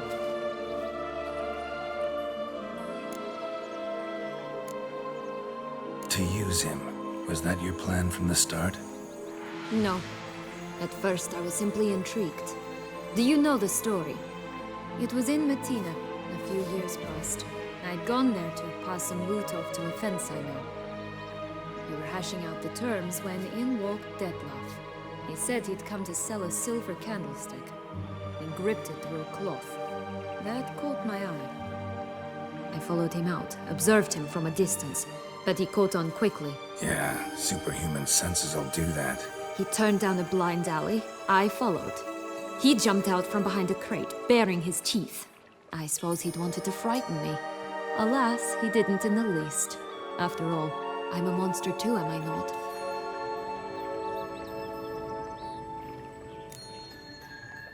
What happened then?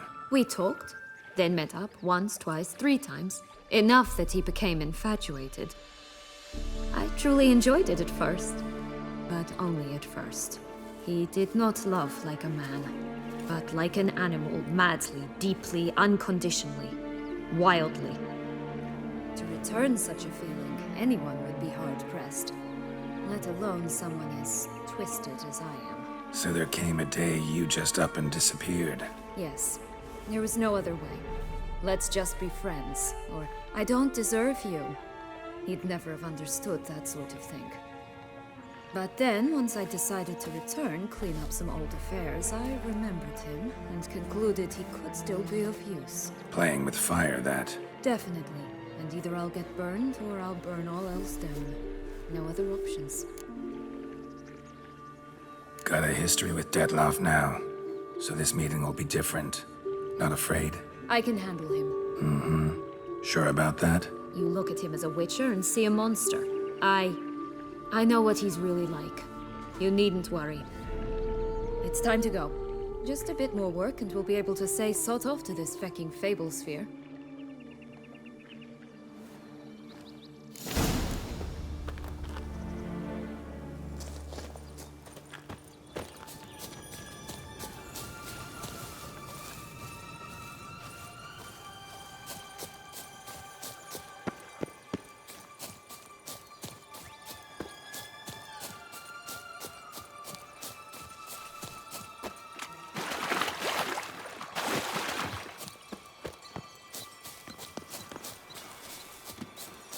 Oh, the 3 little pigs' homes.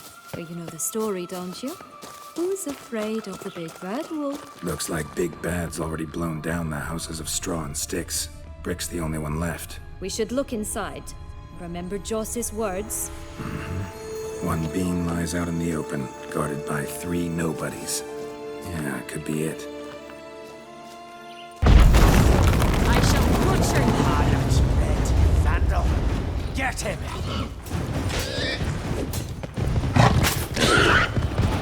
Humbug, they didn't like that!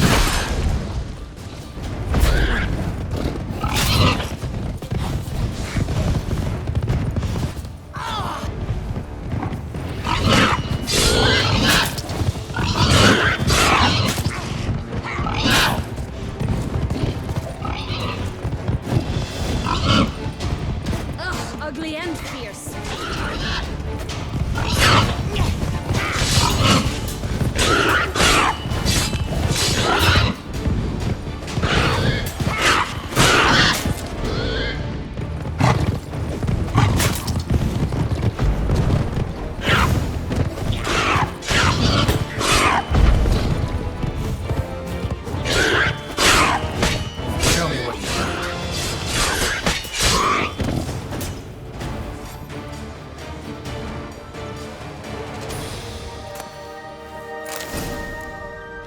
The big bad witcher huffed and puffed, and look, got a bean. It cannot be. What cannot be? You actually have a sense of humor.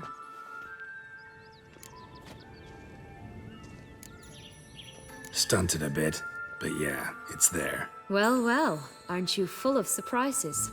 What else are you hiding behind that gruff exterior? Not a bad singer. Do a pretty mean rendition of The Maids of Vicovaro, for instance. But some other time, maybe. But here we are chatting away when there's work to do. We must keep looking.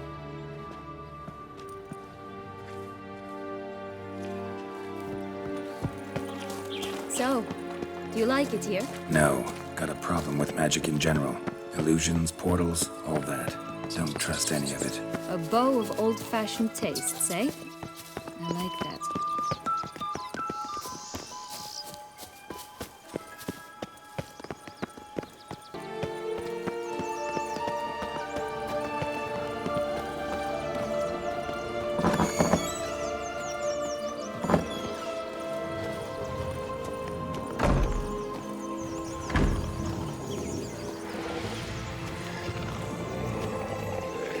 Only one bean to go. Concentrate, Geralt. Hello? Can we talk? Watch my head! Damn it all! I swear that was the last time I drank with Redbeard. Oh, Sienna, a bloody long time it's been. You've changed. Whereas you, not at all, big bad wolf. Though it seems you've started running with the wrong crowd. And who should I run with, eh? Thumbelina? One shot and she's under the table. But, what brings you? You could always have a drink with us. Oh, what now? Not on your life.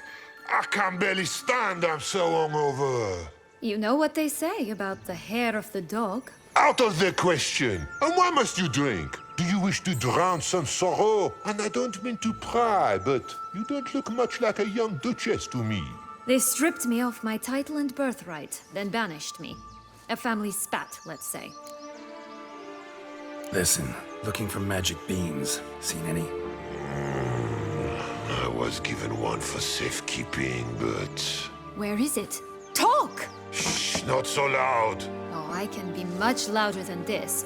And resort to other means of persuasion. Right there, the threats. Sienna to a T. Listen, I exist to restage a fairy tale. If you want to play at it, I'll be happy to oblige. But it won't be easy. The thing is, little Red Riding Hoods popped her clogs. What? 1,000 times they cut my gut open, filled it full of rocks and drowned me in the river. So once you stopped coming, I decided to repay the little imp for all her loving labor. Now heart's at the bottom of the well, she and the hunter, which means we can't play, and I'm under no obligation to talk to you, not about beans, nor anything else. So leave me be. Sod off.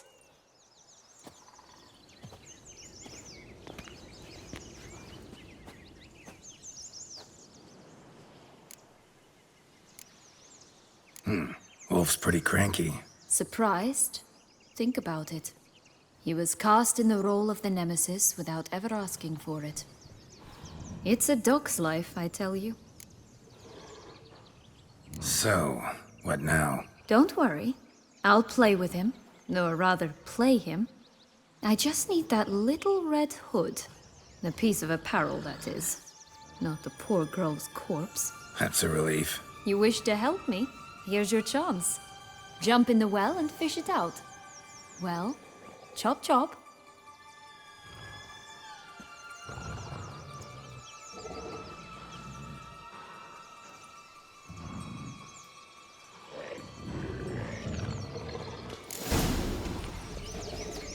All right. Time to jump in the well. Break a leg.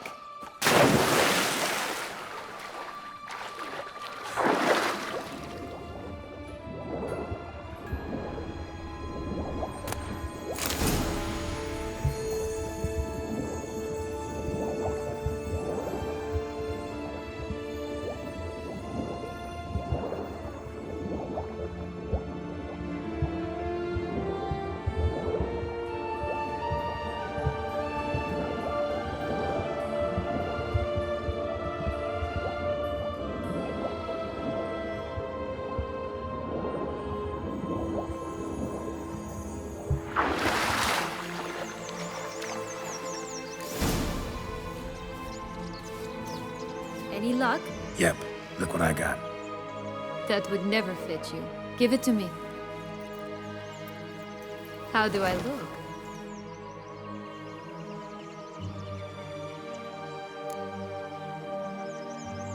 Not bad. Not bad at all. Let's go see the big bad wolf. Let me guess. You'll play the granddaughter. Mm-hmm. And you, the hunter.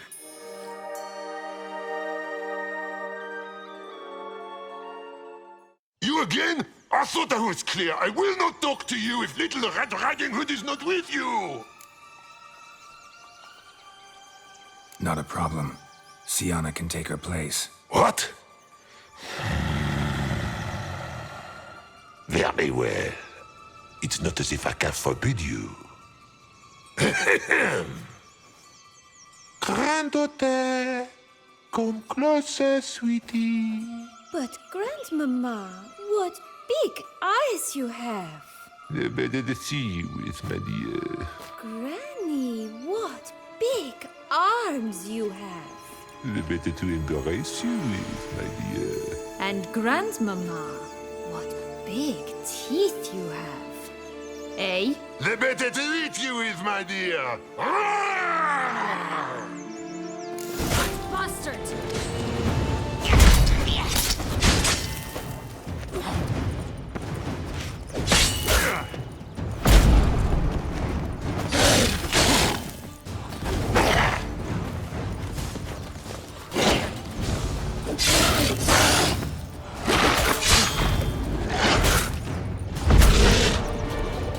Gonna hang your head from my saddle.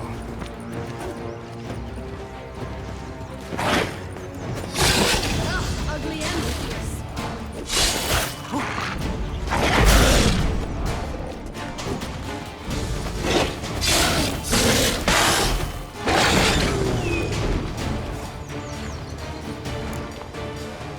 Remember what Joss said about the red bean? A human has it, and he definitely didn't swallow it. Mm-hmm. Gotta open his belly. Bottle caps, fake teeth, the corkscrew. Ah, here it is. Red bean. Ah, at last we have them all.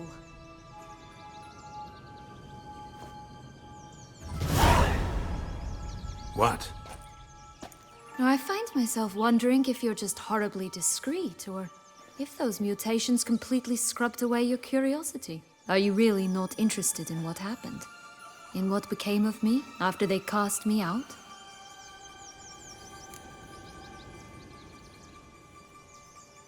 Well, since you brought it up, I'd gladly hear the rest. Let's see. They'd escorted you out of the duchy. Yes. And the noble knights of Toussaint, I didn't stop until we reached the Ketdu wilderness. They left me there alone, without a copper, in a torn lace dress, right when the frosts were setting in. They assumed something would eat me, or that I'd do everyone a favor and die of hunger. But as always, I failed to live up to expectations. I wandered the woods for a week, went purple from the cold, gnawed the bark from twigs. Finally, I saw a light among the trees. A campsite. They were bandits, bearded, drunk, spattered with blood. I was sure they'd rape me or kill me, or both. Take it neither happened? That's when I learned a robber and a murderer can be a better man than a knight in shining armor. They took me in, we set off for Nazaire, and I did what I could to repay them. I advanced in their ranks rather quickly. Eventually, I became their leader. Of the whole ragged band. Should have stayed there, maybe. Perhaps. Perhaps I should have forgotten everything, started a new life. But you know what? There came a point when I thought, you wanted a monster. Then a monster you shall get. Been through a lot. I have. And throughout this time, my sister was stomping grapes and shagging minstrels on down bedding. She wasn't the one to banish you. And I'm not angry at her for that. I'm angry at her because she forgot about me. Right. We've had our chat. Come.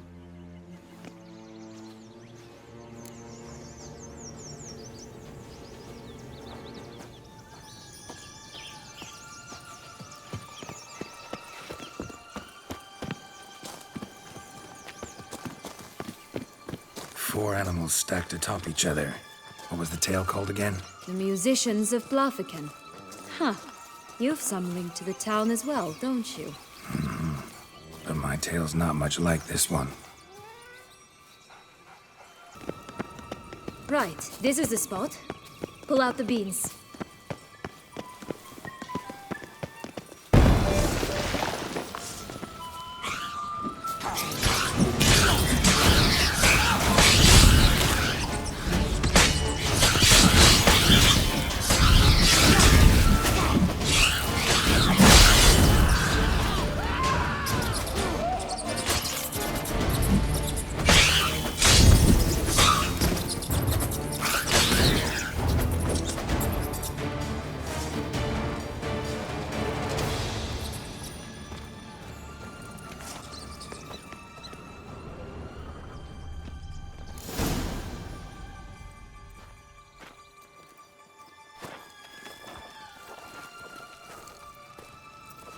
Wait! Why? The stalk will sprout abruptly. Very abruptly. We must be careful.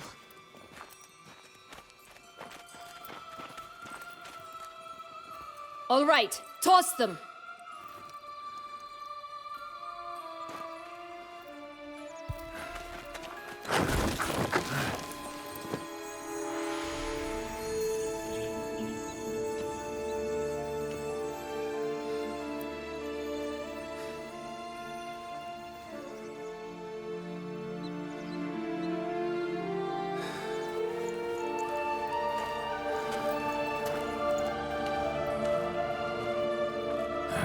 Something's always gotta go wrong.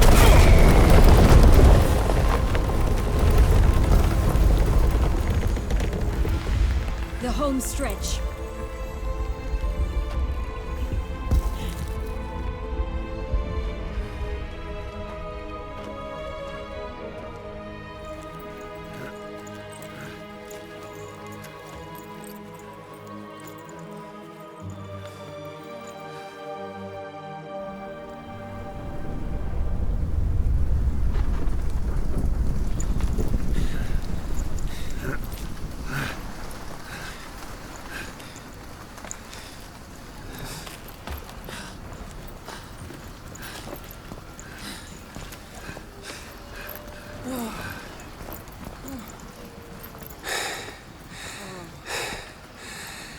Incredible.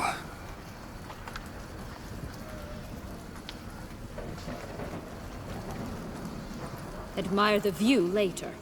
First, we must deal with...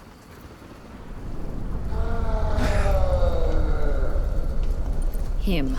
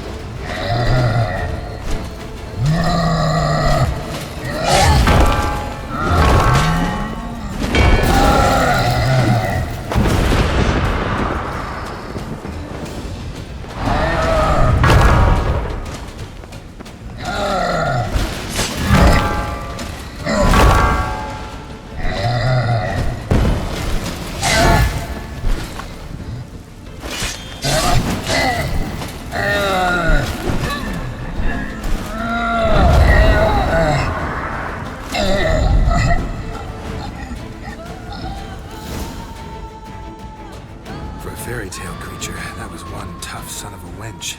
I told you this land had gone ape mad, though I did not expect it to be so severe. Can't help thinking you might have done that on purpose. Why ever would I have? To get rid of your guard, your captor. Getting close to the exit at this point. Probably think you don't need me anymore. Well, you're wrong. You still stand to be quite useful to me.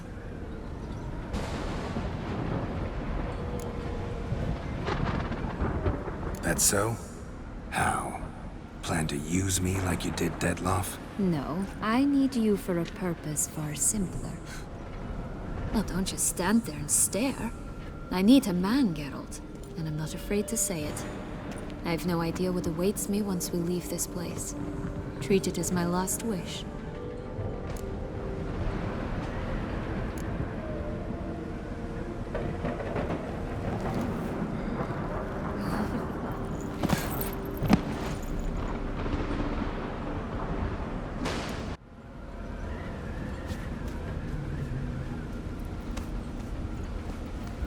Just gonna go our separate ways?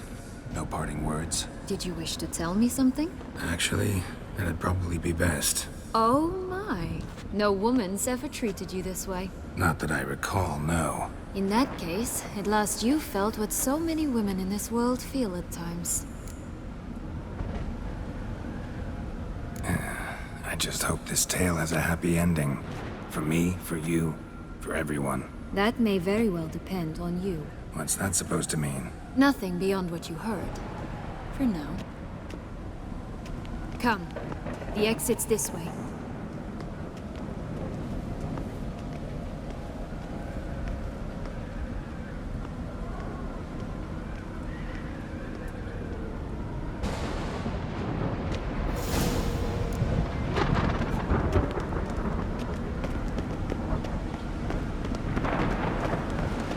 Another will-o'-the-wisp.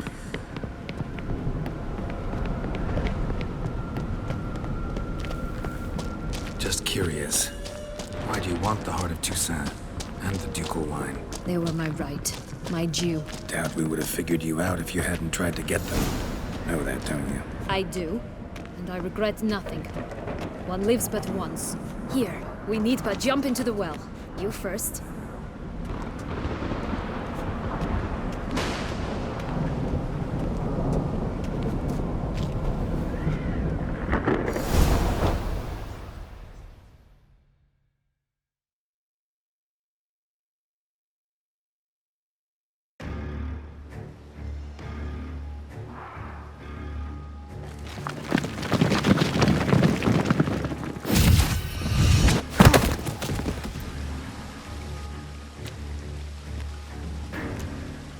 Portals in a fountain?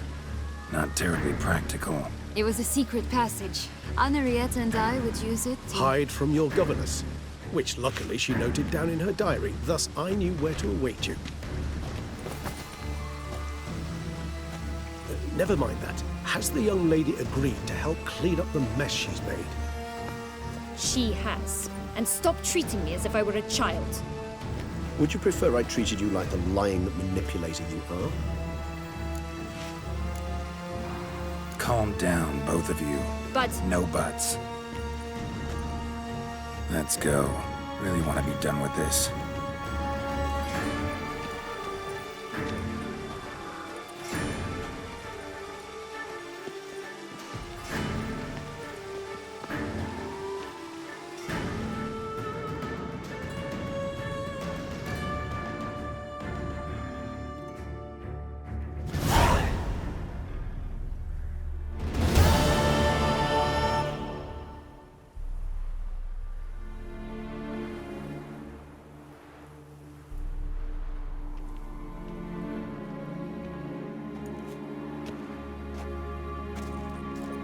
Nice place. Isn't it?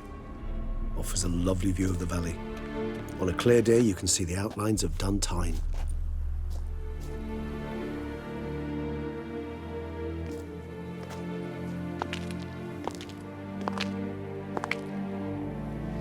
Is it, though? A ruin like any other, I think. So sensitive. So aware. Honestly, what did Detloff ever see in you? Perhaps he'll tell you himself. You nervous? Mm-hmm. It's always a bit nerve-wracking meeting an ex. Especially so when said ex is a vampire. I doubt he'll be in the mood for jests. I know. May I be honest? Yes, I'm nervous.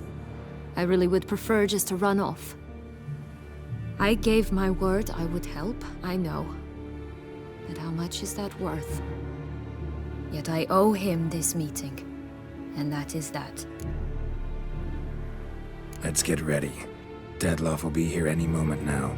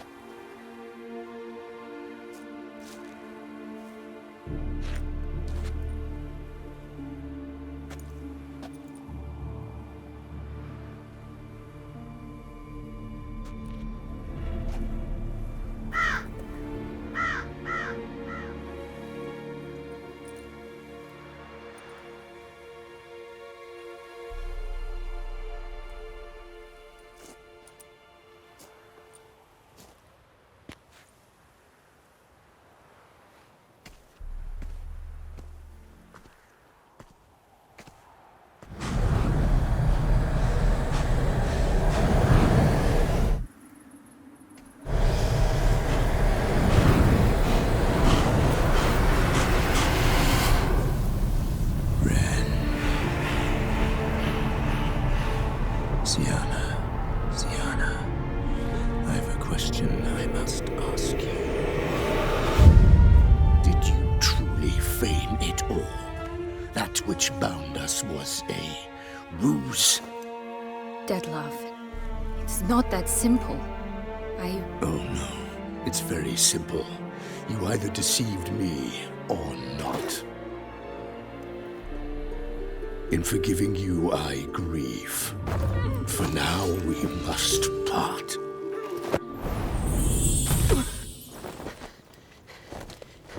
What? But how?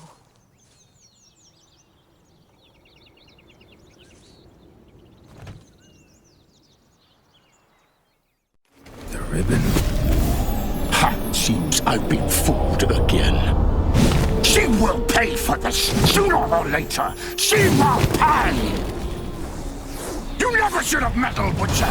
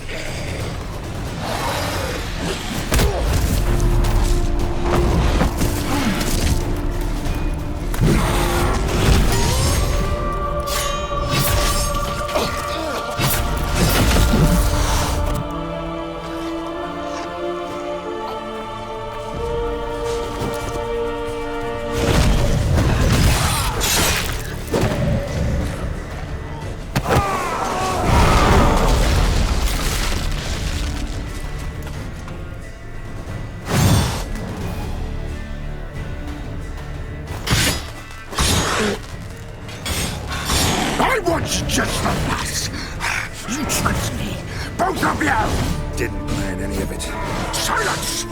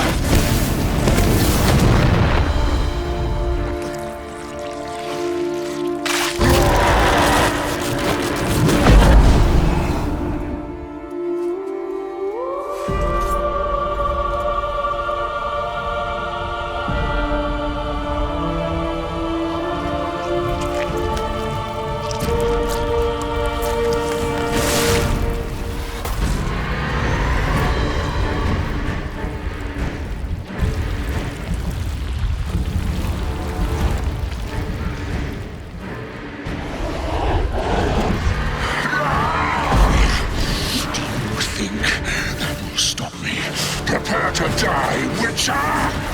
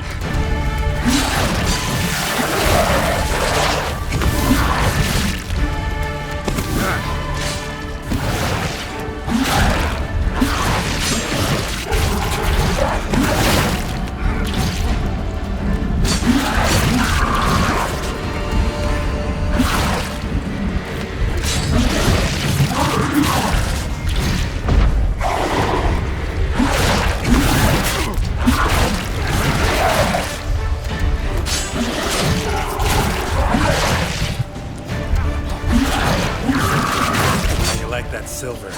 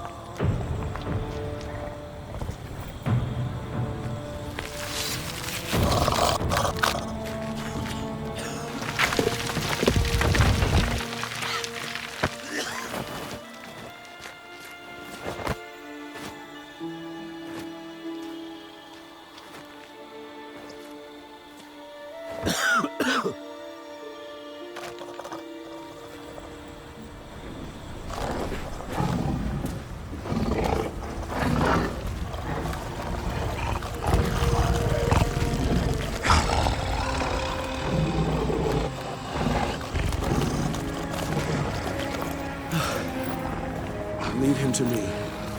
Be gone. I can't let... I insist.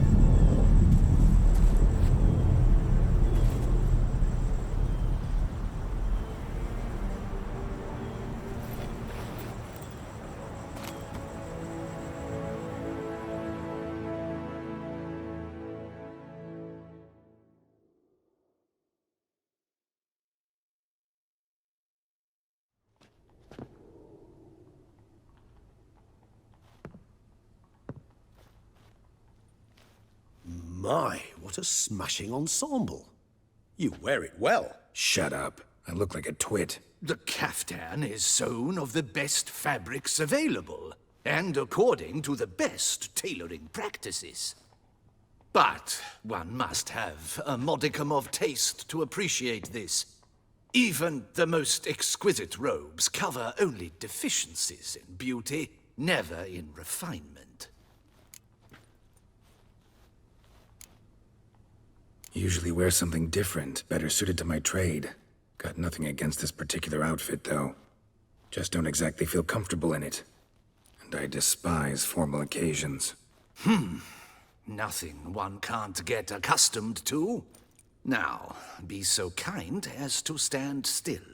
All that being as it may, Toussaint's highest honor, the Order of Vitis Vinifera, demands appropriate attire. The Duchess cannot be expected to drape the medal on a suit of armor caked in mud.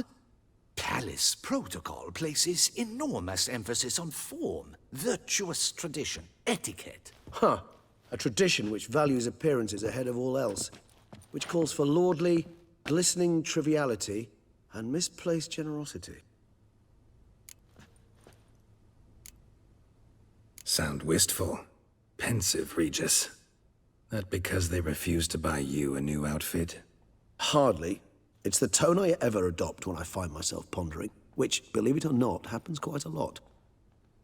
Besides, I've no need for a new outfit as I shall not be attending the ceremony.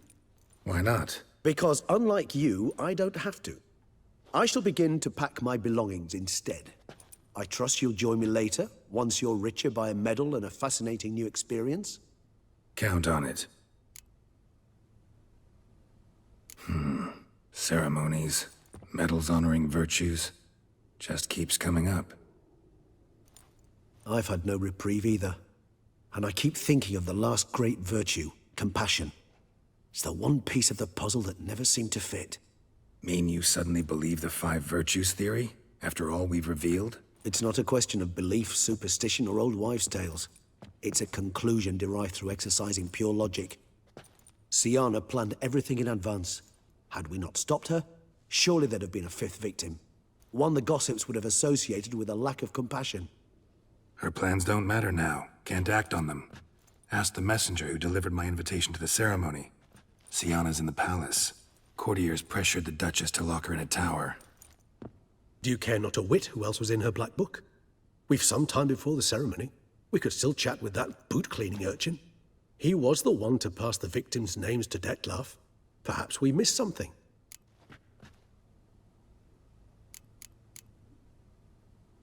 Regis, Bootblack didn't say anything about making deliveries when we talked to him. How do you know he handled the letters? While you basked in glory and tried on new formal wear, I conducted a little investigation of my own. You'd be very proud to see how I conducted myself. I began by concocting an ample supply of boot wash for our enterprising young friend. I'd observed that among street folk, amidst their society as a whole, reciprocity takes precedence over all other codes, and thus no good deed goes unrewarded. Of course, the same holds true for malicious or destructive deeds. The letters, what's the connection? When the bootblack arrived to collect his bucketful, he hinted he knew more. Simply put, we'd failed to ask the proper questions when we chatted earlier. It took a bit more tongue-loosening, but ultimately he spoke. He admitted he'd handed Detlef the letters. He knew this information was valuable to me. In providing it, he was simply repaying me. All in all, why not check up on that? We'll go together, assuming we're done here. I am done, yes. It lies in your hands now to see if you are able to present my handiwork at the ceremony with the dignity it is due. Or if you will first destroy it, crawling about the city's underbelly. Promise to be careful.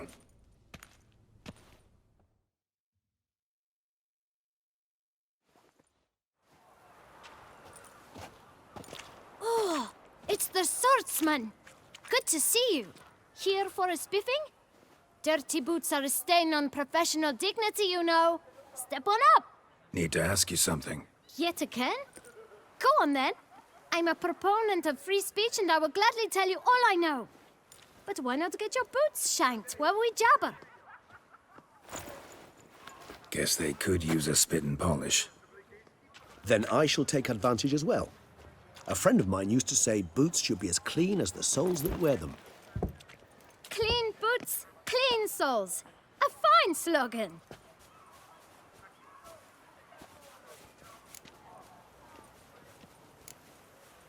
How's business? Well enough. I can't complain.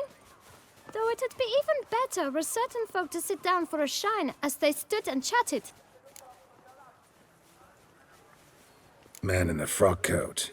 You passed him some letters, remember? Why, of course. I'm young, got a mind like a steel trap, but... If you're about to tell me this information will cost me, forget it.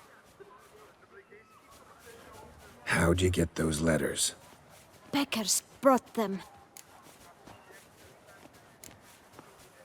Why didn't you tell us this before, when we first talked? You didn't ask about beggars now, did you?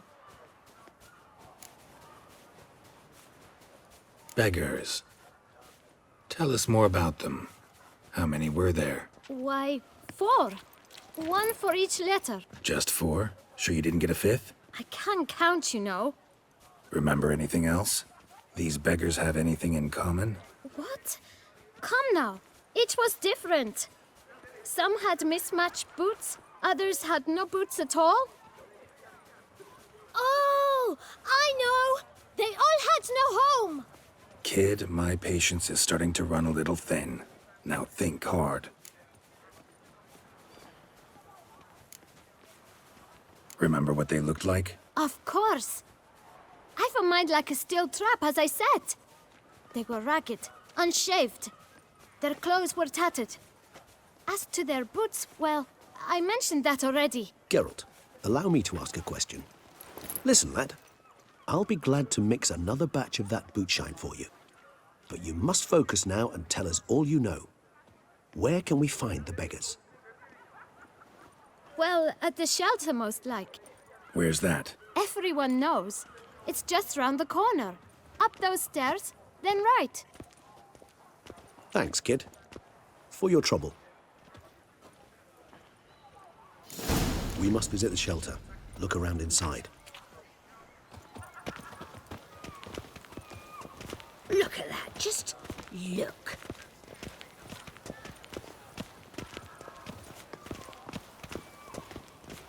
Boring.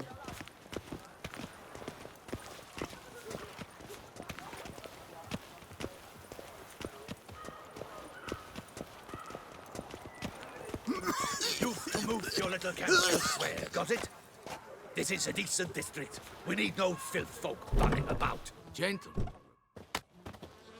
You? What do you want? To talk. Here, that's a waste of breath. We've tried it, only to tire our lips. We'll use other means of persuasion now. Gentlemen, calm, please. Either get out along with these flea-ridden vagabonds, or we'll toss you all out. Our patience is gone. This place is no longer a rank refuse dump. Scram! Decent folk live here. The shelter, them living here, bothers you. Question is why? Look, Ballard. Another defender of the poor. Fighter for justice. Damn nuisance. We've our women and young folk living next door, when even grown men fear to walk past such rabble. Decent folk you mention. Mean yourselves. Why? Do you doubt it? Hell yes. Hear that, Artois? He poking insults us. On our own turf. We should step aside, good fellow. My friend is perfectly capable of settling this unfortunate dispute on his own.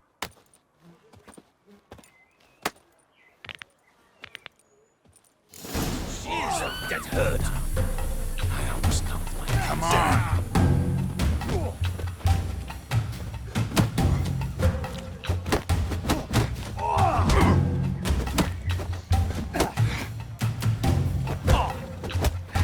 You are one damn squib.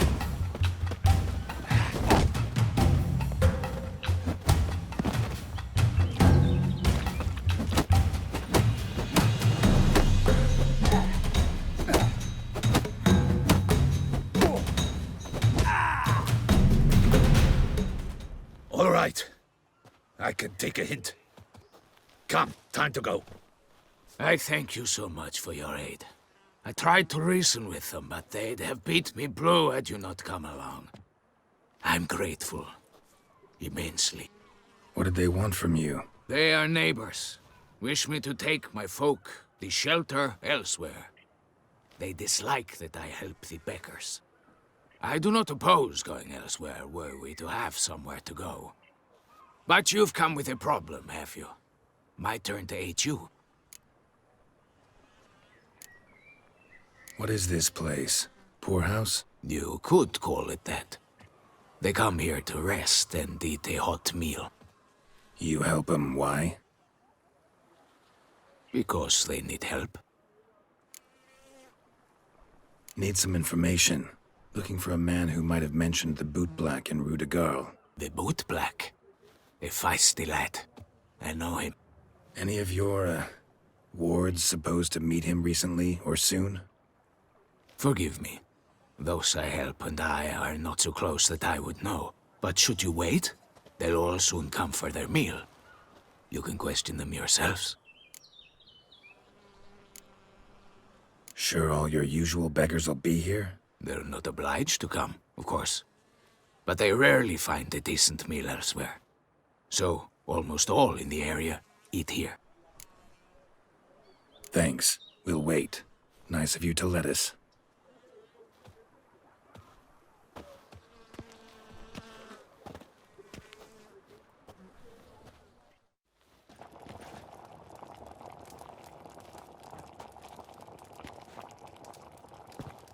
My dears, I've a matter to address before I serve the soup. These two gentlemen have some questions of you. Pay attention. Answer in brief. For if you draw it out, your soup will go cold. And we wouldn't want that, would we? Recently, 4 of you delivered sealed letters to the bootblack. I know this. Does anyone know what the gentleman means? Go on, speak up. Romain? Why should I squeal? We were all told not to mention the letters. We all swore. You can tell me, Romain. You were given a letter and you delivered it, right? Good work, Romain. Thank you. Who else? I got one too. Gave it to the bootblack. Freshy, he got one. But he can't tell you, as he's not here. I still have mine. I'm to deliver it 2 days after the Feast of St. Barnabas.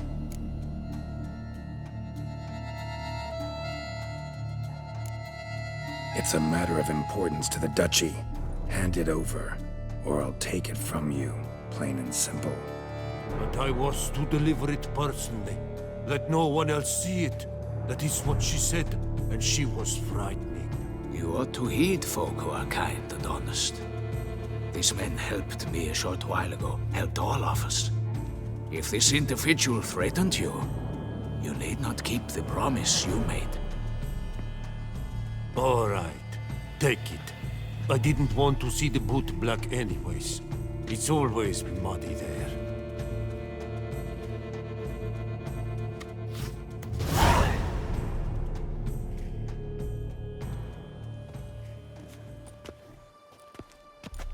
Damn it. What is it? Another name, truly? See for yourself. Well. I must say, even I did not expect this. This time you will see to our duchessa. It seems we underestimated Sienna rather grossly. Judging by this, Detloff was literally supposed to tear her heart out. Yet first you must snap her neck. Puzzling. Puzzle complete now? Alas, the matter ceased to be a tantalizing brain tease and has turned incredibly grave. We've proof of a plot to assassinate Toussaint's ruler. We've proof of a coup d'etat. Duchess was to be Detloff's last victim. Sienna planned it from the start.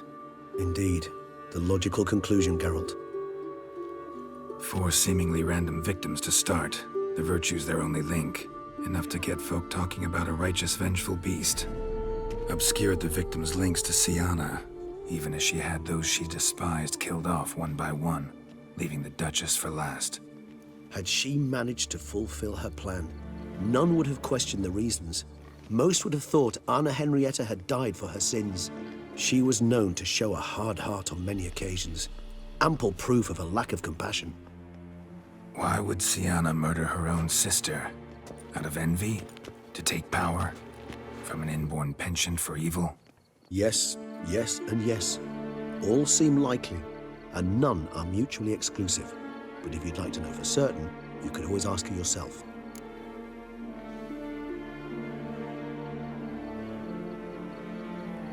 Actually, love to learn her motives. Praiseworthy, I suppose. Sometimes one should stare evil in the face. Seems a bit strong, no? She used my friend as her tool for killing. I believe I've every right to condemn her, but I support your lust for the truth. Some philosophers think empirical examination the sole path to knowledge. I believe you mentioned the Duchess keeps Sienna locked up. Courtiers were insisting on a harsher punishment. Much harsher. Think Anna Henrietta had to protect her sister from a lynch mob as much as she wanted to protect her subjects from a criminal. One way or another, she's locked away in a secluded wing of the palace, awaiting trial before a court of law. I'd need to get past some guards to see her. Coming with? Of course not. I shall await you at Mare la Chaise-Longue. I'll not risk entering the palace after Dettlaff and his minions rampage. Besides, I vastly prefer the company of a simple mug of mandrake brew to that of the Duchess's vile sister. So, said straight up, it means you're going off to get drunk because you hate Sienna. I've never been fond of categorical statements of that kind, but I admit I could not vouch for my behavior in her presence. She treated Dettlaff cruelly, caused his death in the end, and now this? Atop all that, no, Geralt. I will not go with you. I will await you at the cemetery. Halt! Need to see Sienna, urgently. In the matter of? Want to talk to her. It's important. Want to talk? Go see your gran at tea time. Not one locked up on the Duchess's orders. No doing without special permission. Period. Found some information important to her case. Need an explanation, urgently. Ah, fine then. You're that witcher who solved the murders, no? Then you've my permission, but only for a few minutes. Promise to be brief.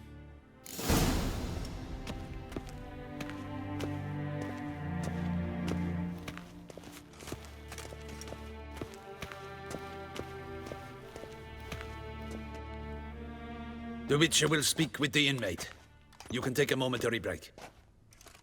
As long as it's truly but a moment. Highly irregular, this. Have you come to see how I fare? I'm fine, thank you. Artorius' ribbon worked wonders. It's a shame they took it from me. I know who the fifth victim was supposed to be. Goodness, you're simply a compulsive snoop. I'm in prison. Dettlaff is dead. Could you not just drop it? Sienna, stop pretending you couldn't care less. I know it's an act, and it's really starting to wear.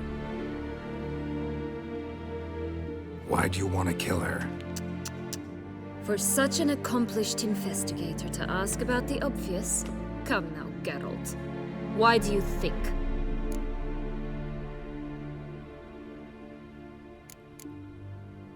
Because she turned her back on you, then banished all memory of you? Bravo, Geralt. Yet another riddle solved, and your sick curiosity sated. Well, what now? Off to share your discovery with Anna Henrietta? Oh, she's no longer in danger, true. But she very well might add a little something to your reward. Definitely gonna tell her. Not necessarily for the coin, though. Then why do it at all? She ought to know. If only 'cause you'll probably try to kill her again if she ever lets you out. I probably will.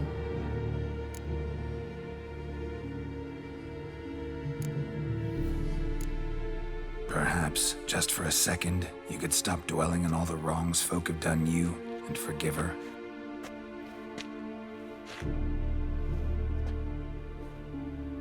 Why should I? For old time's sake. You loved each other once. Please. I don't know who fed you that rubbish, but... Read your governess's diary. You played together, were inseparable. Henriette'd get you into trouble sometimes, sure. But there were also times she stood up for you. When you had nightmares, only she could calm you. Time eats away at memories, distorts them. Sometimes we only remember the good. Sometimes only the bad. If she loved me so, why did she wash her hands off me? Forget me, hmm?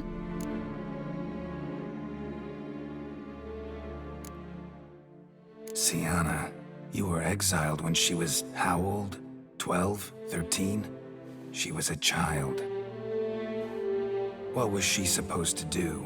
Rebel? Organize a coup? Steal your father's seal and forge a pardon? She was powerless. Wiped you from her memory not because she didn't care, but because your departure was traumatic for her.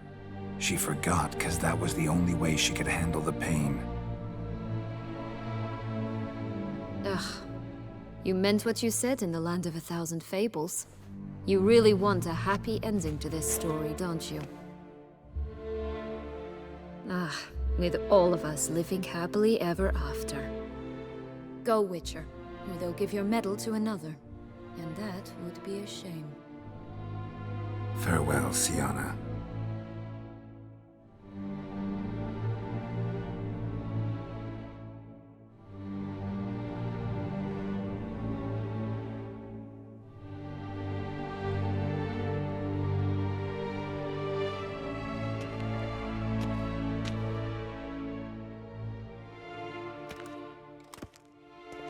Commander de la Tour would like to see you. Shall we go at once? Let's go. Want to see him too.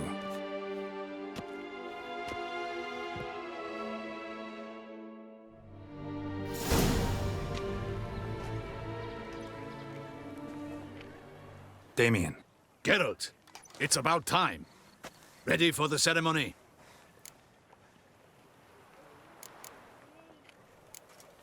Your face doesn't look good. Though it looked even worse last I saw you. I apply a balm of arnica. Yeah, I hardly feel it anymore. Got some important information. Anna Henrietta was supposed to be Detloff and Sienna's 5th victim. You are certain of this? Completely. Found proof. Inconceivable. How could she? The murders, the mayhem she brought down on the city, were they not enough? She sought to strike down her own sister, her liege. Traitor. I must alert my men. Enlarge the Duchess's honor guard. Make certain Sylvia Anna is closely watched during the questioning. I'll see to it personally. I thank you, Witcher, for alerting me, and I appreciate your attentiveness. Let's begin the ceremony. Come with me. The Duchess awaits.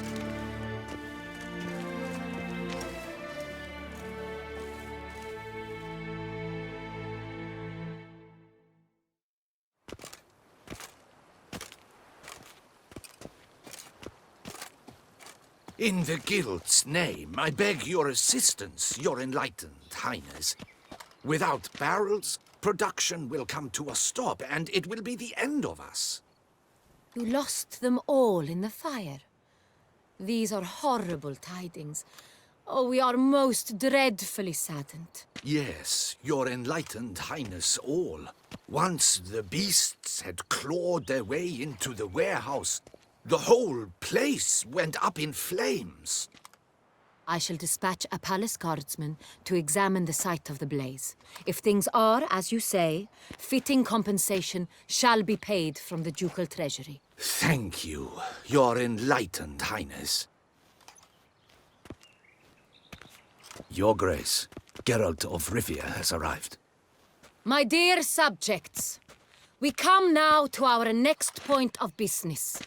Of all the duties which fall upon my shoulders, as the ruler of this dominion, this duty is dearest to my heart.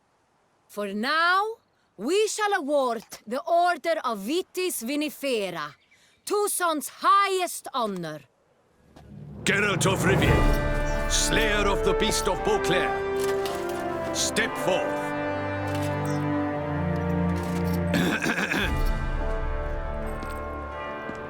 We bestow the distinction upon the Witcher, who saved Beauclair from the terrible beast. Such is our desire. May this symbol serve as a reminder to all that the Witcher shall forever remain a friend of Beauclair.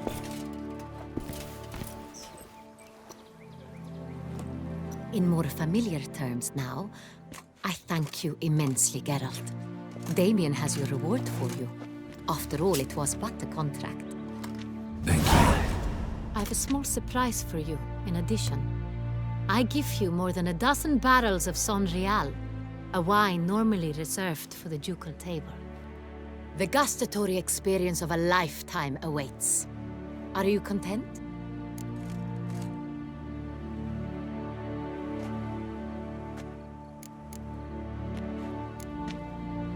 I am, and truly grateful, Your Grace. Sadly, I'm afraid I have to sour the mood.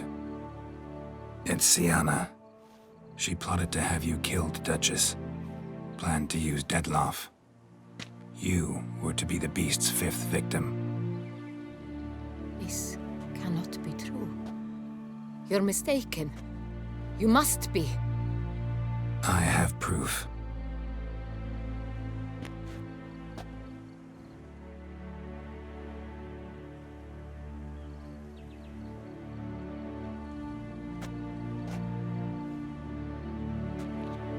I do not believe it.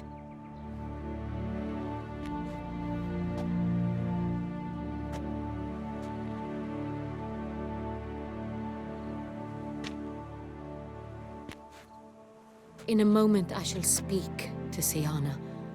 Will you assist me? You returned my sister to me, yet what you tell me now I find devastating. I've come to doubt that I can judge her fairly. I'd far prefer to learn you're mistaken, Geralt. I'm not. In fact, I'd recommend you be particularly careful around her. You exaggerate, Witcher. She is my sister. I know well how to speak to her. If my presence will help in any manner, of course I'll stay. We shall now question a person implicated in the murders which recently ravaged our fair city of Beauclair. Captain de la Tour, show Sylvia Anna in.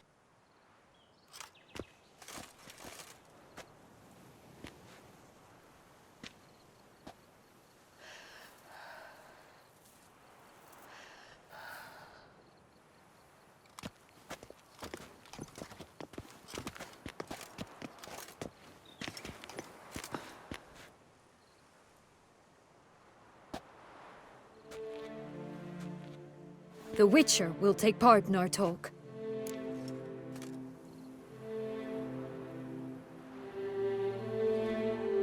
The Duchess requested I be present. You have committed crimes. Grave crimes. Yet you are my sister, and my heart does not allow me to treat you as a common criminal. Nor does it let me believe you sought my demise. My heart yearns to know you were swayed by the monster Detlaff. You yourself would never stoop so low. Thus I have asked Geralt to advise me, as one impartial. I shall now hear what he has to say.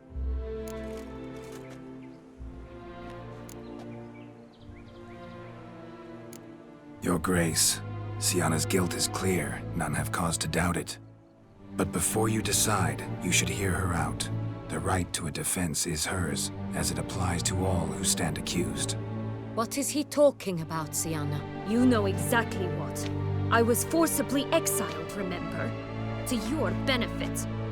You knew well the throne would then be yours, though I was the elder. The ministers I can understand. They'd hated me since I was a child, thought me a poor prospect for the wife of a duke. I even understand our parents had always sensed the problem. They simply feared me, for I dared to be free. That fabricated curse, it fell into their laps. A gift from above that brought relief.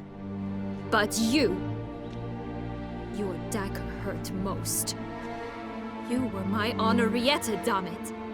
My darling little sister. Now do you understand, Witcher? She betrayed me.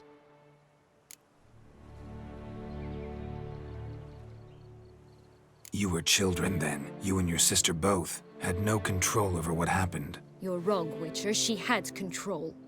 Remember, dear sister, the day they banished me from the palace. Of course, I'd had the idea to pelt the Nilfgaardian envoy with fish bladders, which we filled with rancid suet on a lark, and which you set afire at the last to impress me, I imagine. And I admit, you did. Hit him right in his hideous bald patch. Never laughed so hard in my life. But when it came time to find the culprit, you said not a word. I took all the blame and all the punishment. It's true. I did not stand up for you. I was too afraid. The council was unanimous. They listed all my offenses. My flights from the palace, supposed acts of cruelty, inappropriate friendships. They cast me out. But you, the only one to understand me, you cowered in a corner, lifted not a finger to help. Not before, not after. You never tried to find me. That's not true. I searched for you, sent out knights, gathered tidings from without. You did not wish to be found. Since the day you vanished, I have lived with the knowledge that I failed you. I'm sorry, dear sister. Can you forgive me?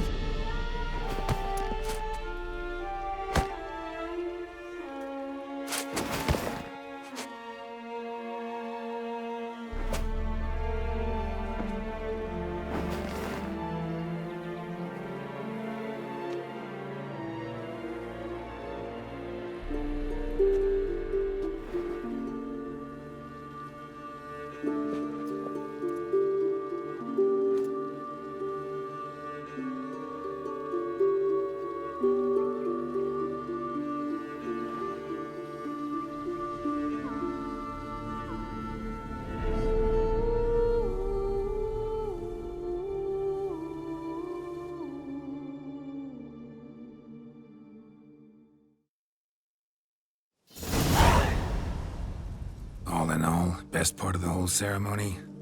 It was short. Perhaps for you, as you ducked out early. The others are probably just getting started. The drunkenness never ends in this quaint realm. Not so fond of Toussaint after all, are we? Oh, this place is like a strong wine, Geralt. Good in small sips.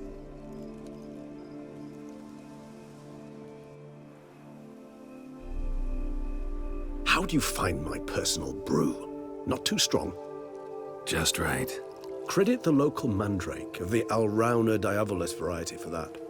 The tubers which grow in this area's volcanic soil have an altogether unique flavor profile and display a remarkably uncommon dark brown tint. Fascinating. All I can say is this batch turned out excellent. Indeed. It might be wise to stockpile some roots for the future. Would you care to accompany me? If you think it's a good idea, let's go. But I think you might be forgetting one thing. Fresh mandrake root of this variety is highly toxic, even to a witcher. Ah, not a problem. I never forget matters of safety and hygiene in alchemy. Here, gloves and a mask. Don them, and you shall be in no danger. Thanks. Right then, let's go. This moonlight makes me, oh, so dreamy. Penny for your thoughts. Let me guess. Succubus twins? No, I was thinking about, oh, how anything can look interesting when properly lit. Even an old necrophage corpse? You've not an ounce of refinement in you, have you?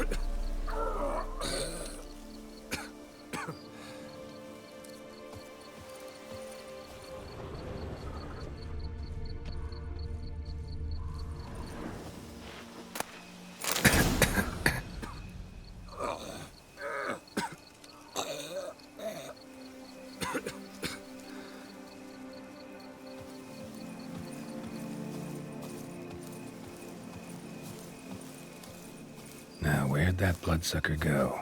Won't be easy to track down. He's a vampire, after all. Regis!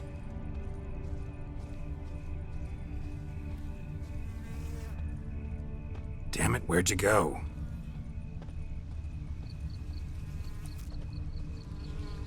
Regis!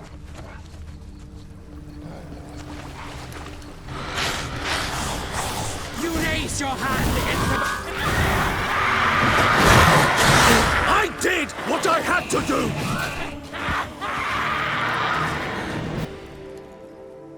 Those Bruxay, they called you a traitor. Alas, we've a very simple code of honor, we vampires. So simple you might call it trivial. Either one is with us, unconditionally, regardless of the circumstances, or... Won't let it go, will they? They will not. Fortunately, we've another rule, an unwritten one, and just as trivial as the first. It is neatly summarized in the saying, out of sight, out of mind. That is why I must leave Toussaint. For a vastly long time, most like. Yeah, I get it. Let us make for my camp. I've an overwhelming desire to have another drink.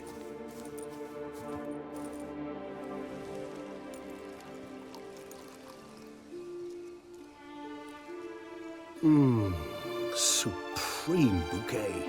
Firm, defined beginning, then develops gently, rising to a startling finish.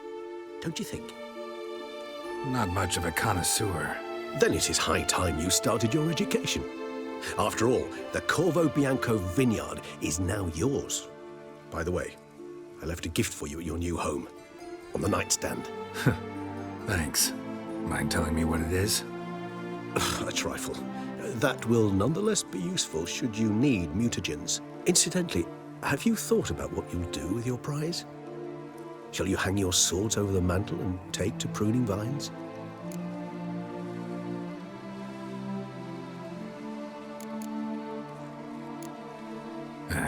Don't really know yet. Might find the life of a hard-working vintner too tempting one day. Or maybe I'll just stick to the path, go on roaming, staring up at the stars after laying my bedroll at the roadside. Ah, roadsides, bedrolls, and the sky above. I sense some poetry coming on, which of course brings to mind Dandelion.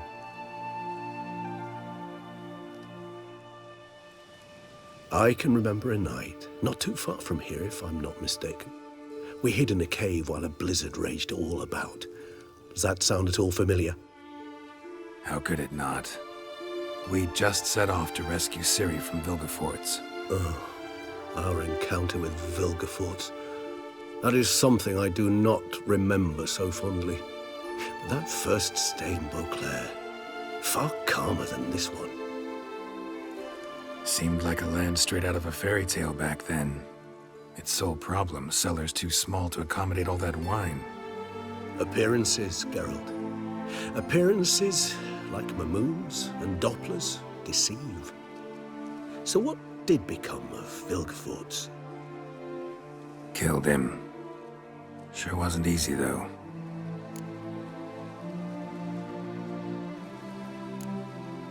What about you? Any idea where you'll go? Distance is of the essence. I thought I might venture south. Nilfgaard? Why ever not? The Nilfgaardians are a modern society. None there believe in vampires anymore. This fact alone could be very useful to one wishing to remain incognito. Interesting point of view.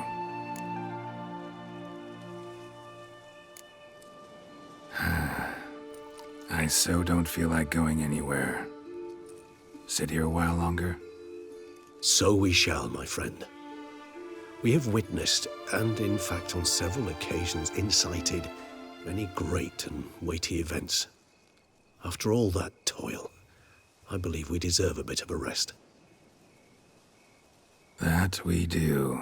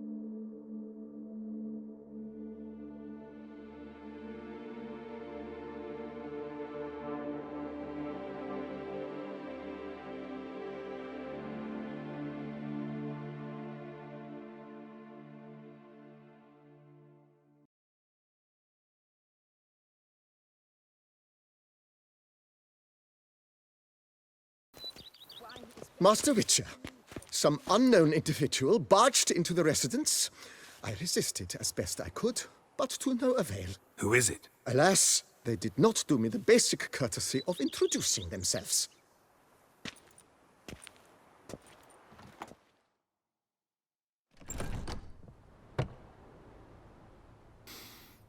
What's that smell?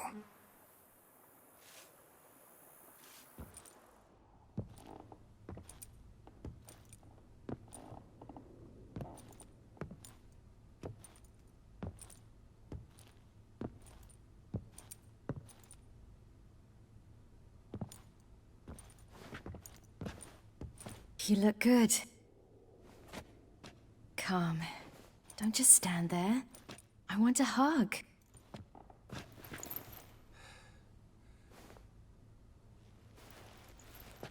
What did you bring? A Garkin from Angren. I slew it. All by my lonesome. That why you left Carrera so suddenly? Had no idea where you'd gone. Your note was puzzling. Don't try to find me. Threw me for a loop. That was silly. It's just that I felt stifled in your shadow. I'd have suffocated had I stayed. So when I read that notice, the contract, when I saw Angren, I knew I had to do it. Alone. Without my nanny.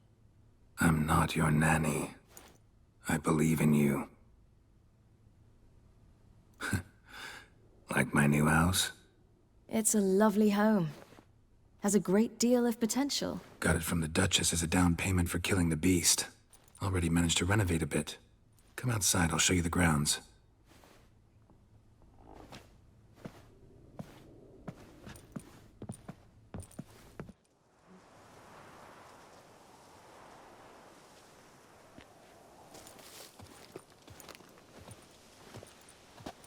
Ah, it's lovely here. I could stay forever. What's stopping you? Actually, not a thing. I slew a Garkin, collected my bounty. I believe I'm owed some respite. Indeed you do, mademoiselle, as my major domo would say. You've a butler? A steward. Name's Barnabas Basil. BB for short, though I don't know if he likes it. He's the one let you in. I'll ask him to bring in some fruit, a beverage. You can spend the rest of the day lying about. Ah, nothing would make me happier.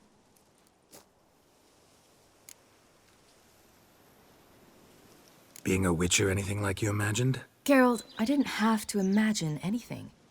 Remember, before we parted, we walked a good stretch of the path together. Journeyman and master, though, not the same thing. I'm still a long way from mastering anything, but I am trying. Anyway, I did learn from the best. Just passed on what worked for me. Or at least tried to. I was thinking of Eskel and Lambert.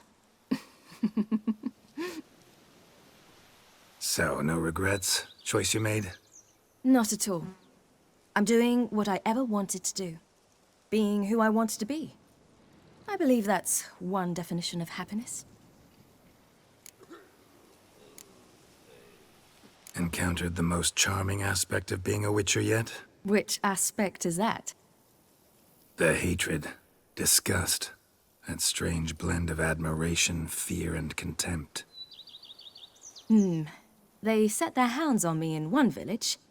In another, they forbade me from taking a drink from their well. Other than that, it's been all right. No one's tried to cheat me out of my reward so far. I'd hoped they'd treat a woman differently. Geralt, when they treat a woman differently in this world, it hardly ever means better. Quite the opposite.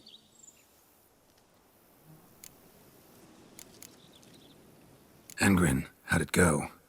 Garcanes can be pretty tough opponents. That's why I had to lure this one to a place both spacious and empty, where it would have nowhere to hide. I found an abandoned crypt far from any town or village. Good choice. Always best to avoid additional casualties, so your foe had nowhere to hide. But the bastard was still damn quick, I bet. Not as quick as I am. My greater worry was its strength. I was far outclassed there. But a dose of black blood did the trick. We fought a while, I feigned a mistimed dodge and let it drink. The rest was easy.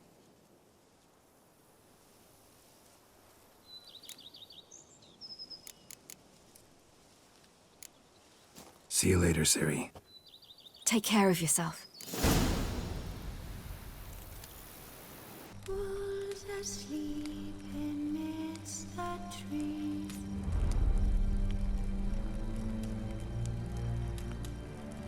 Bats all a-swaying in the breeze. But one soul